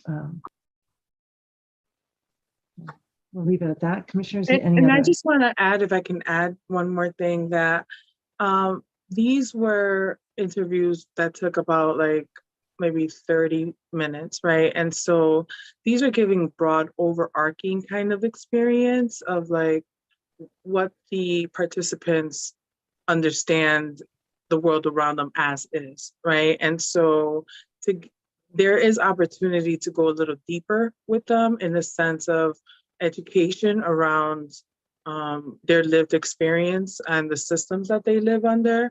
And I believe that if we do happen to continue in the future, that one of our learning curves from here is that we have to go a little deeper in the relationship building part of it, so that we can understand what is their understanding of like their lived experience and what is actual. But again, with our participants, just giving interview, these were not like deeply rooted understandings. These were, well, they were deeply rooted understandings, but I think there's an opportunity to go a little like more in depth with future participants with relational organizing. And Zoma, if I could just add to that, that's the beauty of this research agenda and our research mandate, is that we embarked on this community-based participatory research because other research methodologies wasn't really tapping into perhaps what that human condition is, that human experience, and largely people who may be disproportionately affected by gambling or by the presence of a casino. So I think this report really did a fantastic job of highlighting the experience of those community members, but it's triangulated with, later this summer, we have a casino jobs impact report that will come out that will talk about, you talked about casino jobs and that but let's talk about what kind of casino jobs there are and what kind of impact that's having. We have another Springfield public safety report, and you talked about how perhaps the data analysis from the previous report wasn't necessarily representative of crime shifts that you observed in the community. So we have another public safety report that is going to come out sometime this summer. And then we're embarking, and the commissioners, you approved a study examining the impact of casinos on human trafficking across the state. It's this idea that we have this fantastic research agenda that allows us to take a look at any of these specific issues from a variety of different perspectives in order to have a clearer, more robust picture of what's happening.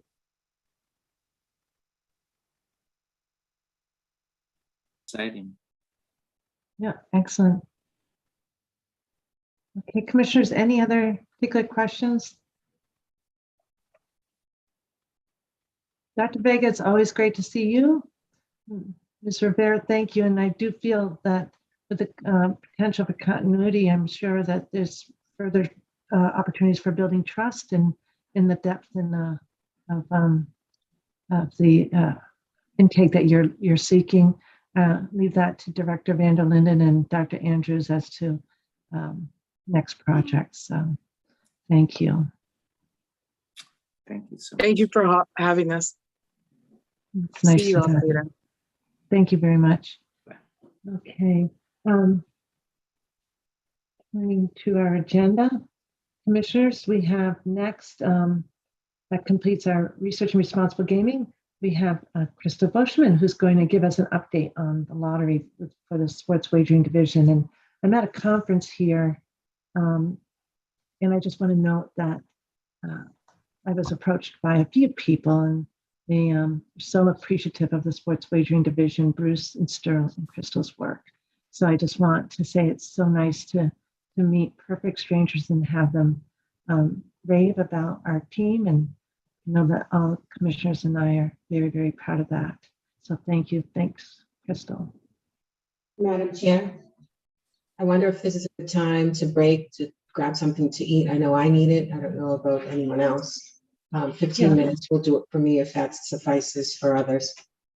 I appreciate if it could be 15 minutes only because I would like to get to the conference. So I Is 15 minutes work for you? Folks, I know, Jordan, looks like Commissioner Maynard, you're in the office. That's harder for you. You need a half an hour? No, I'm fine with 15 minutes. Actually, we could do 20. I'm gonna need about 20. We can't hear you. We can't hear you, Eileen. Eileen, maybe you can work on, because you're not coming through in your connectivity. Madam Chair, it sounds like she's asked for 20 minutes. I heard 20 minutes. I'm just thinking if she can get her. All right. So we'll reconvene at 1:10. That works. Everybody, thanks. Thank you, everyone. And just Karen, for your team. I'm here. Sorry. For your team, everybody stays on during these meetings. That is not a requirement of the commissioners, for sure. I assume that they're just not really tuning in, but if they want to turn off completely, they can. Okay. Because we can always call them. But I'm noticing, today it's a very lengthy meeting and everybody is hanging in there, but that's not my requirement, that's for sure. And I don't think it's probably a requirement of any commissioner. So thanks. Okay. Thank you so much.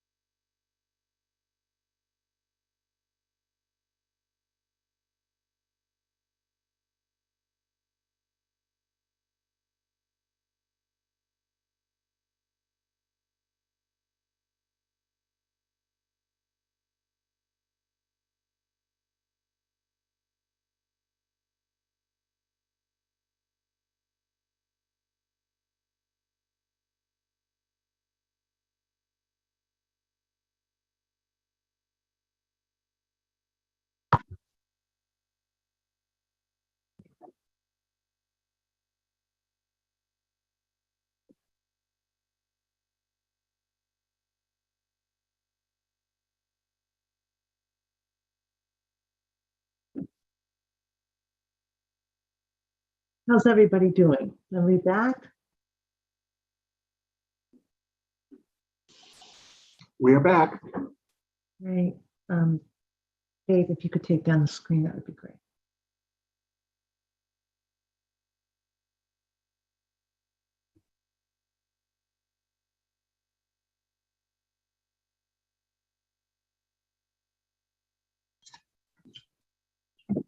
Okay. So this is a convening of the Massachusetts Gaming Commission. We've been meeting since 9 this morning, holding it remotely, so we'll do a roll call. Commissioner O'Brien.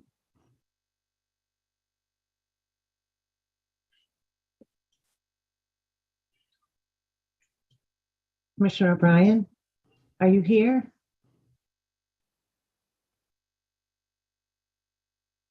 I don't think I can she's hear you, hearing. Kathy. Hold on. Hold on, She's, let me call her. Thanks. Commissioner Hill, are you here? I'm here. Commissioner Skinner, are you here? No, can you hear us, Eileen, on the meeting? It's Karen, because Kathy was trying to. Commissioner Skinner, good afternoon. Good afternoon. Commissioner Maynard, good afternoon. Good afternoon. Commissioner Eileen said O'Brien. try it now. She switched devices. Okay. Sterl's I can't hear you. recommended- There you, I can hear There we you. go. Can you hear us? Oh, 1 second.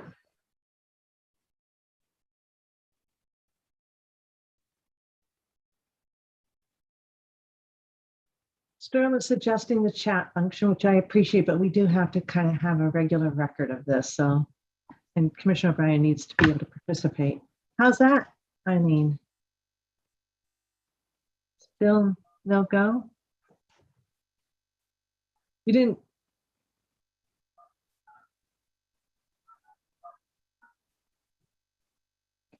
So Dave Souza says, if she can't hear us, it's probably a speaker input snag, which she can access in the bottom left corner where the mute function is. So does she need to go to that caret? Are you going to call her, Karen? Yeah, let me call her. Thanks.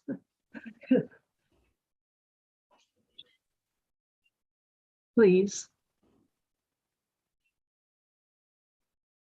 This is, I think, our most difficulties in terms of tech for meeting. Commissioner Maynard, you didn't end up having to restart, huh? No, I did. I switched to my iPad long enough to restart the computer. Then the computer restarted and I switched it back out with the iPad during one of the breaks. Yeah. She didn't pick up, so I'm not sure if she's on the phone with someone else or. Oh. I think she's calling in. That may just resolve everything. Oh, gotcha. Okay.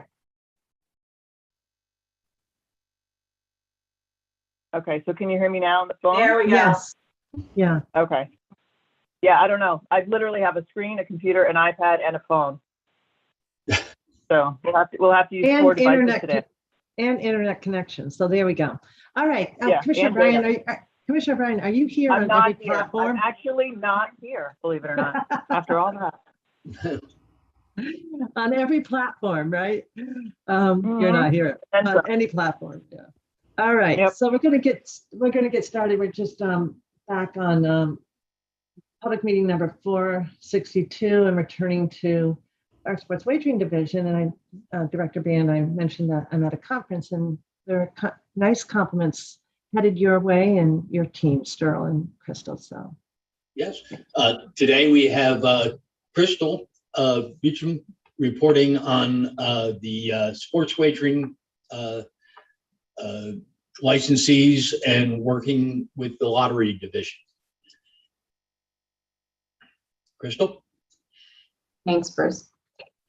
So my remarks today are actually really brief. Lucky you. In your packets, I did provide a summary document of the responses we received regarding the communications with the lottery from our operators. At this point, almost all of our operators have had introductory meetings with the lottery.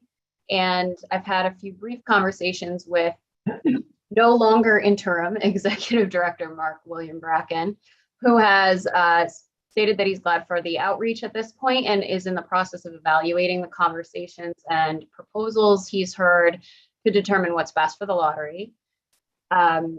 Myself and the sports wagering division will follow up to see if there's any work MGC can do on our end to assist or facilitate. But that's my comments at this point. And just a quick side note that we have asked all operators to include a brief summary update on their work or conversations with the lottery in their quarterly reports going forward. Any questions, feedback? Good memo. Any questions? Just appreciate the work. Okay. Crystal, we thank you. We thank you for the Madam report. Chair? Commissioner Hill, yeah. Yep, the only thing I would say is thank you for staying on top of this. This was something that we all cared about during the process of the applications. And we want to ensure that the promises that were made to us are kept. So thank you for staying on top of it. And then the memo was excellent, as was the presentation. Thank you. Robin. And just to echo Commissioner Hill, thanks for your work on this, Crystal. I just had, I want to make note of a comment by one of our operators relative to a regulation that they may have been expecting the commission to promulgate relative to mitigation, and just asking legal to take a look at that. I don't remember the discussion. Apparently it was on January 19th. But just make sure, just if you could, legal and I guess Bruce and Crystal and Sterl, take a look at that to see if there's anything that the commission needs to do in order to, I don't know, put some teeth behind the application requirements, and that will enable us to continue to ensure that the operators are meeting those obligations around lottery mitigation. Thank you. Okay, anything else? All right. Thanks, Crystal. Appreciate it very much. Now we're moving to Chief Lennon and Commissioner Skinner as treasurer and team.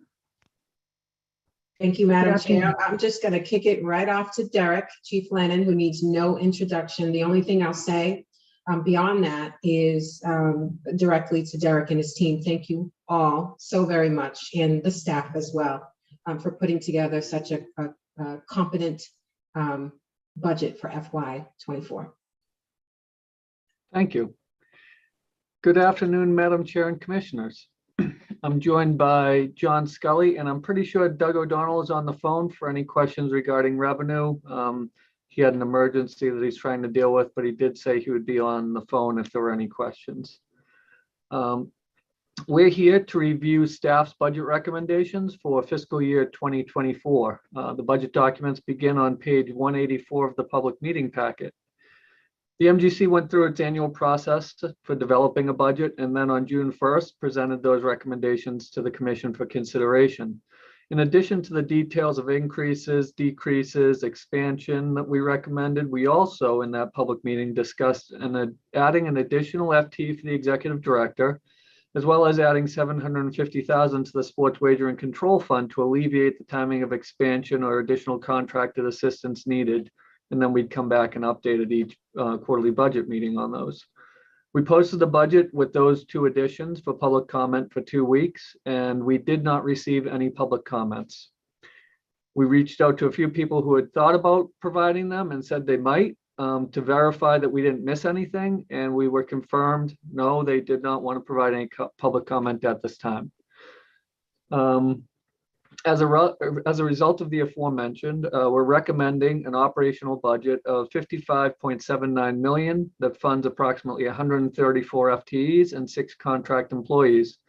The MGC's FY24 budget of 55.79 million represents a $6.4 million increase, or about 12.86% over the currently approved FY23 budget, and is funded from the Gaming Control Fund, Racing Oversight and Development Fund, the Community Mitigation Fund, the Sports Wagering Control Fund, and the Public Health Trust Fund.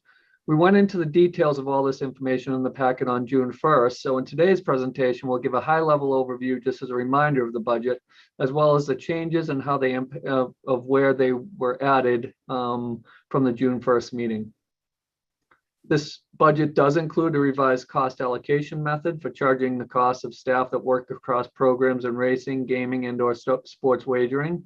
And we also shifted 28.5% of the lease and shared IT costs from the Gaming Control Fund to the Sports Wagering Control Fund. The tables on page 3 of the memorandum illustrates the changes in FTEs, as well as how the cost allocation adjustments distribute FTEs across each line item within the Commission's budget. We're recommending an FY24 budget of $37.46 million for the Gaming Control Fund. It's a 4.15% increase over the currently approved FY23 budget. Just a reminder, this item funds both our regulatory costs as well as statutorily required costs. 65% of the cost for the new position for the Executive Director's Office is included in here and increase that budget. The Racing Development and Oversight Trust Fund is decreasing by 5.6% in FY24 from the currently approved FY23 levels. That can be seen on page 7 of the memo or page 190 of the packet. The decrease is coming, just as a reminder for this one, the decrease is coming from the revised cost allocation implementation, and the shared costs are going from 10% in previous years down to 6.5% in this most recent cost allocation plan.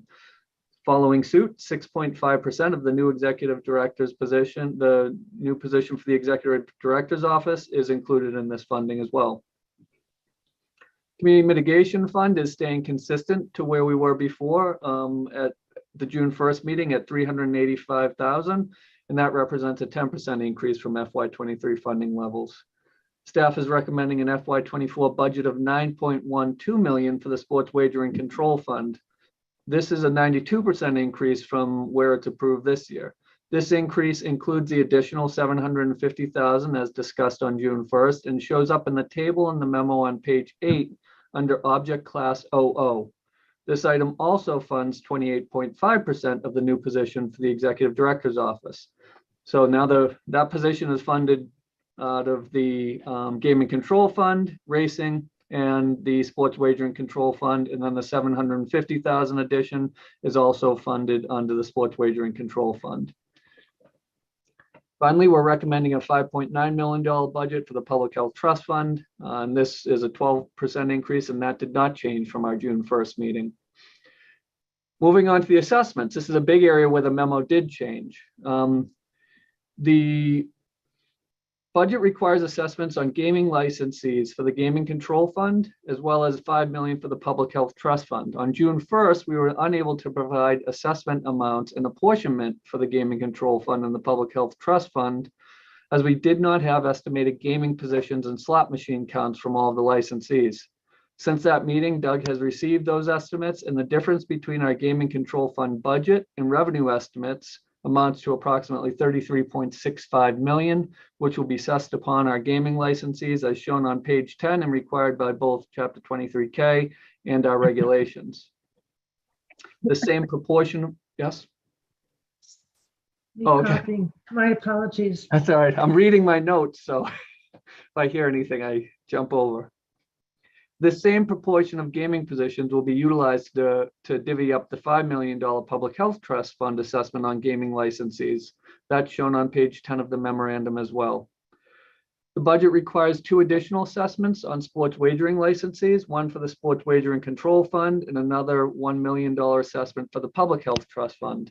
In the meeting on June 1st, we were unable to provide the apportionment of these assessments as we recommended using the actual adjusted gross sports wagering receipt figures of licensees from implementation to the end of May 2023.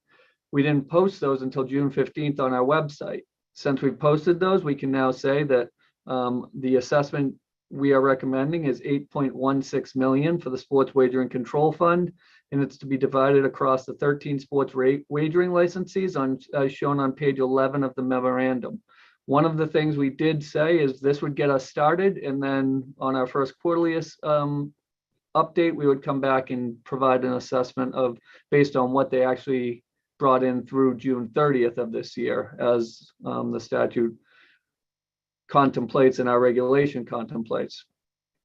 We also brought up in that meeting that we would take a look at the, we had 2 licensees that were not going to have any adjusted gross sports wagering receipts by the end of May, and we would give them an assessment which is the same as the lowest licensee for adjusted gross sports wagering receipts, which I think was 0.25%, 0.25% or 25 basis points.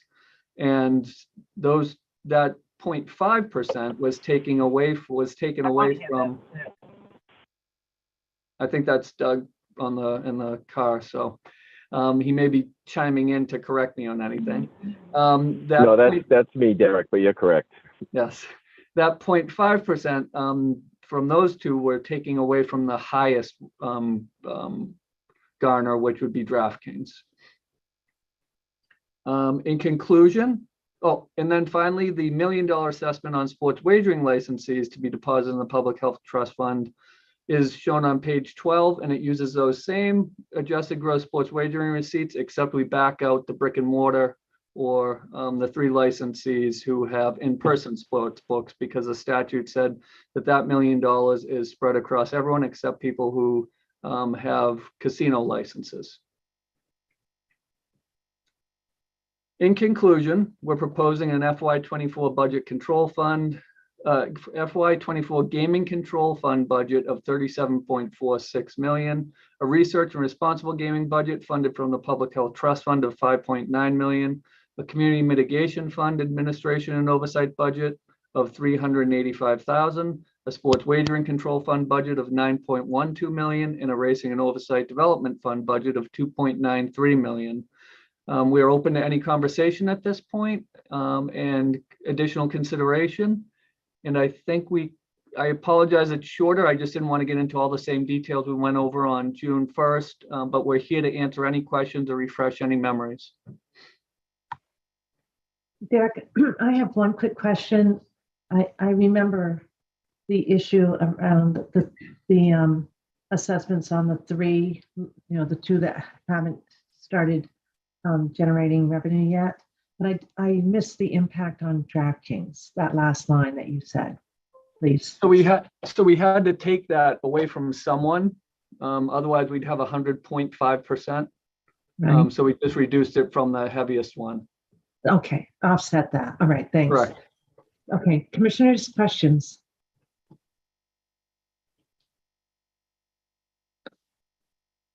Okay, I thought Commissioner Bryan was leaning in. Commissioner Hill, are you ready to move? All my questions were answered on June 1st, so appreciate the second go around, and I'm happy to report that there were no public comments and that our operators seem to be okay with what's being proposed.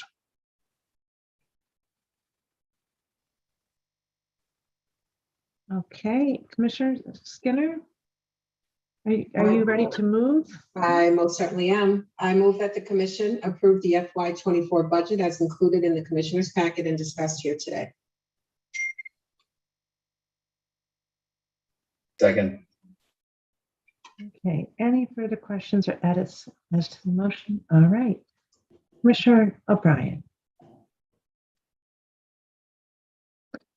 And for the record, I saw her say aye, but her vocals aren't working.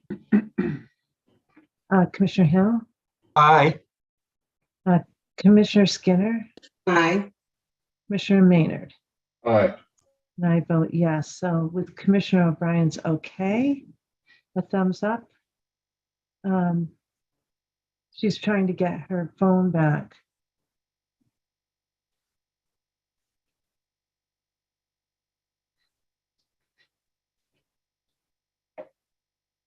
She's gives the thumbs up on this vote. So 5-0 for the budget. Excellent work. to Derek and company. John, it's nice to see you. Thank you so much. And I know, Chief London, it's always important for you, and you're so proud of your team. If you want to give them full credit right now, go ahead and list away. Yes, thank you. John, Doug, Noel, Sharice, Jay, Jacqueline, Sarah. It's just, it's a great team. Nakisha coming in and helping out. Karen, this is her last budget, and it's kind of sad. But, and to all of the directors, this is where it all starts, right? They give us the information, we get to come up here and present it. And to the commission for being so thoughtful on these areas and working with us on some of these challenges, because none of it's easy. We'd love to be able to give the perfect assessments at the beginning, but you work with the framework that you have. And we appreciate the commission working with all of us on that. So thank you. Excellent. All right. So thank you. Oh, I Thank you, forgot John. Jay Lee too, because he's on vacation. I apologize. Jay Lee, never want to leave him out. Thank you. Appreciate it. Okay, then we're moving on to legal, and we've got a couple of regs to consider today. And I think Commissioner O'Brien, do you want to just test right now again? Can you hear me now? We can. Okay, so I went back to the original iPad on Wi-Fi. So we're going back to the beginning. Well, hopefully this works for the remainder of the meeting. Okay, great. Thank you. All right, so now I'm turning to Carrie. Good afternoon. Yes, good afternoon, Madam Chair and Commissioners.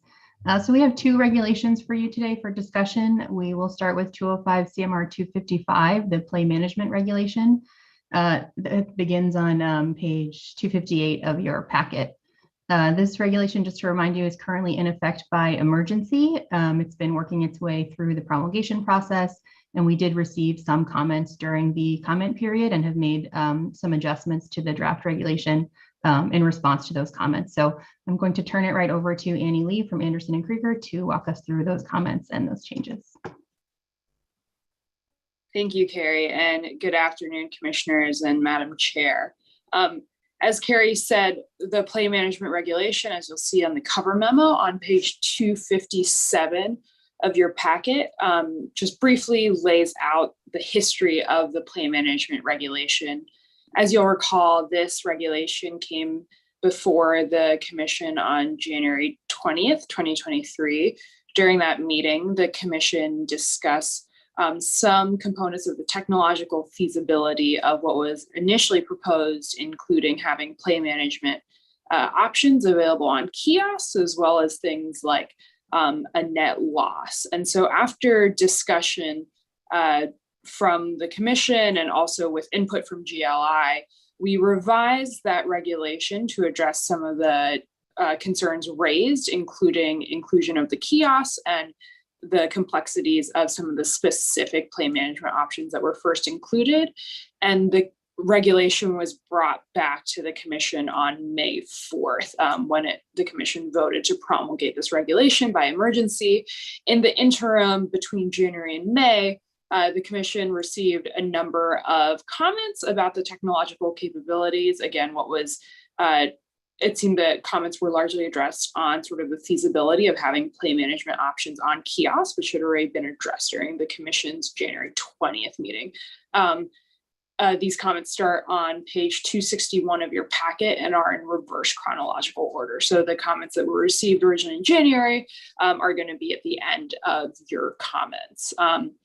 Between May to today, there were some follow-up comments continuing to raise concerns about sort of the technological aspects of what was included in the regulation, specifically the Commission's requirement that operators remind patrons on a monthly basis to enroll in play management if they haven't already.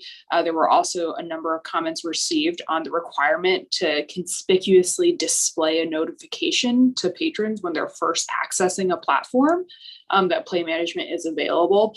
Those comments were largely, said that those aspects weren't infeasible, but required a little bit more time for build out and also testing.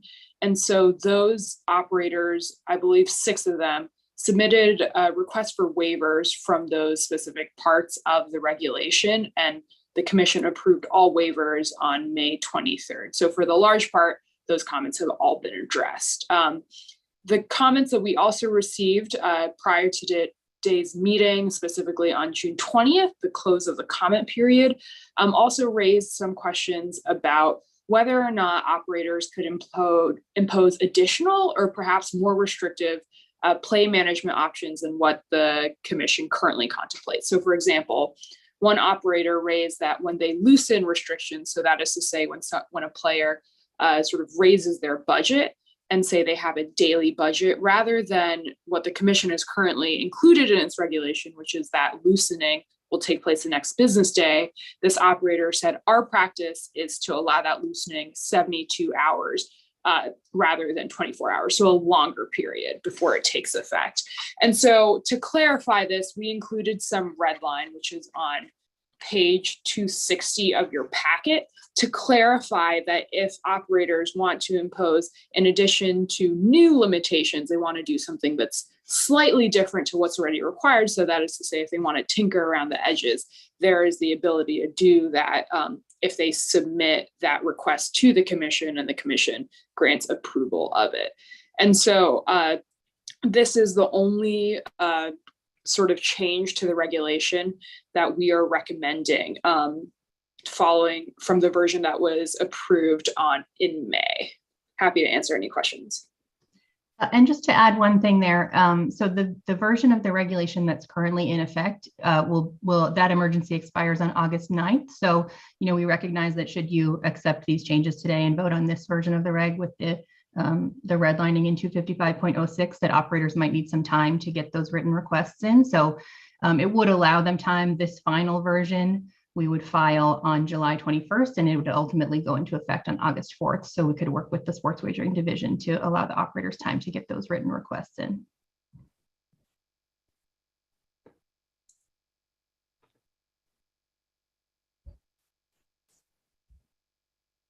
Questions? And this would have to come in front of the commission rather than the sports wagering division. That's the way we've written it, but that's certainly, if the commission would prefer to delegate those approvals to the sports wagering division, we could certainly adjust the language.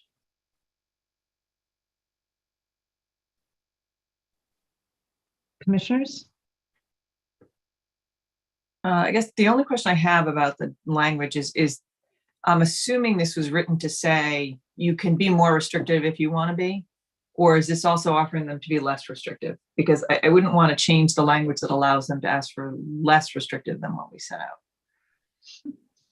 The intent is for more restrictive. We're not suggesting that that operators can lower the floor on play management options, but rather if they want to impose something that's more restrictive than what is currently in the regulations, such as a default deposit limit for players under 25, or again, a longer period before a loosened sort of budget takes effect, then that's how they would utilize, or that's how they would seek permission from the commission to implement that play management option.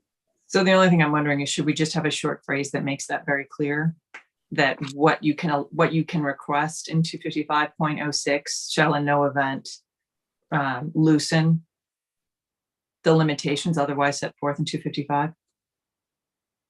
Loosen, lessen, I don't know what term you want to use, but. Yeah, less restrictive, I think, is the phrase that we use. Yes, we can. I'm wondering if we need that phrase. We can certainly include that for just clarification purposes at the end of 255.06 to say nothing in this section shall be construed to permit a less restrictive limitation. Right.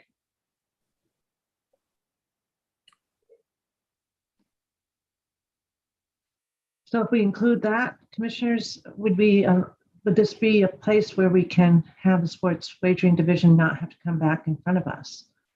Trying to create some efficiencies here. Karen, you want to weigh in there? Yes, I mean, I think the chair and I have had talks about this, and we're actually talking about this quite recently, that we've got a lot going on at the agency. So creating some efficiencies and allowing staff to be able to make some decisions as appropriate may help, because our mission has expanded greatly with the introduction of sports wagering. you could either have the sports wagering division, or it could be an or, so the commission, without having to change the regulation, could allow at some point the division to handle it. And then they would, of course, consult with Director Vanderland. Correct. Commissioners? Commissioner Hill? you weighing in? I have no problem having the sports wagering division take care of this issue and not have it come to us. However, if we could have language in there that allows it to come to us, should there be a need, I'd feel comfortable with that as well.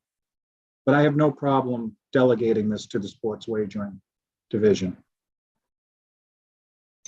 Commissioner Skinner? My feeling on that, I mean, I think some combination of the sports wagering division and our responsible gaming team makes sense. I wonder if we should have it in the reverse, though, that we should delegate the authority because it centers around play management, which is a responsible gaming tool, that Mark Vanderlinden and his team should perhaps take the lead on that with consultation with our sports wagering division.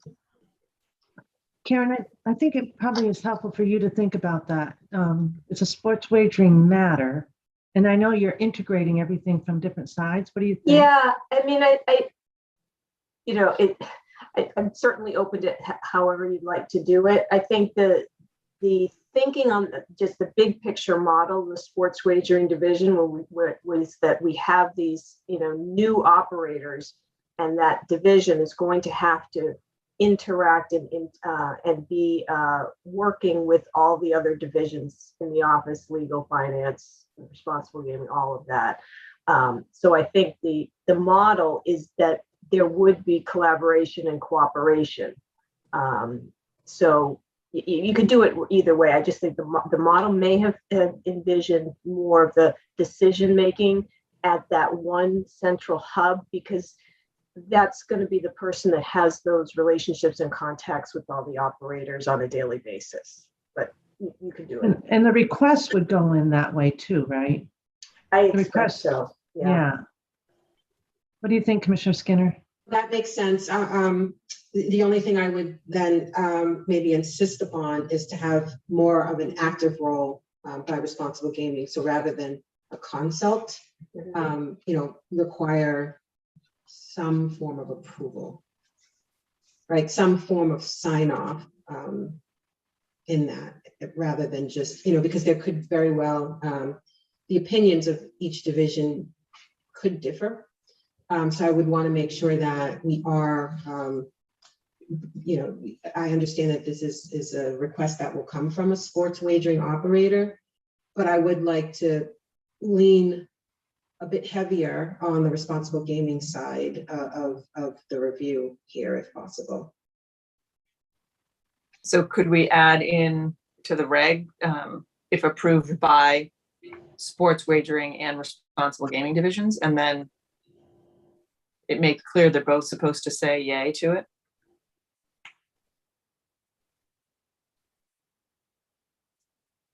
That works for me. And Chief Vanderlinden, I don't want to, speak for you and your team, but does that sound something that you would, a responsibility that you would readily accept? I think I know the answer, but I'll let you speak for yourself. Thank you, Commissioner Skinner. Yeah, I think that makes sense. Since play management truly is a responsible gaming tool, I appreciate having some authority in that area. The sports wagering division is also very important and would kind of track it, I believe, from when the request comes in, if it's approved, the process of seeing it implemented. So that makes sense to me too.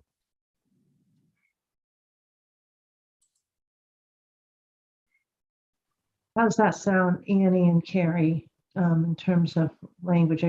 I'm hearing a few things. I think Commissioner Hill wanted to reserve the option for the commission to weigh in on these matters, but that the sports wagering division, coupled with, in this case, research and responsible gaming's approval, would be able to go forward on these matters. I just want to clarify, is the suggestion that in order to submit a request for an additional or different limitation, the sports wagering officer would have to first obtain approval from the sports wagering divisions and the responsible gaming division prior to any actual submission. No, that's not. I'm seeing shaking heads. No, I guess I thought we were talking about sort of delegating the approval. I see. To those two agencies in the first instance. I mean, those two divisions, rather than having it come before the body of five. That's how I thought this conversation was going, but. Yeah, I think what I'm hearing is essentially the language that says the sports wagering operator shall submit a written request to the commission, et cetera, would be adjusted to be submitted to the sports wagering division. And then the approval process a bit further in the paragraph would go through both the sports wagering division and the responsible gaming division. Right. But the operators. Commissioner Hill need a caveat that says this does not in any way restrict the commission's ability to review. I mean, I don't know. Commissioner Hill's looking for that language too. Just ensuring that if it needs to come to us, there's language to do that. Well, and if you put. So go ahead, Commissioner Maynard. Sorry, Madam Chair. If you put two different divisions with an option of veto power over each other, eventually it may have to go to a commission to sort this out. So I think it's even more important with that caveat. Yeah. And for the operators, that's inside baseball. They just need to know that they submit it to the sports wagering. My sense on this, quite frankly, is that the sports wagering division is going to be working very, very closely with Director Vanderlinden, and there is not going to be very much of a difference in opinions, what I'm guessing. I was just going to add that we've worked very closely with them all along on all issues, and I don't foresee us not continuing that. That's right. And I think that's how Karen has envisioned the sports wagering division is to have your center, but then all the different divisions are integrated fully into your decision making. So good, thanks. So does that work for everyone? Carrie, what will you need? For a motion on this, would we be able to just say something reflecting the today's discussion, or? Yep, I think rather than as included, well, you could say as included in the packet and as further edited for today's discussion among the commission, and then we can make those changes.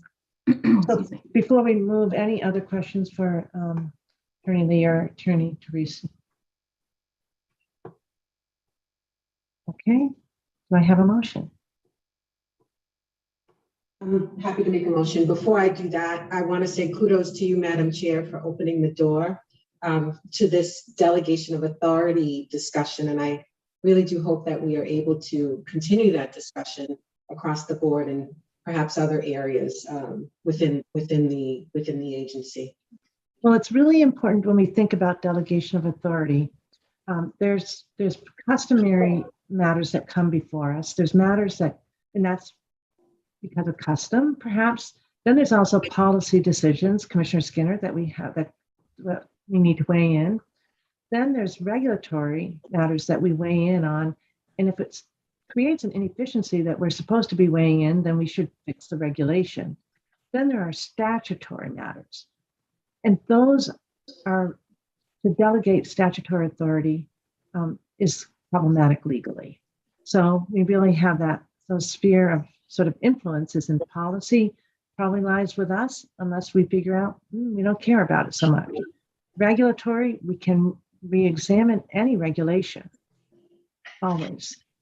And today we've created an efficiency, but we've preserved an option for the commissioners. So, all right, thanks. That the commission approved the amended small business impact statement and the draft of 205 CMR 255 as included in the commissioner's packet and discussed here today. And further, that staff be authorized to take the steps necessary to file the required documentation with the Secretary of the Commonwealth to finalize the regulation promulgation process. Second. Any further questions or edits? Okay. Commissioner O'Brien? Aye. Commissioner Hill? Aye. Commissioner Skinner? Aye. Commissioner Maynard? Aye. And I vote yes, 5-0. Thank you. Thank you very much. Thanks, Carrie. So the second regulation that we have for you today for discussion is 205 CMR 256.05. This is a section of the advertising regulation that came before you initially. Well, it's come before you several times, but this section in particular that's in the packet today came before you on May 16th. And at that time, you asked us to seek comment from operators or other interested parties. So in the packet, you do have the comments that we've received to date, as well as the version of the regulation that you discussed on the 16th. So that's why that red line of the regulation is in the packet. That's the version that we received comments on. So Mina Macarius from A&K is going to walk us through the comments we received, but I do just sort of want to set the stage for kind of where we are on this regulation today. This is not in process at all, so we're not under any sort of time constraints for filing or anything on this regulation. So there are a few options depending on how your conversation goes today. You could certainly vote on a version of the regulation to be filed, and we could do that either by emergency or the standard promulgation process. You could ask for additional modifications to the regulation, and we could return at a future meeting with those modifications. That would just require an extension of the waiver that's currently in place. That waiver is in place through tomorrow. And then, of course, you also could review the comments, discuss the comments, and decide to come back for more discussion at a future date, which, of course, would also require an extension of the waiver. So with that, I will turn it over to Mina. Good afternoon, everyone. So we are returning to 256.05. As Carrie mentioned, the reg itself, as presented to you last time, with the red line being the potential addition from what's in force today, subject to the waiver, of course, is at page 279 of your packet. There is a brief memorandum from pages 277 to 278 that explain the comments received. We received comments from essentially a set of five comments, that came in afterwards. During this process. The first was from team owners. This is an issue that has to do with the placing of logos primarily on fixed signage where they might be visible by folks who are underage. And so not surprisingly, the owners of the TD Garden and Fenway Park, the teams have sought to add in.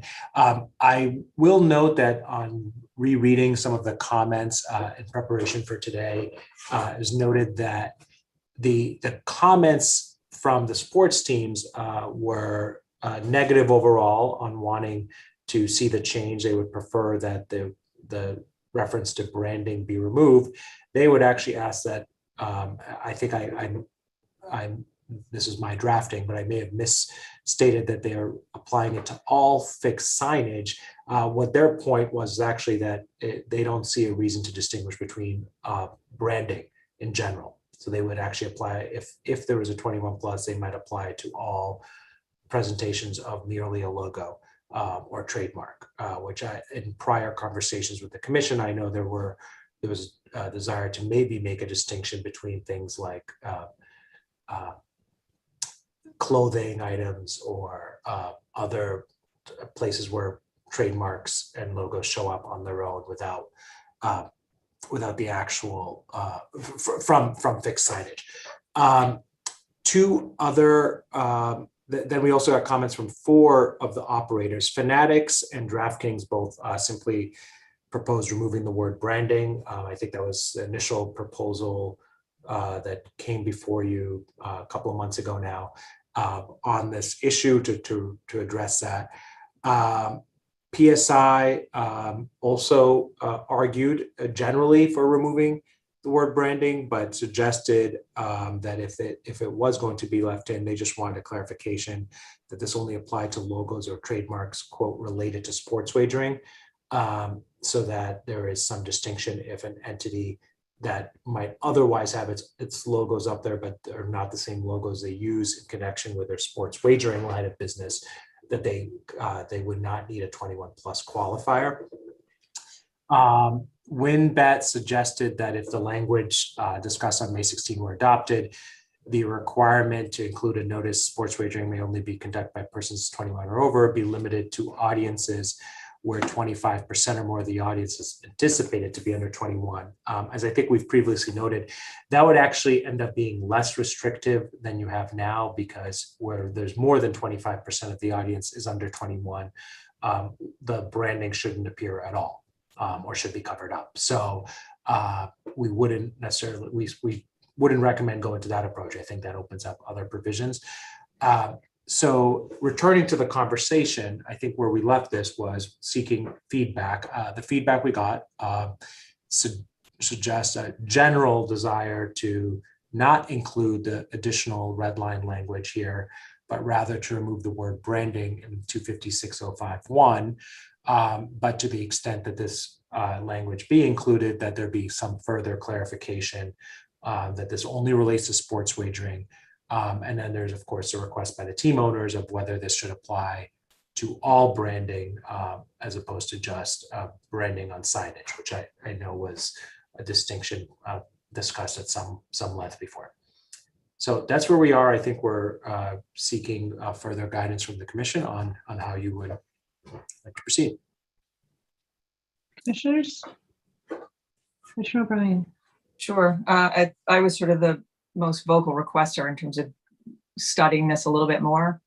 And I would propose adding the related to sports wagering language in, and then also further clarifying that something as simple as 21 plus would satisfy this requirement. That's the language I'm looking for on 256.05. I did also want to point out the sports team submission in their comments erroneously implied you could be 18 to play DFS in Massachusetts, and there would be some sort of conflict if sports wagering were put into this. That doesn't exist. It's 21 for both, and so we don't need to worry about there being a disconnect between that. But that's what I would be looking for, is the related to sports wagering language to make it clear that's what it is, and then parenthetically adding or by sentence saying, the putting 21 plus in, it would satisfy this requirement, but it wouldn't restrict them to that. Just make it clear that's all that's required. Can I ask for a clarification about the sports wagering language? What does that mean for our temporary licensees and our licensees? Madam Chair, I think your question is if we added that, what if you're asking for the specifics, I couldn't go entity by entity for a logo, but I could tell you what choice it would give them is they could use different branding for sports wagering versus not. But maybe so if let's take an example of Fanatics, because that's a clear one. Fanatics is very diverse, right? It sells t-shirts, sells hats. It also is a sports wagering operator.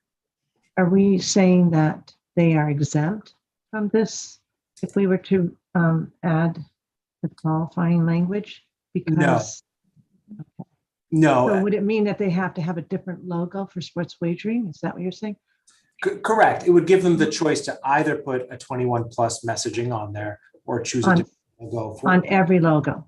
Okay. If they were choosing to keep a unified logo. To create it doesn't become unified anymore, in terms. Commissioner Hill or Commissioner Skinner or Commissioner Maynard? So I have an example while you're thinking. I thought about this last night when I read the comments, and the teams commented that I think really out of equity, they would think that it should apply to all logos. It is going to apply to fixed signage. I think that's probably impractical. But let's assume this. I have a Fanatics hat on, and I'm sitting for the entire game at Fenway in a crowd of kids. I don't have, let's pretend Fanatics doesn't have any fixed signage, which of course their comments indicate very much differently. Does that Fanatics hat have to have a plus 21? Are we making a distinction that's not very impactful, Commissioner O'Brien? So Are we we're really, I mean, really, are we? So making a dis- to be blunt, Madam Chair, I Yeah. have a huge issue with them combining their logo and branding in this context, because the same reason that you're talking about it, well, then they have to separate. And I actually think that they should be separating for that very reason. But the example that you just gave, if an individual walks in with a tire, it's very different than one of our licensees choosing to pay to put signage up in a fixed location Okay. where people can't get away from it. I don't see any, I think it's very easy to draw the distinction in that regard. Okay, that's Um, helpful. That's helpful for me to know. That's a good example. That's a good response. That's really helpful. And so for the those who have commented, of course,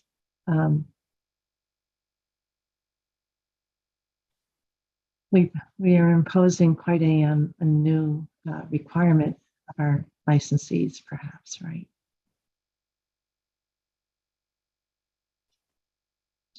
Just checking in on that.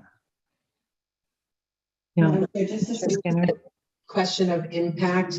I think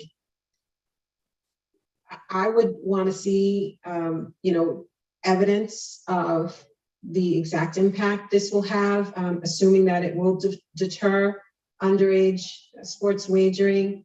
I know it's a lofty sort of goal. I think that it's a good idea to include I think the requirement itself is a good idea. I like it even more if we're adding the suggested language related to sports wagering.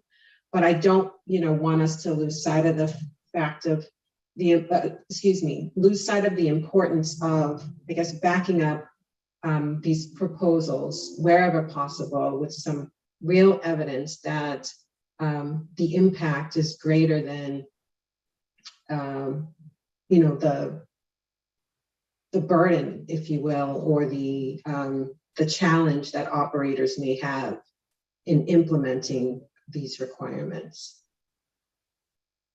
Thank you, Commissioner Maynard, Commissioner Hill.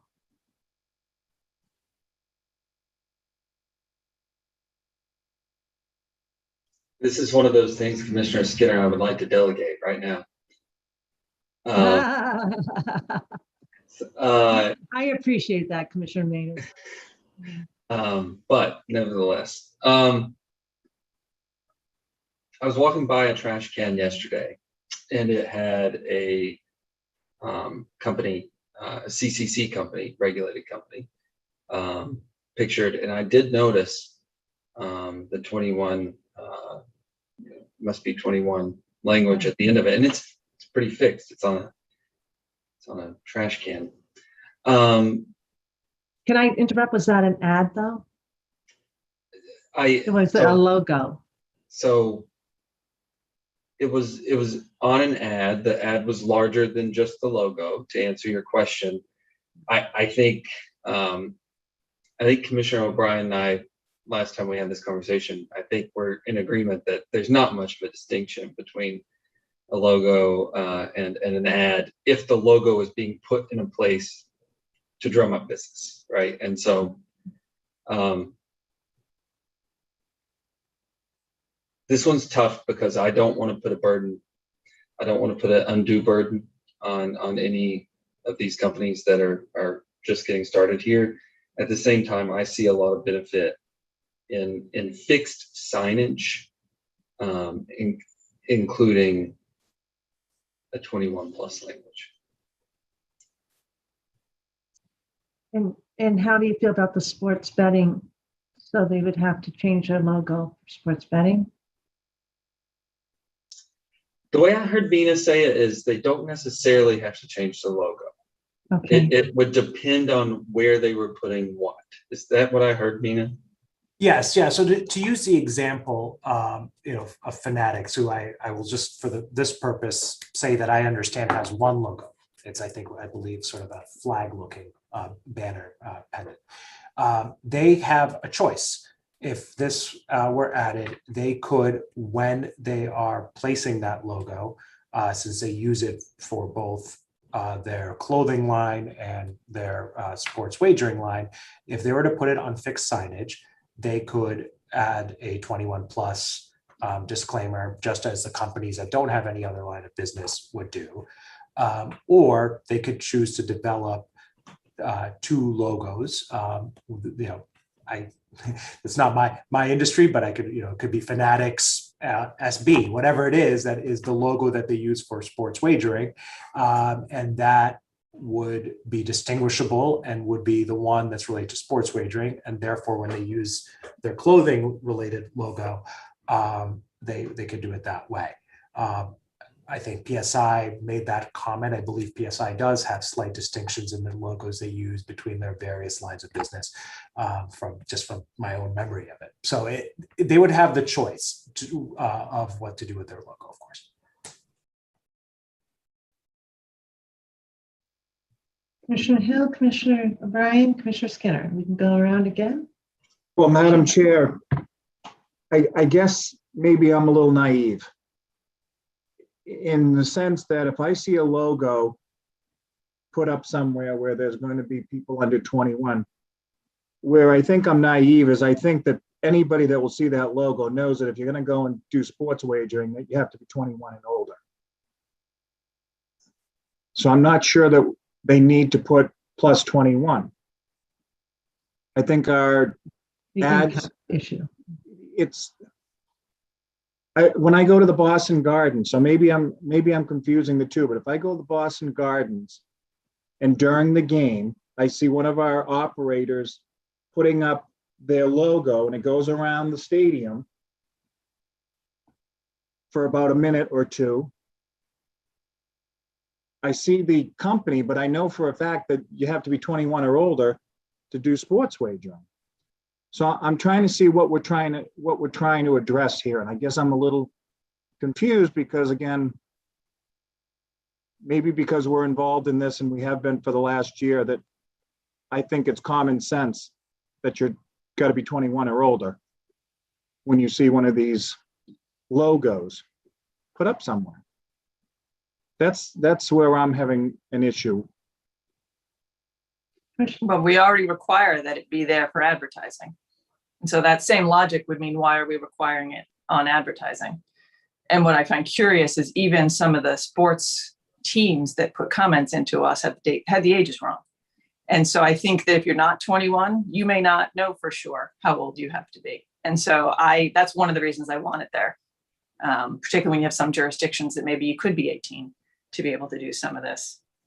I have a deeper concern too, in terms of I think branding is advertising and marketing myself. And so we're pretty clear we want the 21 plus on the advertising. And so for me, I don't see a distinction. And I think if you want to meld your branding where some of your business is 21 plus and some isn't, I think you need to redo, your branding accordingly. I think PSI indicated as much, that I think some of these companies realize that. And for the Fanatics example, it may be that, they've reached the point where they're going to have to do it now that they're trying to do multiple facets, some of which are regulated and age restricted. So to be clear, Madam Chair, if I may, as I'm reading the proposal 205 CMR 256, 05, in the first section, number 1, under the advertising to youth, what you would propose is that after the word we would have the first paragraph, and after the word participate, the red line would disappear. Is that accurate? Is that what you'd like to see? Me? No. Or Commissioner O'Brien. Commissioner O'Brien. Commissioner O'Brien wants the red line. Commissioner O'Brien, the red line isn't quite what you want, apparently, because now you want to include. Well, no, I think and Mina, correct me, I think I spoke with you about this briefly, about the language that's in here, because we didn't have any language based on the comments. I think the two suggestions that were given that I actually was fine with were,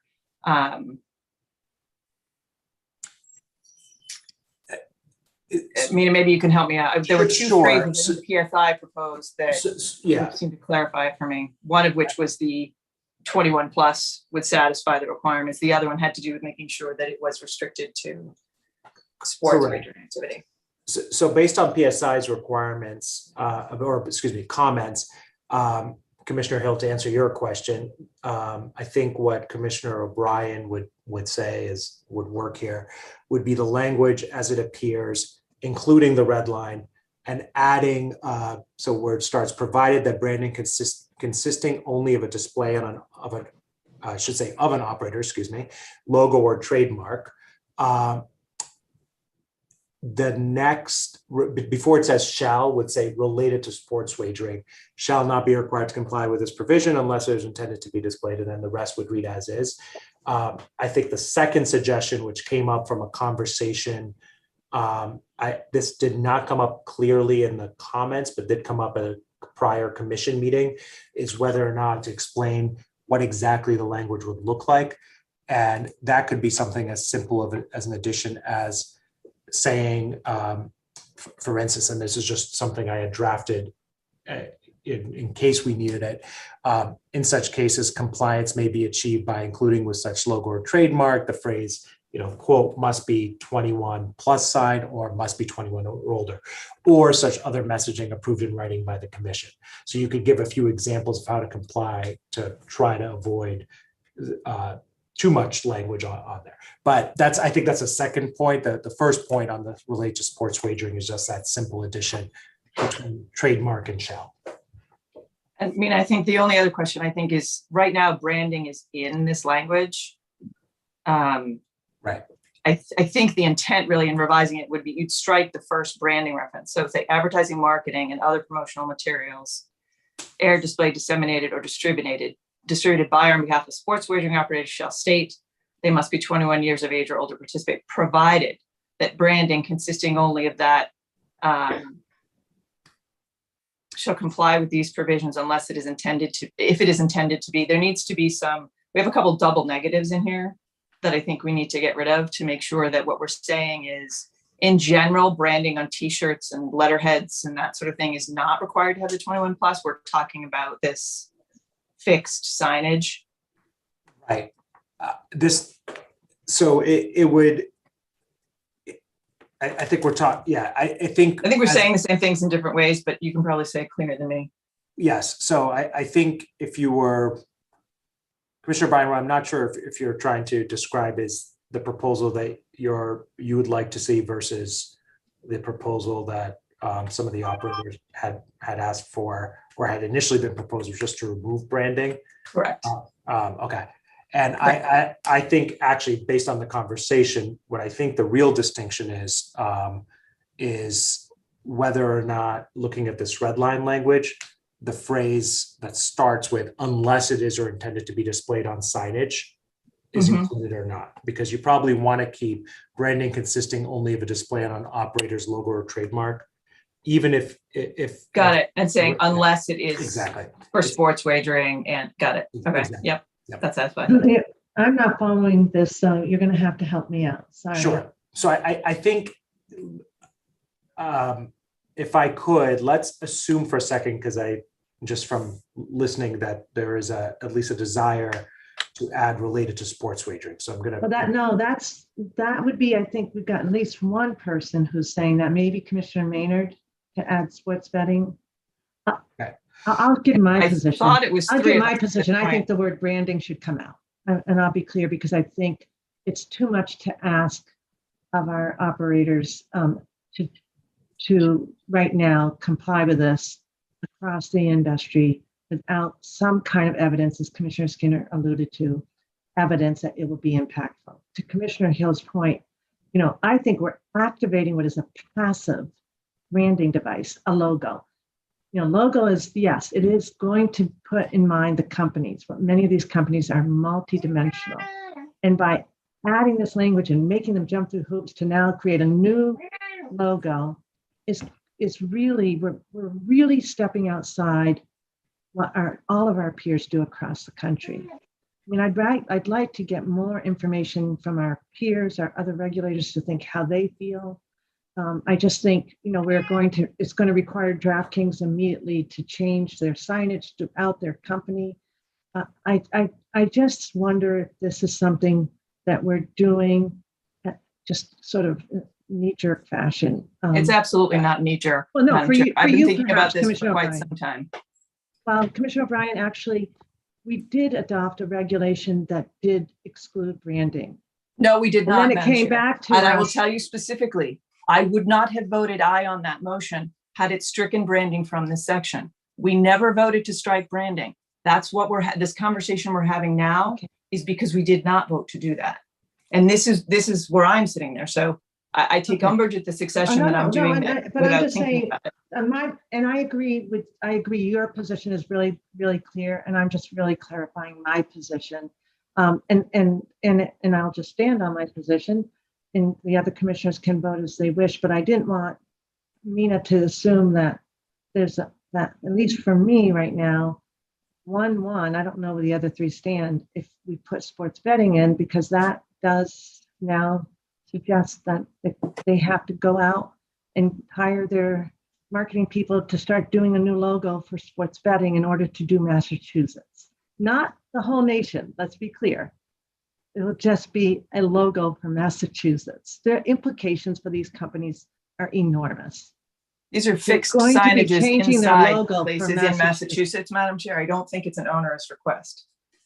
And I thought it was a 3-2, to be honest with you. No, I haven't heard yet. Let's go around and find out. I haven't heard yet. So I didn't hear clearly 3-2, but I may have misheard. So I'll go back to Commissioner Skinner and Commissioner Maynard and Commissioner Hill. So when I spoke earlier about my agreement with this language, I understood that the first word branding in this paragraph would come out, and that you're shaking your head, I'm speaking on my own behalf, Madam Chair. Oh, no, I didn't understand that branding would come out. I'm sorry. That's what I understand, and that I'm speaking to my understanding. I understood that branding would come out.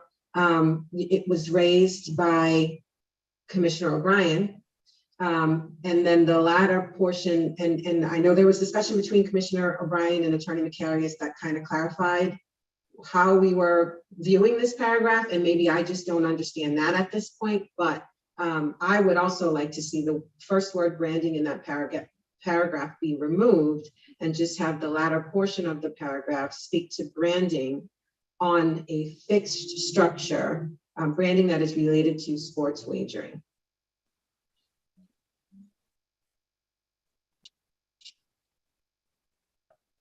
Okay. So does that include sports wagering? So I guess I'm asking that question because it would be any brand, it would be branding wherever there's a fixed structure, a signage, wherever there's signage. Well, but does that include, let's say, a Fanatics signage or a Fanatics logo that is in a ballpark? And at their retail stores and that kind of thing, right? Wherever they have fixed signage. So what I don't know. The sports wagering connection, I understand that they're an operator, but relative to that particular advertisement, how do we connect that to sports wagering? So if that, I mean, it just, someone has to help me there. So, you know, the proposed language, logos or trademarks related to sports wagering, or I'm taking that from, related to sports wagering. Would that include the Fanatics logo? Madam Chair, if I may, can I answer that and then maybe suggest a potential way to try to move forward on this? Because I think we're talking about different permutations. Yeah, and so I'd rather see if we can figure out what the desire of the commission is, and then we can adjust the language accordingly. Commissioner Skinner, to answer that question, yes, if an operator chooses to use the same logo for their sports wagering line of business as others, I'll stay away from operators for a second to go something more universal. If Nike were in a sports wagering business and was a licensed operator, the swoosh would be a sports wagering logo if that was the only logo they used. If they designed, as they do, for instance, for their Jordan brand, a separate logo that was only for their sports wagering division, and they had the swoosh remain for shoes and everything else, that swoosh would not be related to sports wagering. The swoosh with the sports wagering embellishment on it would be. And so I think Commissioner Maynard asked this question earlier, essentially, what it does obligate the operator to do is make a decision within Massachusetts for fixed signage. Would they rather maintain one logo, but add to it 21 plus everywhere it appears on fixed signage? Or would they rather task their creative team to generate a second logo, the same or different, that is related only to their sports wagering line of business? And so the question for the commission is whether you want to ask operators to make that choice. Not forcing them to make the choice, but whether you want them to make that choice. Commissioner Skinner, so from my perspective, I wondered if we were just getting a little bit too quickly over our skis by asking them to make that decision now without further information. And I thought that's what that's why I mentioned the input, or the impact, because it would require the licensees here in Massachusetts to make that decision, either or, that the two that Commissioner Maynard and Mina just pointed out. Immediately, we'd give them a waiver. Commissioner O'Brien would point out, I'm not sure what that timing would be, but it would be a waiver. And it just seems to be if it's going to be a decision that they do for national purpose, international purposes, that might make sense down the road. I just wondered if it was something that we would be imposing on them in kind of a tough fashion. Because I get the idea of that they may want to brand differently. They may want to, right, down the road. Yeah, I mean, are we literally talking about only Fanatics? No. All of them is. That's why I said all licensees, right? Well, but MGM is Bet, and we're not talking about all gaming. So BetMGM has its own. WinBet has its. The only one at this point who'd really have the conundrum of coming up with another logo is Fanatics. I don't know if that's true. I can say that, Madam Chair, if I may, I would say that there's another licensee who has figured this out. Right. They have stuff on, it's Barstool, right? They have the Barstool sitting on the hats, and they have them on the electrolyte Gatorade type drink. They have it everywhere, but it says Barstool Sportsbook with the same little nice logo next to it.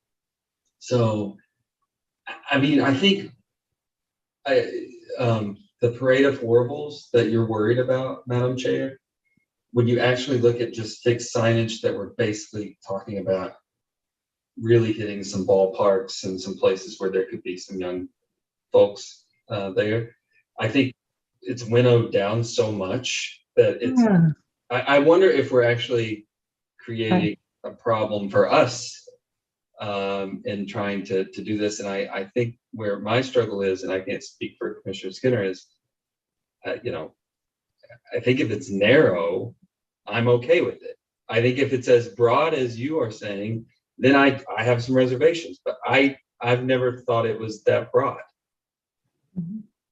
What do you mean broad? I think that the hat with the Barstool on it can continue to exist. I didn't know. I gave that, and Commissioner O'Brien came back. I'm saying in terms of all the signage across, wherever they use their logos. I think I'm going to stand on my decision. I think Commissioner O'Brien, I find it interesting that, we, and I don't want to open up a can of worms, but, that signage has been out there with the casinos for long time. And we don't have a statutory instruction specifically to address advertising the way we do under 23N. And so I don't have a problem at all with us going back under 23K. But right now, what's in front of us is 23N. I would also say restricted to 23N. I'm sorry, go ahead. Sorry, Commissioner O'Brien. I'd also say there's a difference in that you do have a checkpoint at a physical, brick and mortar. These category 3s, at least, they're on a phone. And so there is a distinction. We have very, very strong verifications. I want to be careful not to go down that rabbit hole. Our verification processes that we expect of our licensees is very, very strong to know your customer, to make sure just want to be careful not to go down that road. Right now, we're just talking about branding and logos. And the idea of if there's a logo right now, if there's a consensus, we can move on this, but we'll need to figure out what we give our licensees time in terms of fixing their signage. Commissioners, somebody want to move on this? Oh, so I'm not completely No, settled okay. yet. If you have more questions, good. Well, first question is there a third commissioner that wants to join Commissioner Maynard and me in delegating the authority to make this decision? So I think, to Commissioner Maynard's point about this potentially being too broad, I think that if we are talking about imposing this requirement to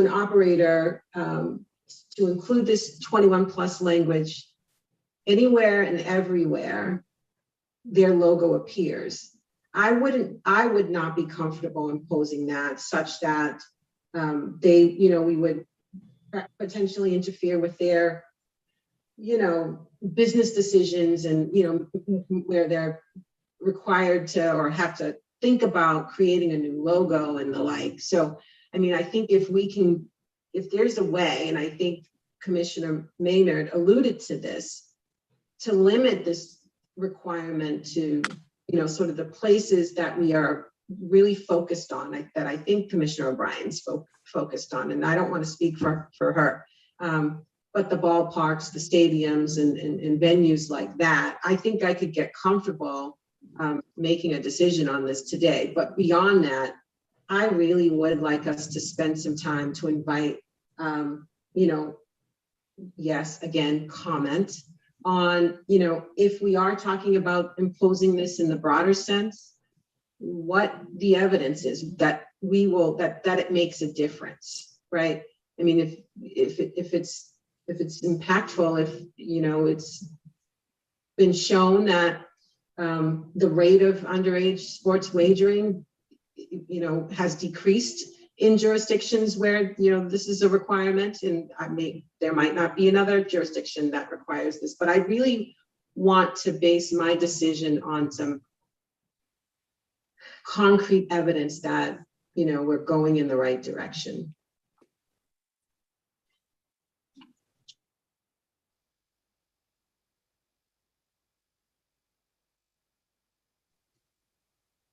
So what we could do is, because one of the reasons that I called Attorney Macarius leading up to the meeting was there was no other, it's actually coming up blue for what it's worth in my packet. But the redlining, I was expecting there to be a third color with the language that sort of put forth some of the stuff I put forth at the last meeting. And so I think for the sake of getting through the commission's business today, what might be helpful is, and if Commissioner Skinner's looking for specific feedback from licensees, put the actual language out there that, I would certainly be proposing, which is, I think, Mina, you talked about it, inserting the language unless it is or is intended to be related to sports wagering. And then close with, 21+, would be sufficient if that language can then be commented on. And we give a short waiver to come back and really just put this to bed one way or the other. But you've got a painful face, Mina. I do, Commissioner O'Brien, and you can all chastise me if I'm overstepping here, but I would just urge that I think at this point you've had many hours of conversation on this, and I just think it would be helpful to understand. I think the operators were clear on what they were commenting on and what they'd like to see. I think the embellishment that I suggested that's not involved here is a fairly limited one about what if you were requiring this on fixed signage, what would be sufficient. I think that's sort of one piece, but that's with a lot of flexibility, I wouldn't. And so I just want to be careful about, as you know, that you have a lot on your plates, and every, having to restart the conversation again in a month and sort of remind ourselves where we are. What I might suggest, if it's okay with you, Madam Chair, is it would be useful to just sort of take the factual scenario first, and then we can go back to the language and see if it does what folks want it to. The language with the redlining or blue lining now would cover would only require, let me just say that, would only require a logo or trademark shown on fixed signage in a place where it could be seen by 21-year-olds or under 21-year-olds. So not within a sports book, not within a bar or other places where folks who are underage should not be, if it requires ID, to include a message that it is that patrons must be 21 years or older to participate. It is only for fixed signage. This blue language would not cover the hats, etc. That would still be exempt from this requirement. We're only talking about logos or trademarks. So that, I think if we could just at least see if that is, if the commission, I guess I want to make sure everybody understands that does not mean, and I actually wonder if it's really an arbitrary line. I'm just throwing out the word arbitrary on purpose. But it doesn't just mean venues, sports venues. We will be imposing this requirement on businesses' signage at their retails. And I hear Commissioner Maynard address PSI. I can't speak for them. I can only think about Fanatic signage and DraftKings signage, but I'm sure there's other licensees that may have signage that involves a logo in Massachusetts. I guess I don't see necessarily the sports, and you haven't referred to sports betting option of changing their logo.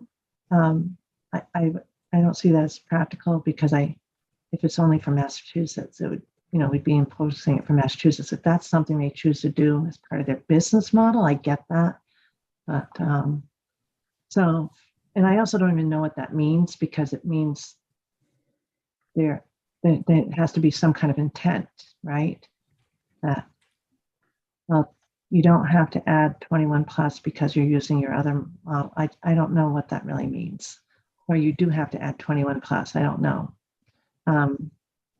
But right now, it would not just be, and we focused on Fenway Park, we focused on that last time. We've got the alcohol brands, we've got a couple of sports betting logos, and then lots of other logos of other types of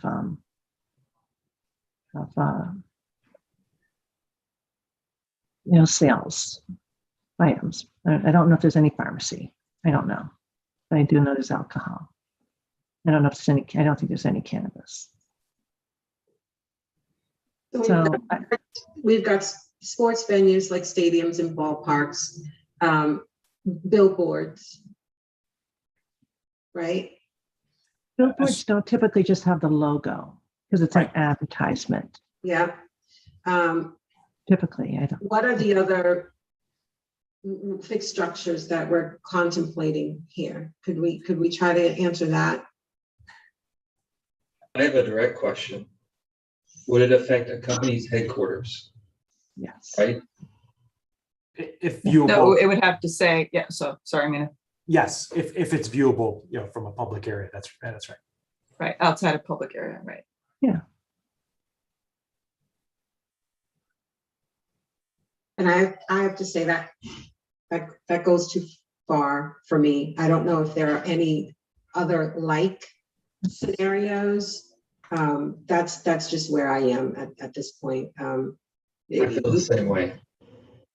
Yeah. But I'm okay with. I didn't start with that on purpose, everyone, but that is where I just think it's just too much. Yeah. Right. So then the question is, do you say, like Commissioner Skinner said, you pick broader stadiums, and do you just say either venues greater than a certain size, or you just say, yeah. any public venue greater than, a certain size, or any public venue.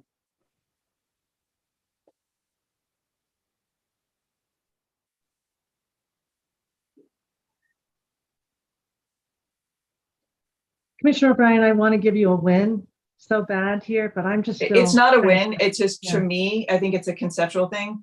You seem to you seem to see the dividing line between advertising, marketing, and branding as a call to action. I don't buy that.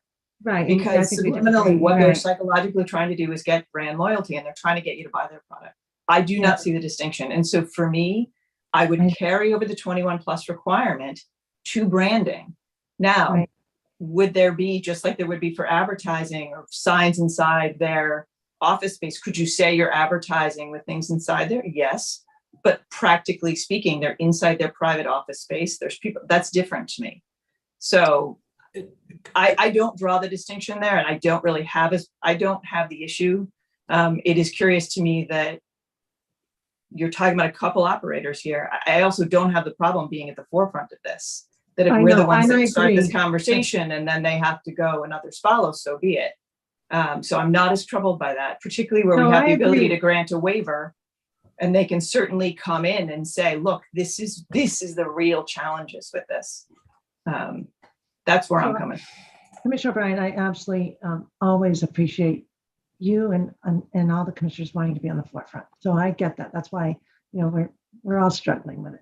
It's just, I think from the start, I have felt it's just a logo, I feel is different from affirmative advertising. And then I see almost an activation by messing with the logo. That's just maybe me personally. And then when it gets into signage, and you know what, I take very seriously that we have to treat all the licensees the same. Just because they're not all in the same position today doesn't mean they might not be in the same position tomorrow, right? They might choose to have a diversification, right? So I just look at as the policy that extends. This is what we are setting for Massachusetts and expectations that we have of licensed sports wagering licensees.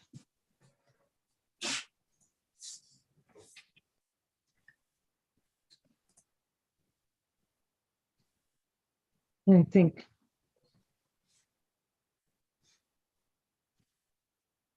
I do appreciate everyone who's given input and comments on this. Commissioner Hill, what are you thinking? At a point now where I've always tried to come up with some type of a compromise. I just don't know that this is going to happen with this particular issue. And I'm just not ready to move or accept adding 21 and over to all logos at this point. I'm not. I'm sorry to say that, because I try to always think of everybody else's comments, and they've all been excellent, but I'm not there yet.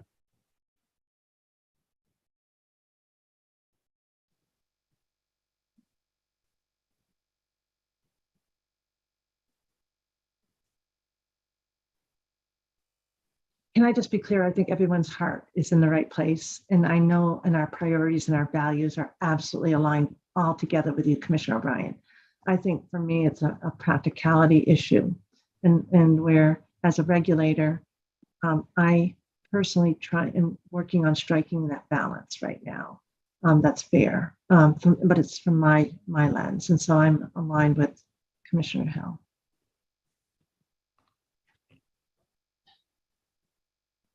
Commissioner O'Brien, would you be willing to, and I think I heard that's how you were going, would you be willing to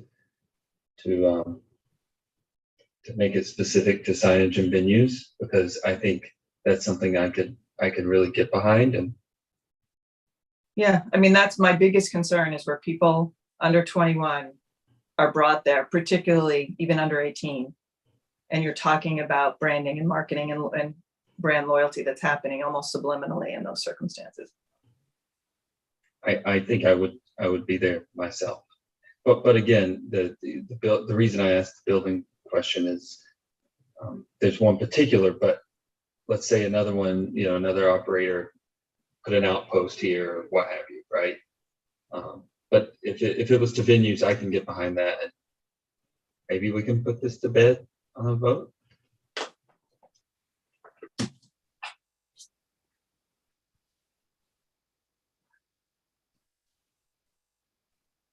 Can I be honest, Madam Chair? I don't think I heard Commissioner Maynard what you proposed. In my computer, you kind of went in and out when you suggested something. I'm basically asking Commissioner O'Brien if we could, it looks like this was narrowly tailored, the language, I will say.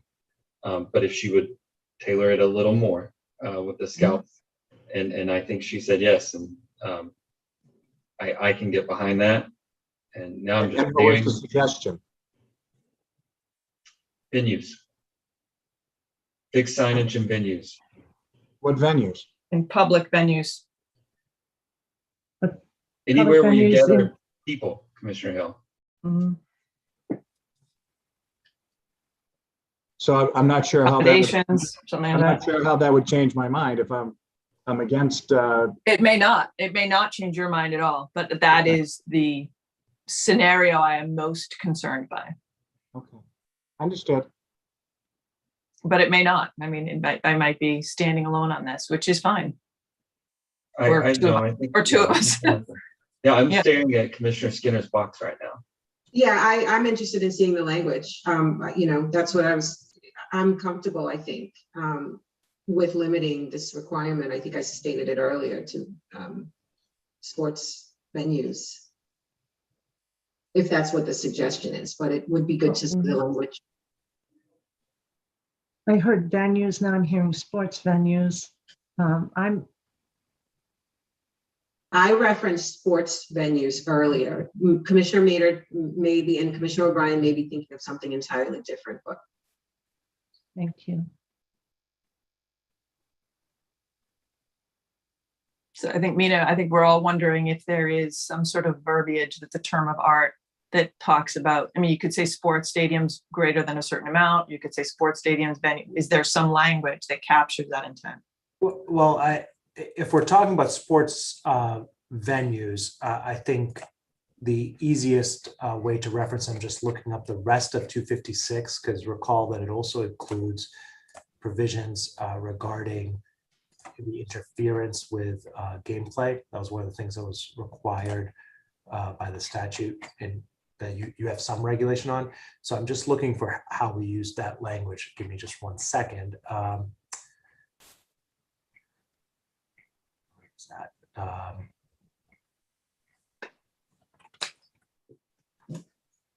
I think we use the word sports venue in one other place. So that's you could replace a fixed structure in or at a sports venue for the word location in that second to last line, and you would be there if we're limiting to sports venues.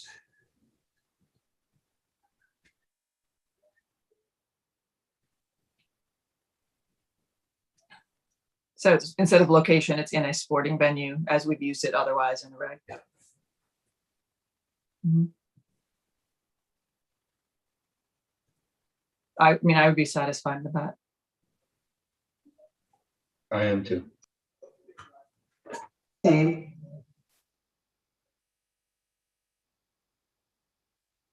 I would also like to entertain a brief waiver if that's still on the table for this request. Yeah, definitely.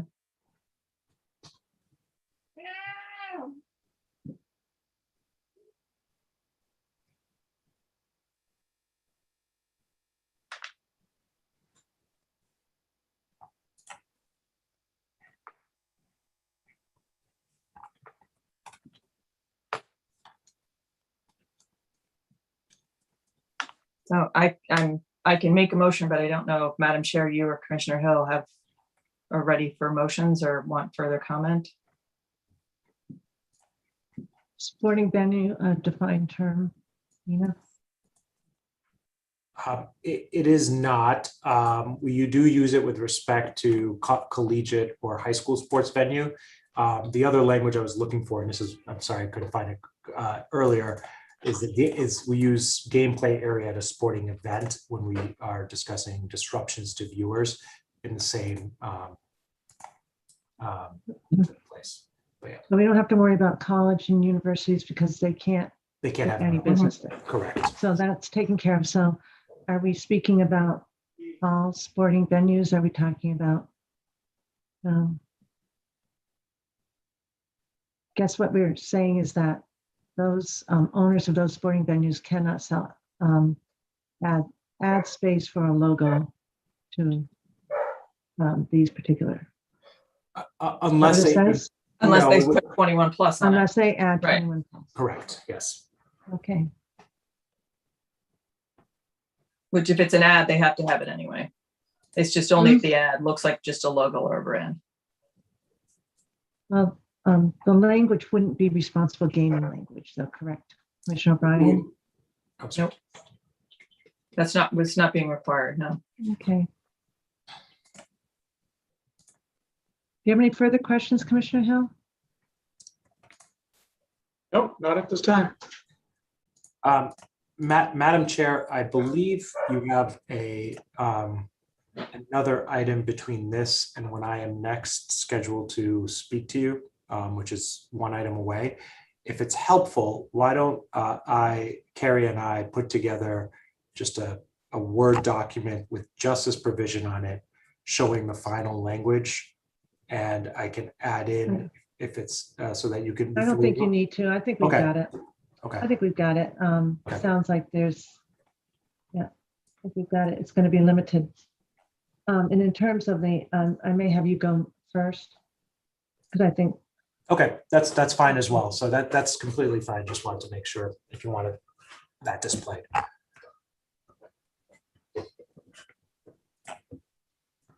Nina, could you, however, just read out the language as you are adjusting it here?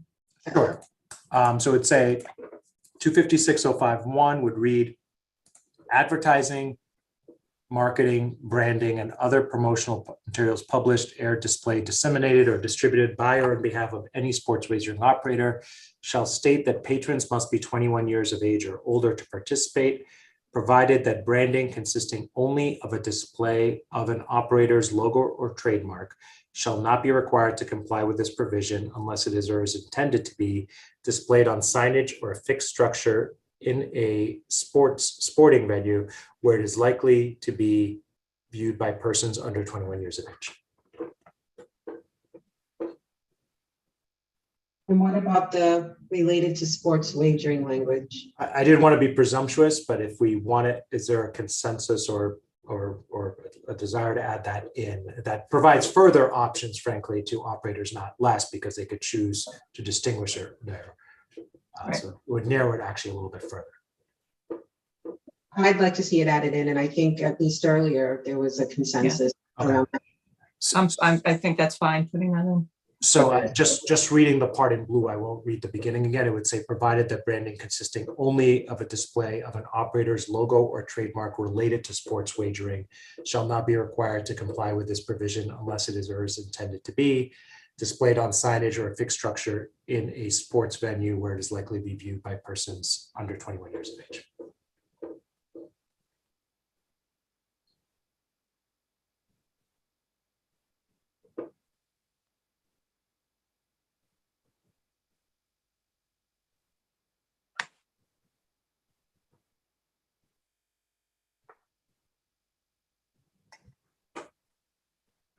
I can make a motion if we're at that point. May make a motion. I move that the commission approve the small business impact statement and the draft of 205 CMR 256.05 as included in the commissioner's packet and is further discussed here today, specifically adding the words related to sports wagering and sporting venue as discussed by Attorney Mercurius. I further move the staff be authorized to take the steps necessary to file the required documentation with the Secretary of the Commonwealth by emergency and thereafter, and to begin the regulation promulgation process. I further move that staff be authorized to modify a chapter or section, numbers or titles, to file additional regulation sections as reserved, or to make any other administrative changes as necessary to execute the regulation promulgation process.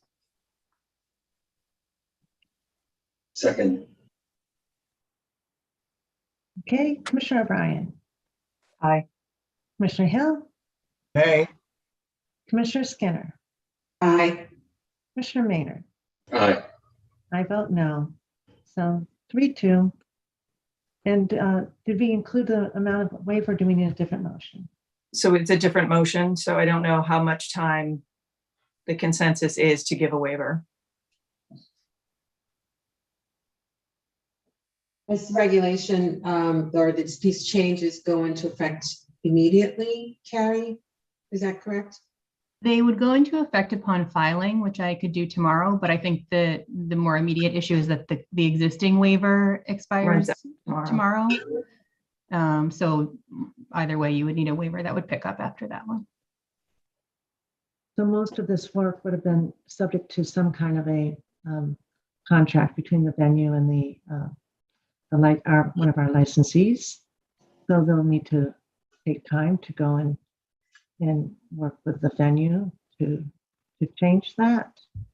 And then the venue. I was inclined to say 60, but I don't know if 60 days, I don't know if that's where everyone else's mind was, or whether it should be 90, given what you said, Madam Chair.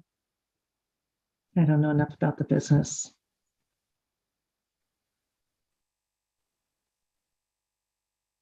You could always, if I'm. 90 would be fine. 90, Hill? Commissioner Hill? 90 is fine. Yeah. Commissioner Skinner, are you okay with 90? Okay. If it's not enough time, they could come back and we'll explain the waiver. Right. I move that in accordance with 205 CMR 202.033, that the commission issue a waiver through 90 days of starting tomorrow to all licensed sports wagering operators from the requirement outlined in 205 CMR 256.051, and that the edits that were made today in the previous vote as granting the waiver meets the requirements specified in 205 CMR 102.034 and is consistent with the purposes of General Laws Chapter 23N. Second. Any comments or edits? Commissioner O'Brien. Aye. Commissioner Hill. Aye. Commissioner Skinner. Aye. Commissioner Maynard. I vote yes, 5-0. Okay, Mina, we have you, and I thought it makes sense, Commissioner. I am not going to get to this conference today. Commissioner O'Brien, if we could just turn to Mina. My suggestion for number 11 is that we've had a chance to see the job description, that we actually take some more time. I need it to think about it. I don't know, but that's on with respect to number 11. I think number 10, Mina was going to offer some insights as to, from a legal perspective on permanent search, and then we go to the succession document. Although I think that, because that does require a little bit of discussion, I think. So if we could just hear from Mina first, Commissioner O'Brien, is that all right? That's fine. Okay, great. Thanks, Mina. Thank you, Madam Chair, and thank you, Commissioner O'Brien, for willingness to change the order around a little bit. So I think knowing that you will be taking further time at another point, it sounds like, Madam Chair, on the job description, Well, that's me asking, so I'll leave that to others. Okay, thank you. Fair enough. The reason I mention is that these are related issues, and there are a couple of issues to think about at some point, and they may be intertwined in some ways. I think, and I apologize in advance if some of this is maybe a little bit redundant with things you've heard from my colleague Dave Mackey in the past, but thinking about the selection process for the permanent executive director, what some of the legal requirements and options are. As I believe was discussed last time, and as you may be aware, under the open meeting law, there are a couple of restrictions on when the commission can go into executive session if it needs to review applicants for a position. In light of that, there is a carve out for screening committees under the open meeting law, to to allow public bodies, especially when searching for roles that are directly appointed by that public body, such as executive director, to be able to attract candidates of high quality, maintain confidentiality as needed. And these are all options. And so there are sort of pros and cons to weigh of how you go about designing a process that gives you the best pool of candidates possible. We've gone through this with other boards and committees, admittedly more often than not on the local level, but it's a very similar process and often for similar positions. And there's a couple of sort of frequently asked questions that we figured we would try to address up front. So first, there is an option under the open meeting law for one commissioner to essentially do all the preliminary screening on their own, or for a staff member do all preliminary screening on their own. That would not implicate the open meeting law at all, because you wouldn't have a body meeting or any deliberation. Of course, that creates the big disadvantage to that commissioner of all the work and the inability to talk to anybody else, including any other commissioner, about what they're seeing. So that is typically not what we advise. Instead, sort of a second approach is for sort of the other end of the spectrum, is for all applicants to be vetted by all of the commission. What that implies, unfortunately, is one, you would be, unless you're having a staff member or an outside search firm sort of make initial determinations to winnow the pile to a smaller amount, you would end up having to discuss every application publicly, because you wouldn't be under the screening exemption. So that is sort of the other end of the spectrum. It is sometimes something that is used when there is a clear set of a couple of candidates and there's no worries about confidentiality, and you're sort of kind of skipped to that step already. The in-between step that has a lot of variety in how exactly it's carried out would be a screening committee. A screening committee cannot include a quorum or more of the commission, so it can't be any more than 2 commissioners. However, I would note that a screening committee does not have to include any commissioners or 2. It could include 1, and it does not have to consist entirely of commissioners. A lot of screening committees, just as the one you're using for the interim position, in a lot of public bodies, will include other folks who might have particular knowledge on the position at issue, a particular amount of experience. Sometimes this may be less relevant for a state commission, but on the local level, they'll sometimes include citizen volunteers, et cetera, who might have time and availability to help with that process.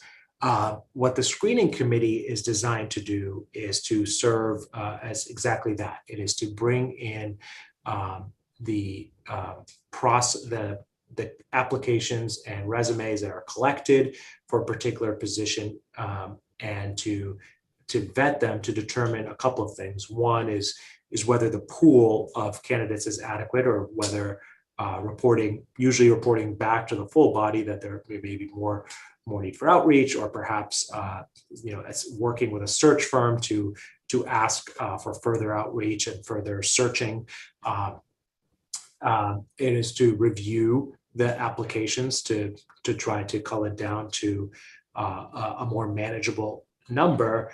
And then it is to recommend applicants, and that is the language within the open meeting law, multiple applicants for public interview by the full body that's ultimately making the appointment.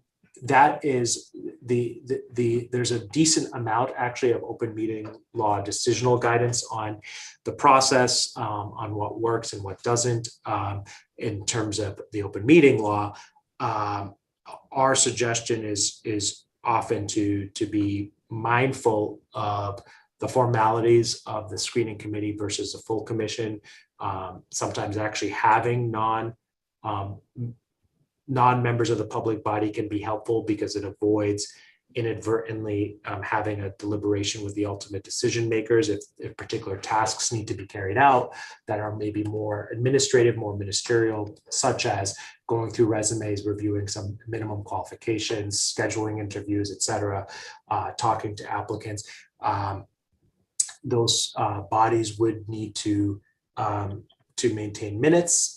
They would, be acting as you do when you go into executive session, when they go into executive session, opening in regular session, taking formal votes, et cetera. So that's sort of the general lay of the land. The question, one of the biggest questions I think is important for the commission to consider is and where we've seen the most successful of these screening committees is to give the screening committee, if you are to establish one, a clear charge of what their task will be and will not be. What I mean by that is, one, if they are being asked to hire a particular job, having that job description discussed and set in advance, which it looks like that's what your plan is a good idea. And also having an understanding of when they should be checking back in with the body and what the expectations are. While they are required to bring back multiple applicants, there can sometimes be different preferences for just what that means. At what stage of sort of winnowing, as I keep saying, I'll do apologies to potential future applicants, but that winnowing, do you want them to come back? Is it when it's down to, a top 2 or 3, or is it a sort of larger pool that would be interviewed? At least the desired, and sometimes that desire may not match the applicant pool, so you have to readjust, but it does help to have that set as much as possible upfront. I think that's probably as far as we can really go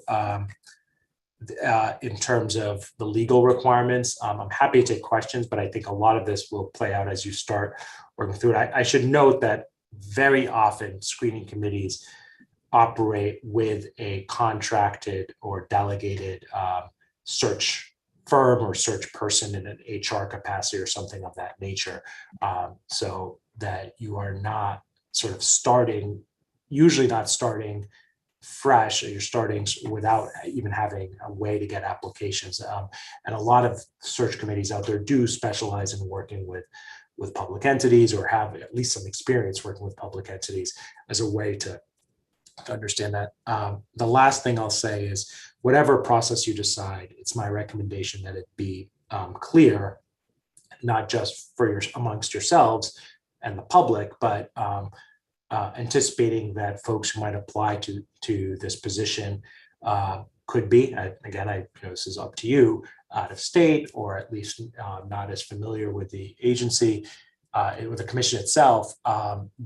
You want to make sure that they understand the process and what submitting an application will mean in terms of who's going to be reviewing in the first instance, and what the timeline might look like, and of course the potential that at the end of that process, if they're continue to be in the process and selected, that they may need to publicly interview for the position, and that the converse is true, that if they're not selected, that they should have some expectation that resumes, job applications, and their names would not become public record. Those maintain confidentiality, and the commission should make sure to do that as well.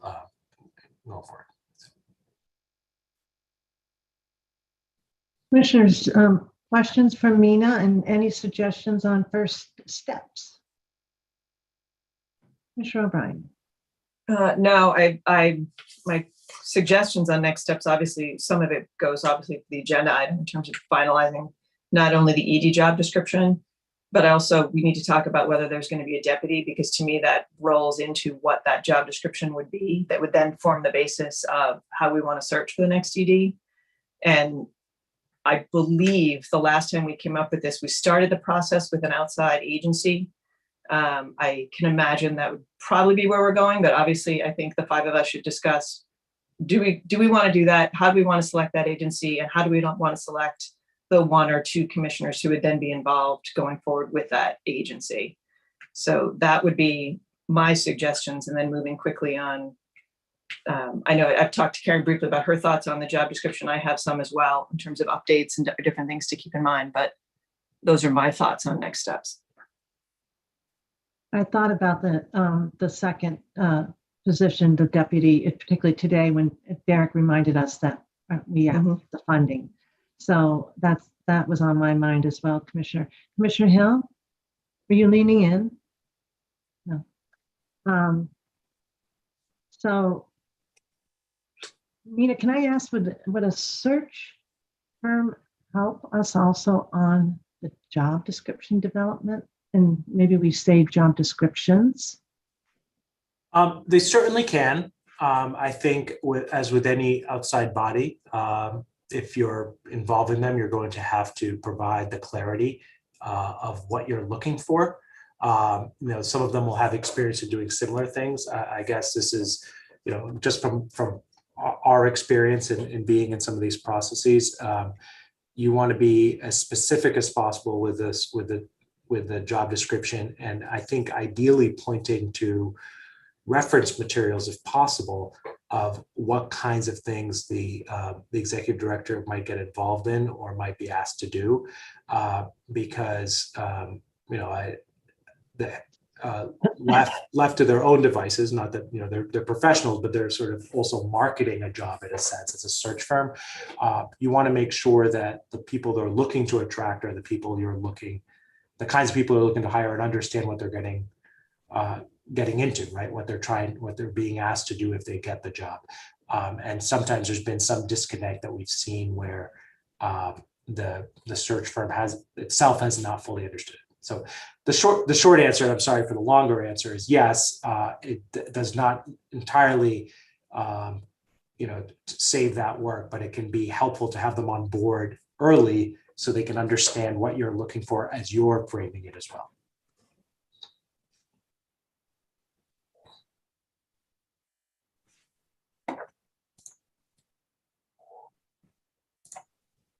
Other ideas, commissioners, thoughts, concerns? I think part of the discussion relative to the ED's role and any revisions to the job description, creation of the deputy director's role, and the creation of that job description should also include a review of commissioner roles and responsibilities, and specifically building off of the delegation of authority discussion we had earlier in creating efficiencies. I do think it's a good opportunity to assess and evaluate what's working now and what can be improved overall, to, I guess, get to a place where the agency is high functioning and we are utilizing the talent that we have before us, and allowing, at the end of the day, those individuals to be empowered to make decisions on behalf of the agency without a need to come before the commission so frequently and on so many different matters. So, I mean, I'm putting that out there. I want to take advantage of the opportunity, and I hope the time that we have now to engage in sort of a larger discussion around just tidying up some things in the way we do our work, in the way the executive director does his or her job, and in the way that the divisions do their work.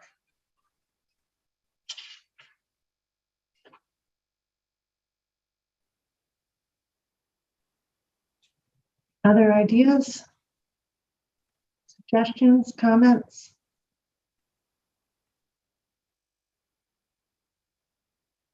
I'm digesting all this, Madam Chair, but I guess one of my big questions, Mina, I think I've heard the subcommittee that can be set up. How is all 5 of us can be involved in this process is something that I want to hear about. Sure. And so this is a tricky part under the open meeting law of exactly how to continue to keep the entire public body involved, because one of the limitations you have is you won't be able to discuss in executive session particular candidates until one final one is selected that you're negotiating. So things that we've seen that work on that front, Commissioner Hill, include having a process up front, for instance, about how that subcommittee is set up and is charged. That's sort of one of the ways that input kind of into the model could work up front. Throughout the process, you might have, and this is envisioning a significantly longer process than usually would be for an interim. You might have check-ins from the subcommittee or the screening committee. That's pretty typical. What they have to be careful about is to give sort of information about where they are in the process and what they're seeing. For instance, it's okay to say we're seeing a strong pool of candidates, or we think we ought to be distributing a little bit more in industry journals or something, right? You might have things like that being said, and to explain how how the next steps are likely to unfold in the timeline without discussing particular applicants at that point. It's also appropriate throughout the process, for instance, if there is feedback coming back through the search firm, for instance, that one of the questions they're getting from potential applicants, I'm not suggesting this is, I'm just using this as an example, but that many of the applicants they've reached out to expressed concern that the pay range was too low, to sort of say that is becoming a barrier, and whether the commission wants to reconsider that before continuing on the process. That may be something that comes up. You would want to be careful, and this is where the search committee working with the search firm and counsel, frankly, have to be careful to make sure that what's being conveyed isn't sort of pre-negotiation with a particular person if you're screening multiple people, but there are opportunities to sort of adjust how it's going without sort of interfering with the quality of the search process. So if I'm not part of the search committee, I will not know who has applied. I will not have an understanding from the search firm who has applied. I will have to take the word of the two that are on that committee, my fellow commissioners, that these are the finalists that we're presenting to you. Is that an accurate statement? Correct. Yeah, and that's why the alternatives really are, it's why I stressed 2 points earlier that, if you expect a very limited number of applications, there is a potential to vet all of them publicly, but then the applicants would have to know all their names might be out there. The flip side of that, or the sort of intermediate step, is trying to have a larger group of finalists. And that is really where some of this can be difficult, because you do have, you sort of won't necessarily know who else might have applied, but didn't make it through to the final step. So I'm very uncomfortable with that process. Can I just intervene, Commissioner Hill? I appreciate the discomfort. And just to clarify, the way to do all 5 is to have the applicants be vetted fully. I do want to point out that should we go with the screening committee, I will take myself out. So it will be among 4 to decide, which 2 or 1. So for the permanent search, if you go with a screening committee, I will step away from that. But otherwise, for all 5 of us to participate, it would have to be an open screening process and an open interview process. There's an option of not streaming, like we stream everything, but that would be a change in our transparency. And we probably want to do it in public so that anybody could come and listen. That would be an option I've heard from other commissions. But for the screening, it would be among the 4 of you to decide the 2. I'm going to share with you one thought And it's not going to be a very nice thought. So understand that as I'm telling you my view on this. I am not a big fan of search firms. I have seen many search firms work with different departments locally. And I have seen names come before boards of selectmen and others that would make you shake your head sometimes.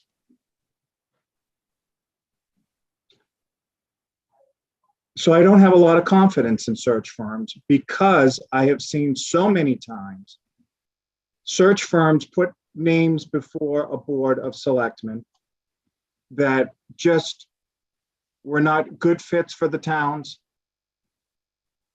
had histories of their own that if you had just Googled, you would have seen the search that they should have seen, but for whatever reason didn't come up with. And I'm just putting that out there as one individual. And I'm really, really uncomfortable not being part of a process, possibly not being part of a process. I said to you about a week ago that I had hoped that all 5 of us would be able to work together in picking our next executive director. I still feel that way. I, of course, will go whatever the majority of the board wants to do. But I wanted to share that with you because my experience with search firms has not been great. Thank you, Madam Chair. We wouldn't have to take that approach, right, Nina? We could use internal HR help, right? Yeah, correct. I want to be clear in case I wasn't earlier on that, Commissioner Hill, that the search firm piece is certainly not a legal requirement and not necessarily, I'll just be completely candid myself, not necessarily a recommendation from myself either for those reasons. If you are going to have a search firm, it's why I would advocate working very closely with them and making sure that they fully understand what you're looking for and what messaging they're putting out there, because I have seen some of the same things Commissioner Hill's alluding to, where the folks might have been a good fit elsewhere, but not necessarily a good fit for where they were searching for. So I definitely respect that opinion. The part that is legally that is also legally required is that the final decision does have to be made by the 5 of you as a group, subject to whatever recusals might need to happen if somebody knows some, if it's if the executive director is known somebody.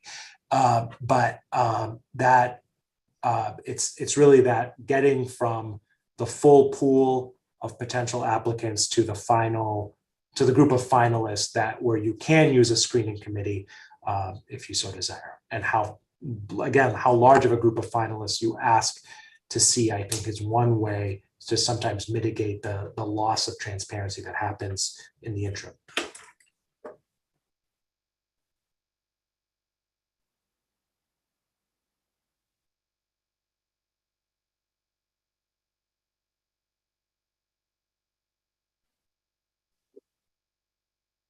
So next steps or other ideas.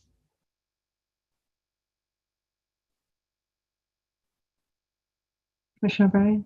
I mean, I think we need to finalize the job description. We need to come to a consensus on that. I think we should have a ballpark understanding of what we think the deputy or assistant executive director is going to be, because ultimately whoever the ED is going to be the one hiring that person. I mean, obviously we're not going to want to bring that person in until we bring in an ED. So I think first order of business is making sure, talking to Karen, talking to staff about what we need as an ED, what's the job description, and us coming to a consensus on that and then process.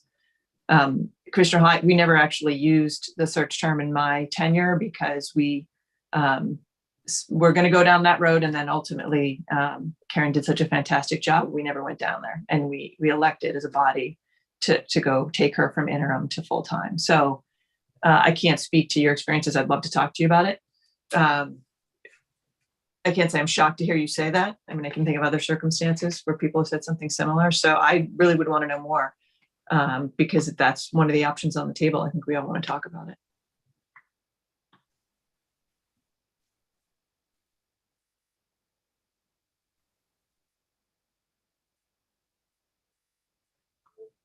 So if I could just ask, Madam Chair, what would be the timeline to get the information on the job description? When do we need to start this? As an open meeting law issue, we have the job description.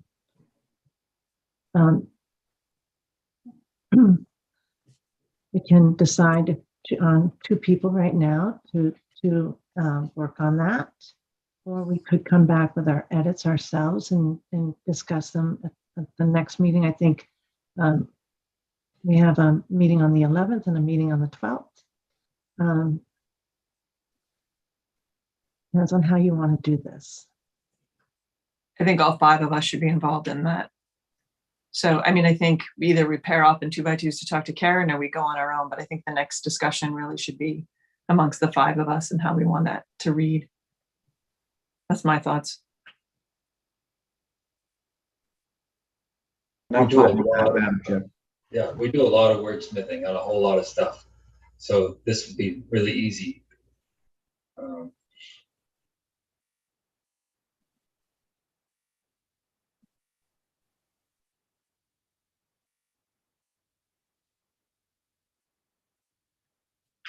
So I guess we have to look at the agendas for the 11th and the 12th and see where we can slot it in, right?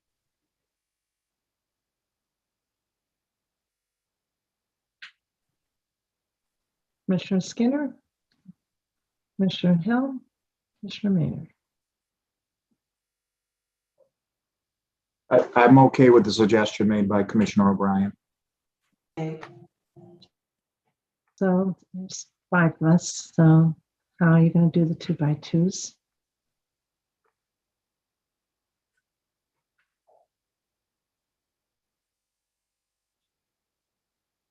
I think the other suggestion Commissioner O'Brien made was just to, make our own suggestions and then circulate them in a public meeting or discuss them as well. I think, so she had suggested 2x2s with Karen. Well, it might be if it turns out that way, the 2 of us reach her at the same time, then those would be the 2 for that purpose, Right. obviously. Want to make sure that no one cares about which 2 and which 2.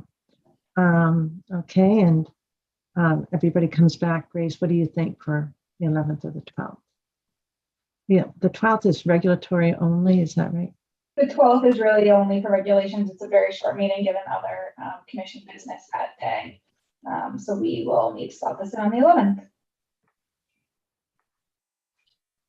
So for the 11th, would it work? Or should we do the 12th? Should we add? I don't remember if that's on. I would say the 12th selfishly, just because I'm on vacation next week. So if we have the meeting on the 11th, that only gives me tomorrow and the 10th. Outside of that, I'll probably have to call you, Karen, before that, obviously, given your departure date. But I don't know if we can put it on after the regulations on the 12th.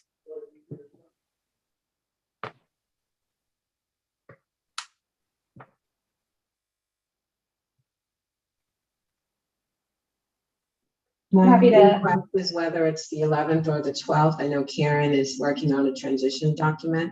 I would hope that we would have the benefit of reviewing that before the meeting to discuss the job description.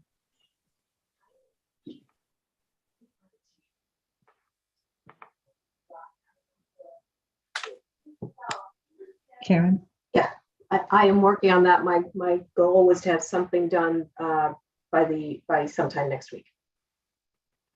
Don't mean to put you on the spot or add any pressure. Oh, it's fine. I am stretched, but it's normal protocol, the transition.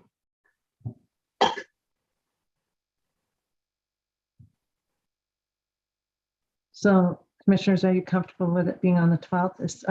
Is there a deadline for certain scheduling issues on Grace? Is that what I heard for the 12th? Do some people have hard stop?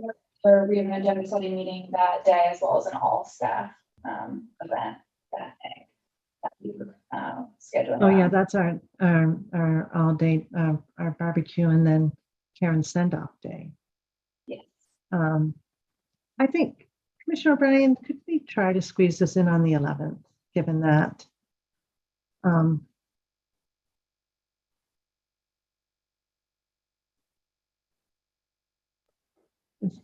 We can put it on for the 11th, and if we're not done, we'll roll it over to finish it on the 12th, but we can try for the 11th. Because the 11th is more of a regular meeting. I'm trying to make the 12th a little bit special. Grace, how late would the 11th be then? I'm still receiving agenda items for that, so I'll have to go back and time it out, but we should be fine to add it on for a regular meeting. We're receiving agenda items like from, yeah, so team members are asking to be in front of the meeting, right? Yes, for the most part, they have been discussed at agenda setting. We're just finalizing what those items. Okay. Thanks. So we'll see if all those things have to go in front of the commission that day, and we'll prioritize this. How's that sound? Sounds good. Okay. Karen, you can help me with that for the 11th, and then the 12th will be just as we planned for regs only. Yeah, absolutely. And then that nice barbecue. Okay. Thanks, Commissioner O'Brien. Okay. Anything else? The only thing, this is more a commissioner update, but before Mina disappears on us, I watched the streaming of the screening committee on Monday, and Commissioner Skinner had asked some questions about process and sort of how things had unfolded. I had the same questions myself, and I had asked Mina if the information is anonymized, whether that's something that I might be able and the other commissioners might be able to get, and he indicated that that would in fact be appropriate. So I wanted to voice that request publicly, that the answers to Commissioner Skinner's, to the extent they're anonymized and appropriate to give to the other three of us, that be done. I'm not following, so I wasn't part of the conversation. I don't know if the other commissioners need to be. Commissioner O'Brien, I'm not, are you suggesting? This is what Commissioner Skinner asked some commissioners, questions about how certain people were approached. How did they indicate preference for the interim position, that sort of thing. And I whether it was discussed in executive session or not, I don't know. Obviously, I only saw the public part of it. And I had called you earlier to ask how much of that, if any of it, would be accessible to the other three of us. Obviously, understanding it would need to be anonymized. We're not allowed to see, obviously, who the people are, et cetera. That would sort of run afoul of the whole purpose of the screening committee. Correct. Yes. No. So I think, Madam Chair, I think what Commissioner O'Brien, and tell me if I'm not stating this correctly, was referring to our Commissioner Skinner's questions during the screening committee open session about the process to identify the pool of candidates for the interim, not specifically who was identified or how they were reached. And the reason Commissioner O'Brien reached out was to seek advice on whether that's an appropriate topic for a public session. My answer is, that at that level of detail, yes. However, it obviously would depend on whether it's also properly noticed for a particular meeting. So it may not be. I don't think you were asking for answers today, unless I'm mistaken. Correct.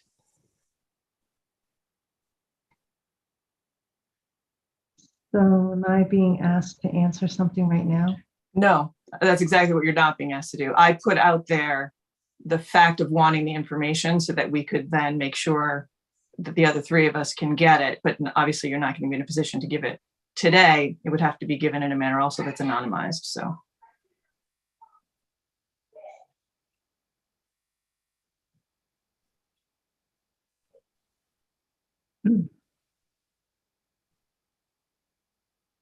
Mina, am I being asked to say what I did without giving any names right now? I don't think you're being asked right now, but when would I be answering it? Because there's no mystery.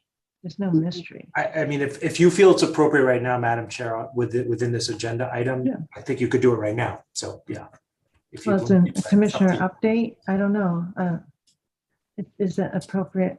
Do I need to mark it up for another time? I think it's, if it's since we do have marked up the ED process and this came up as a commissioner update as well, I think it is okay to do that now, but I defer to you whether you'd rather mark it up at a later time. I didn't want to put you on the spot, which was part of my answer before. Well, thank you. I appreciate no one wants to be put on the spot, but I don't feel that way, so thank you. To be clear, I did not formalize a process. I did what I did when the last executive director gave notice. I did something that any commissioner could have done. I did do it as in my role, as I perceive my role as chair, and my responsibilities by statute. But I also wouldn't have been surprised, and I think probably some of you did do some of this. But I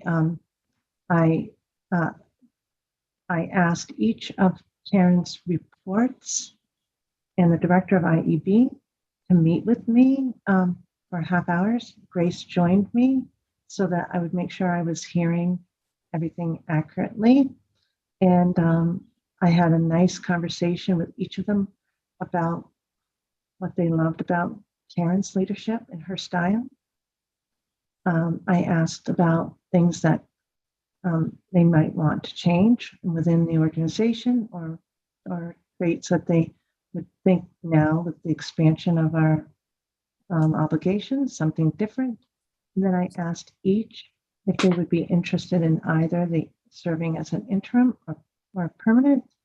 And it was a nice conversation. It was a very nice conversation. And from that, I learned that we did have individuals who were willing to step up to that position and for the interim. Is that fair, Mina? Absolutely, from my perspective, yeah, I think that's at the right level of detail. But I did not know it to be a particular process.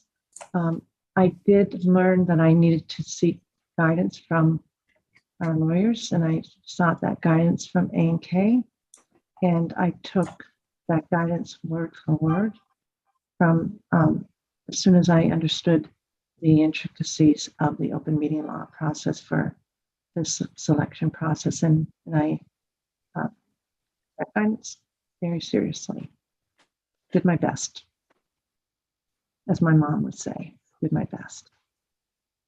So I would ask as part of this process, I think another thing we need to add to our list is we're going to jump to the succession plan for the treasurer and the secretary, that we add discussion about succession plans for interim ED and that sort of thing. Because I do think going forward, if we all five have a clearer sense of how that's going to work, how interest in a position is going to be conveyed, that sort of thing, that should be added to our list of things to do as we look for the next ED and going forward.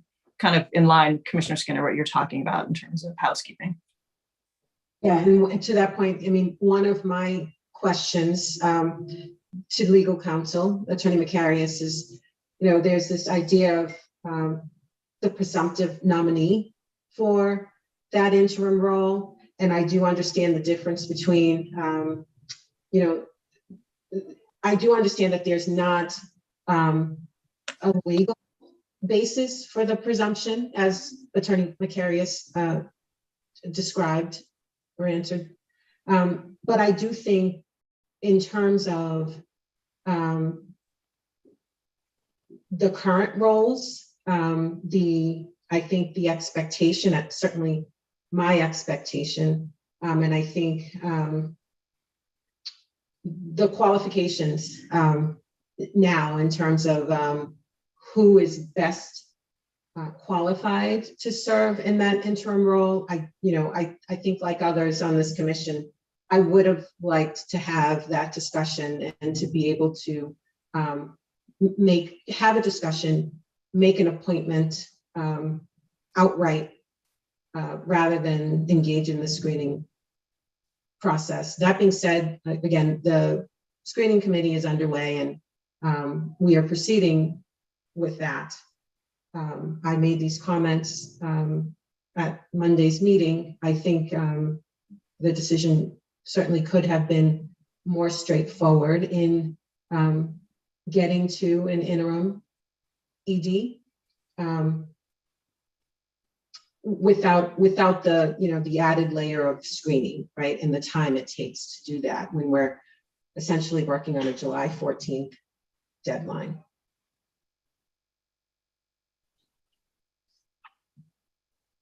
So to your point, I think it is a good idea to roll that discussion as to how this commission will appoint future interim executive directors as part of the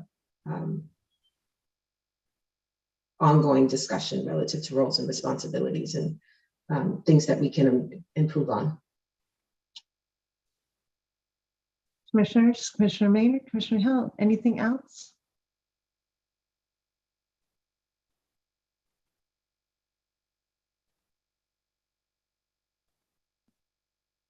Thinking, Commissioner Maynard, or are you saying no? I try not to think too hard. It makes my head hurt. No, I'm sitting here thinking that I agree that there should be a succession plan going forward. But otherwise, I'm fine with where we are. Commissioner Hill, all set? All set.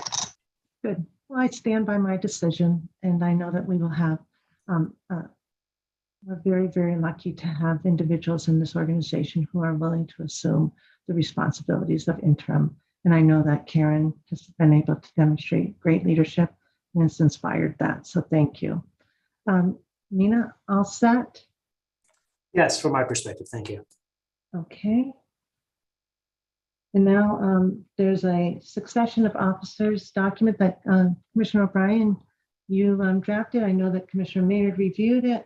There are options within this document for the election of treasurer and secretary.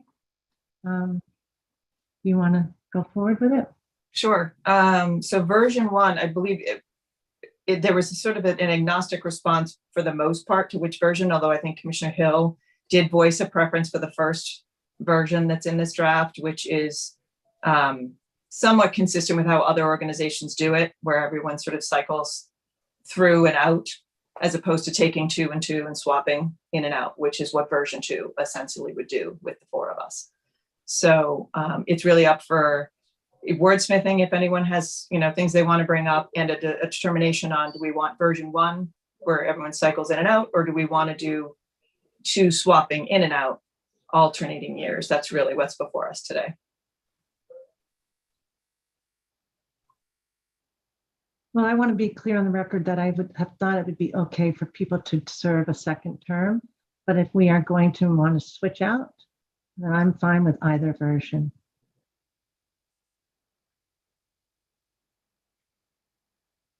Still a fan favorite of the first. I have a question. This might have been answered. I tend to jot down questions as I'm reading, but oftentimes learn the answer further down in the document. But if there are 2 commissioners, I guess, that meet the presumptive nominee criteria, how is it decided who takes which role?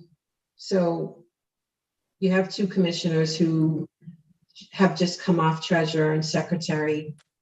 And then you have the 2 who didn't serve in an officer capacity stepping in as treasurer secretary. What determines which commissioner gets which office? It would be either in the first instance, you take whatever office you have yet to hold, or which other one you are temporarily furthest from. So if you most recently served as secretary, you would then go into treasurer, and vice versa. The idea being it then spreads out everyone's service in the officer positions as evenly as we can try to get it. What if both commissioners haven't served in either role ever? Then what decides? It would probably be based on whoever was first to arrive in the commission in that event, in all likelihood. So something like a seniority preference. That's how most agencies or organizations would handle it. Yes. Okay, and then the other question I have, so I think we don't need to go backwards, but that's in both scenarios, version 1 and version 2. I'm not a fan of asserting seniority, of commissioners asserting seniority, if you will, but I understand I guess it's a neutral enough way to make the decision without having to choose preferences. The other question I had is there the ability, I'm certain there must be, the ability for either commissioner to decline an office? There's nothing in this that would prohibit anyone from declining. That would be an individual commissioner choice. This is just the presumption for nominees. So if someone's nominated and they choose not to accept, that would be up to that particular commissioner. This doesn't deal with that. It only deals with who the presumptive nominee would be for discussion.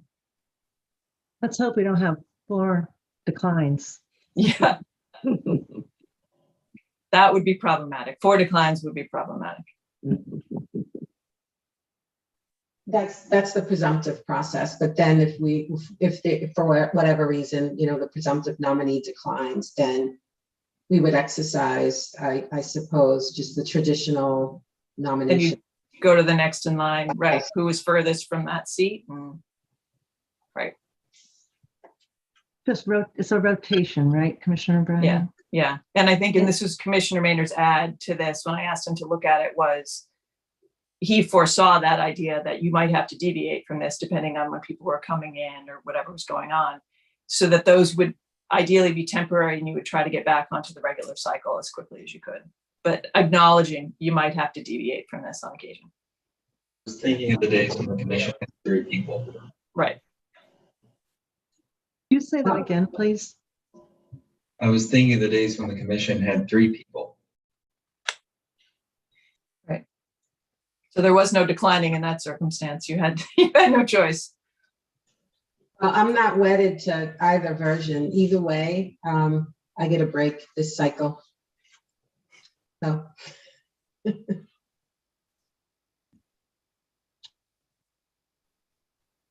So, I mean, it sounds like we have one preference for version 1. I'm fine with version 1. I don't know if, Commissioner Maynard, I don't know if you have a preference version 1 or 2 either.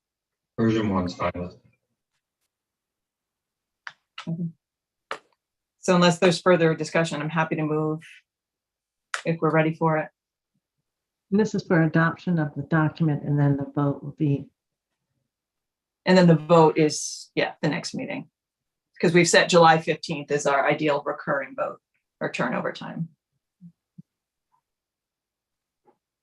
So I move that the commission approve the procedures for presumptive nominations and rotations of commissioner officer positions, and specifically adopt in the version 1 language as included in the commissioner's packet and discussed here today. Second. Any further discussion? Commissioner O'Brien. Aye. Commissioner Hill. Aye. Commissioner Skinner. Aye. Commissioner Maynard. And I vote yes. So 0. Great. Any other business? I'm going to go learn something for the last couple of hours of the conference. Everybody have a good day. Move to adjourn, Madam Chair. Oh, you beat me to it. Second. Okay, Commissioner O'Brien. Aye. Commissioner Hill. Aye. Commissioner Skinner. Aye. Commissioner Maynard. Aye. I vote yes. Thanks, everyone.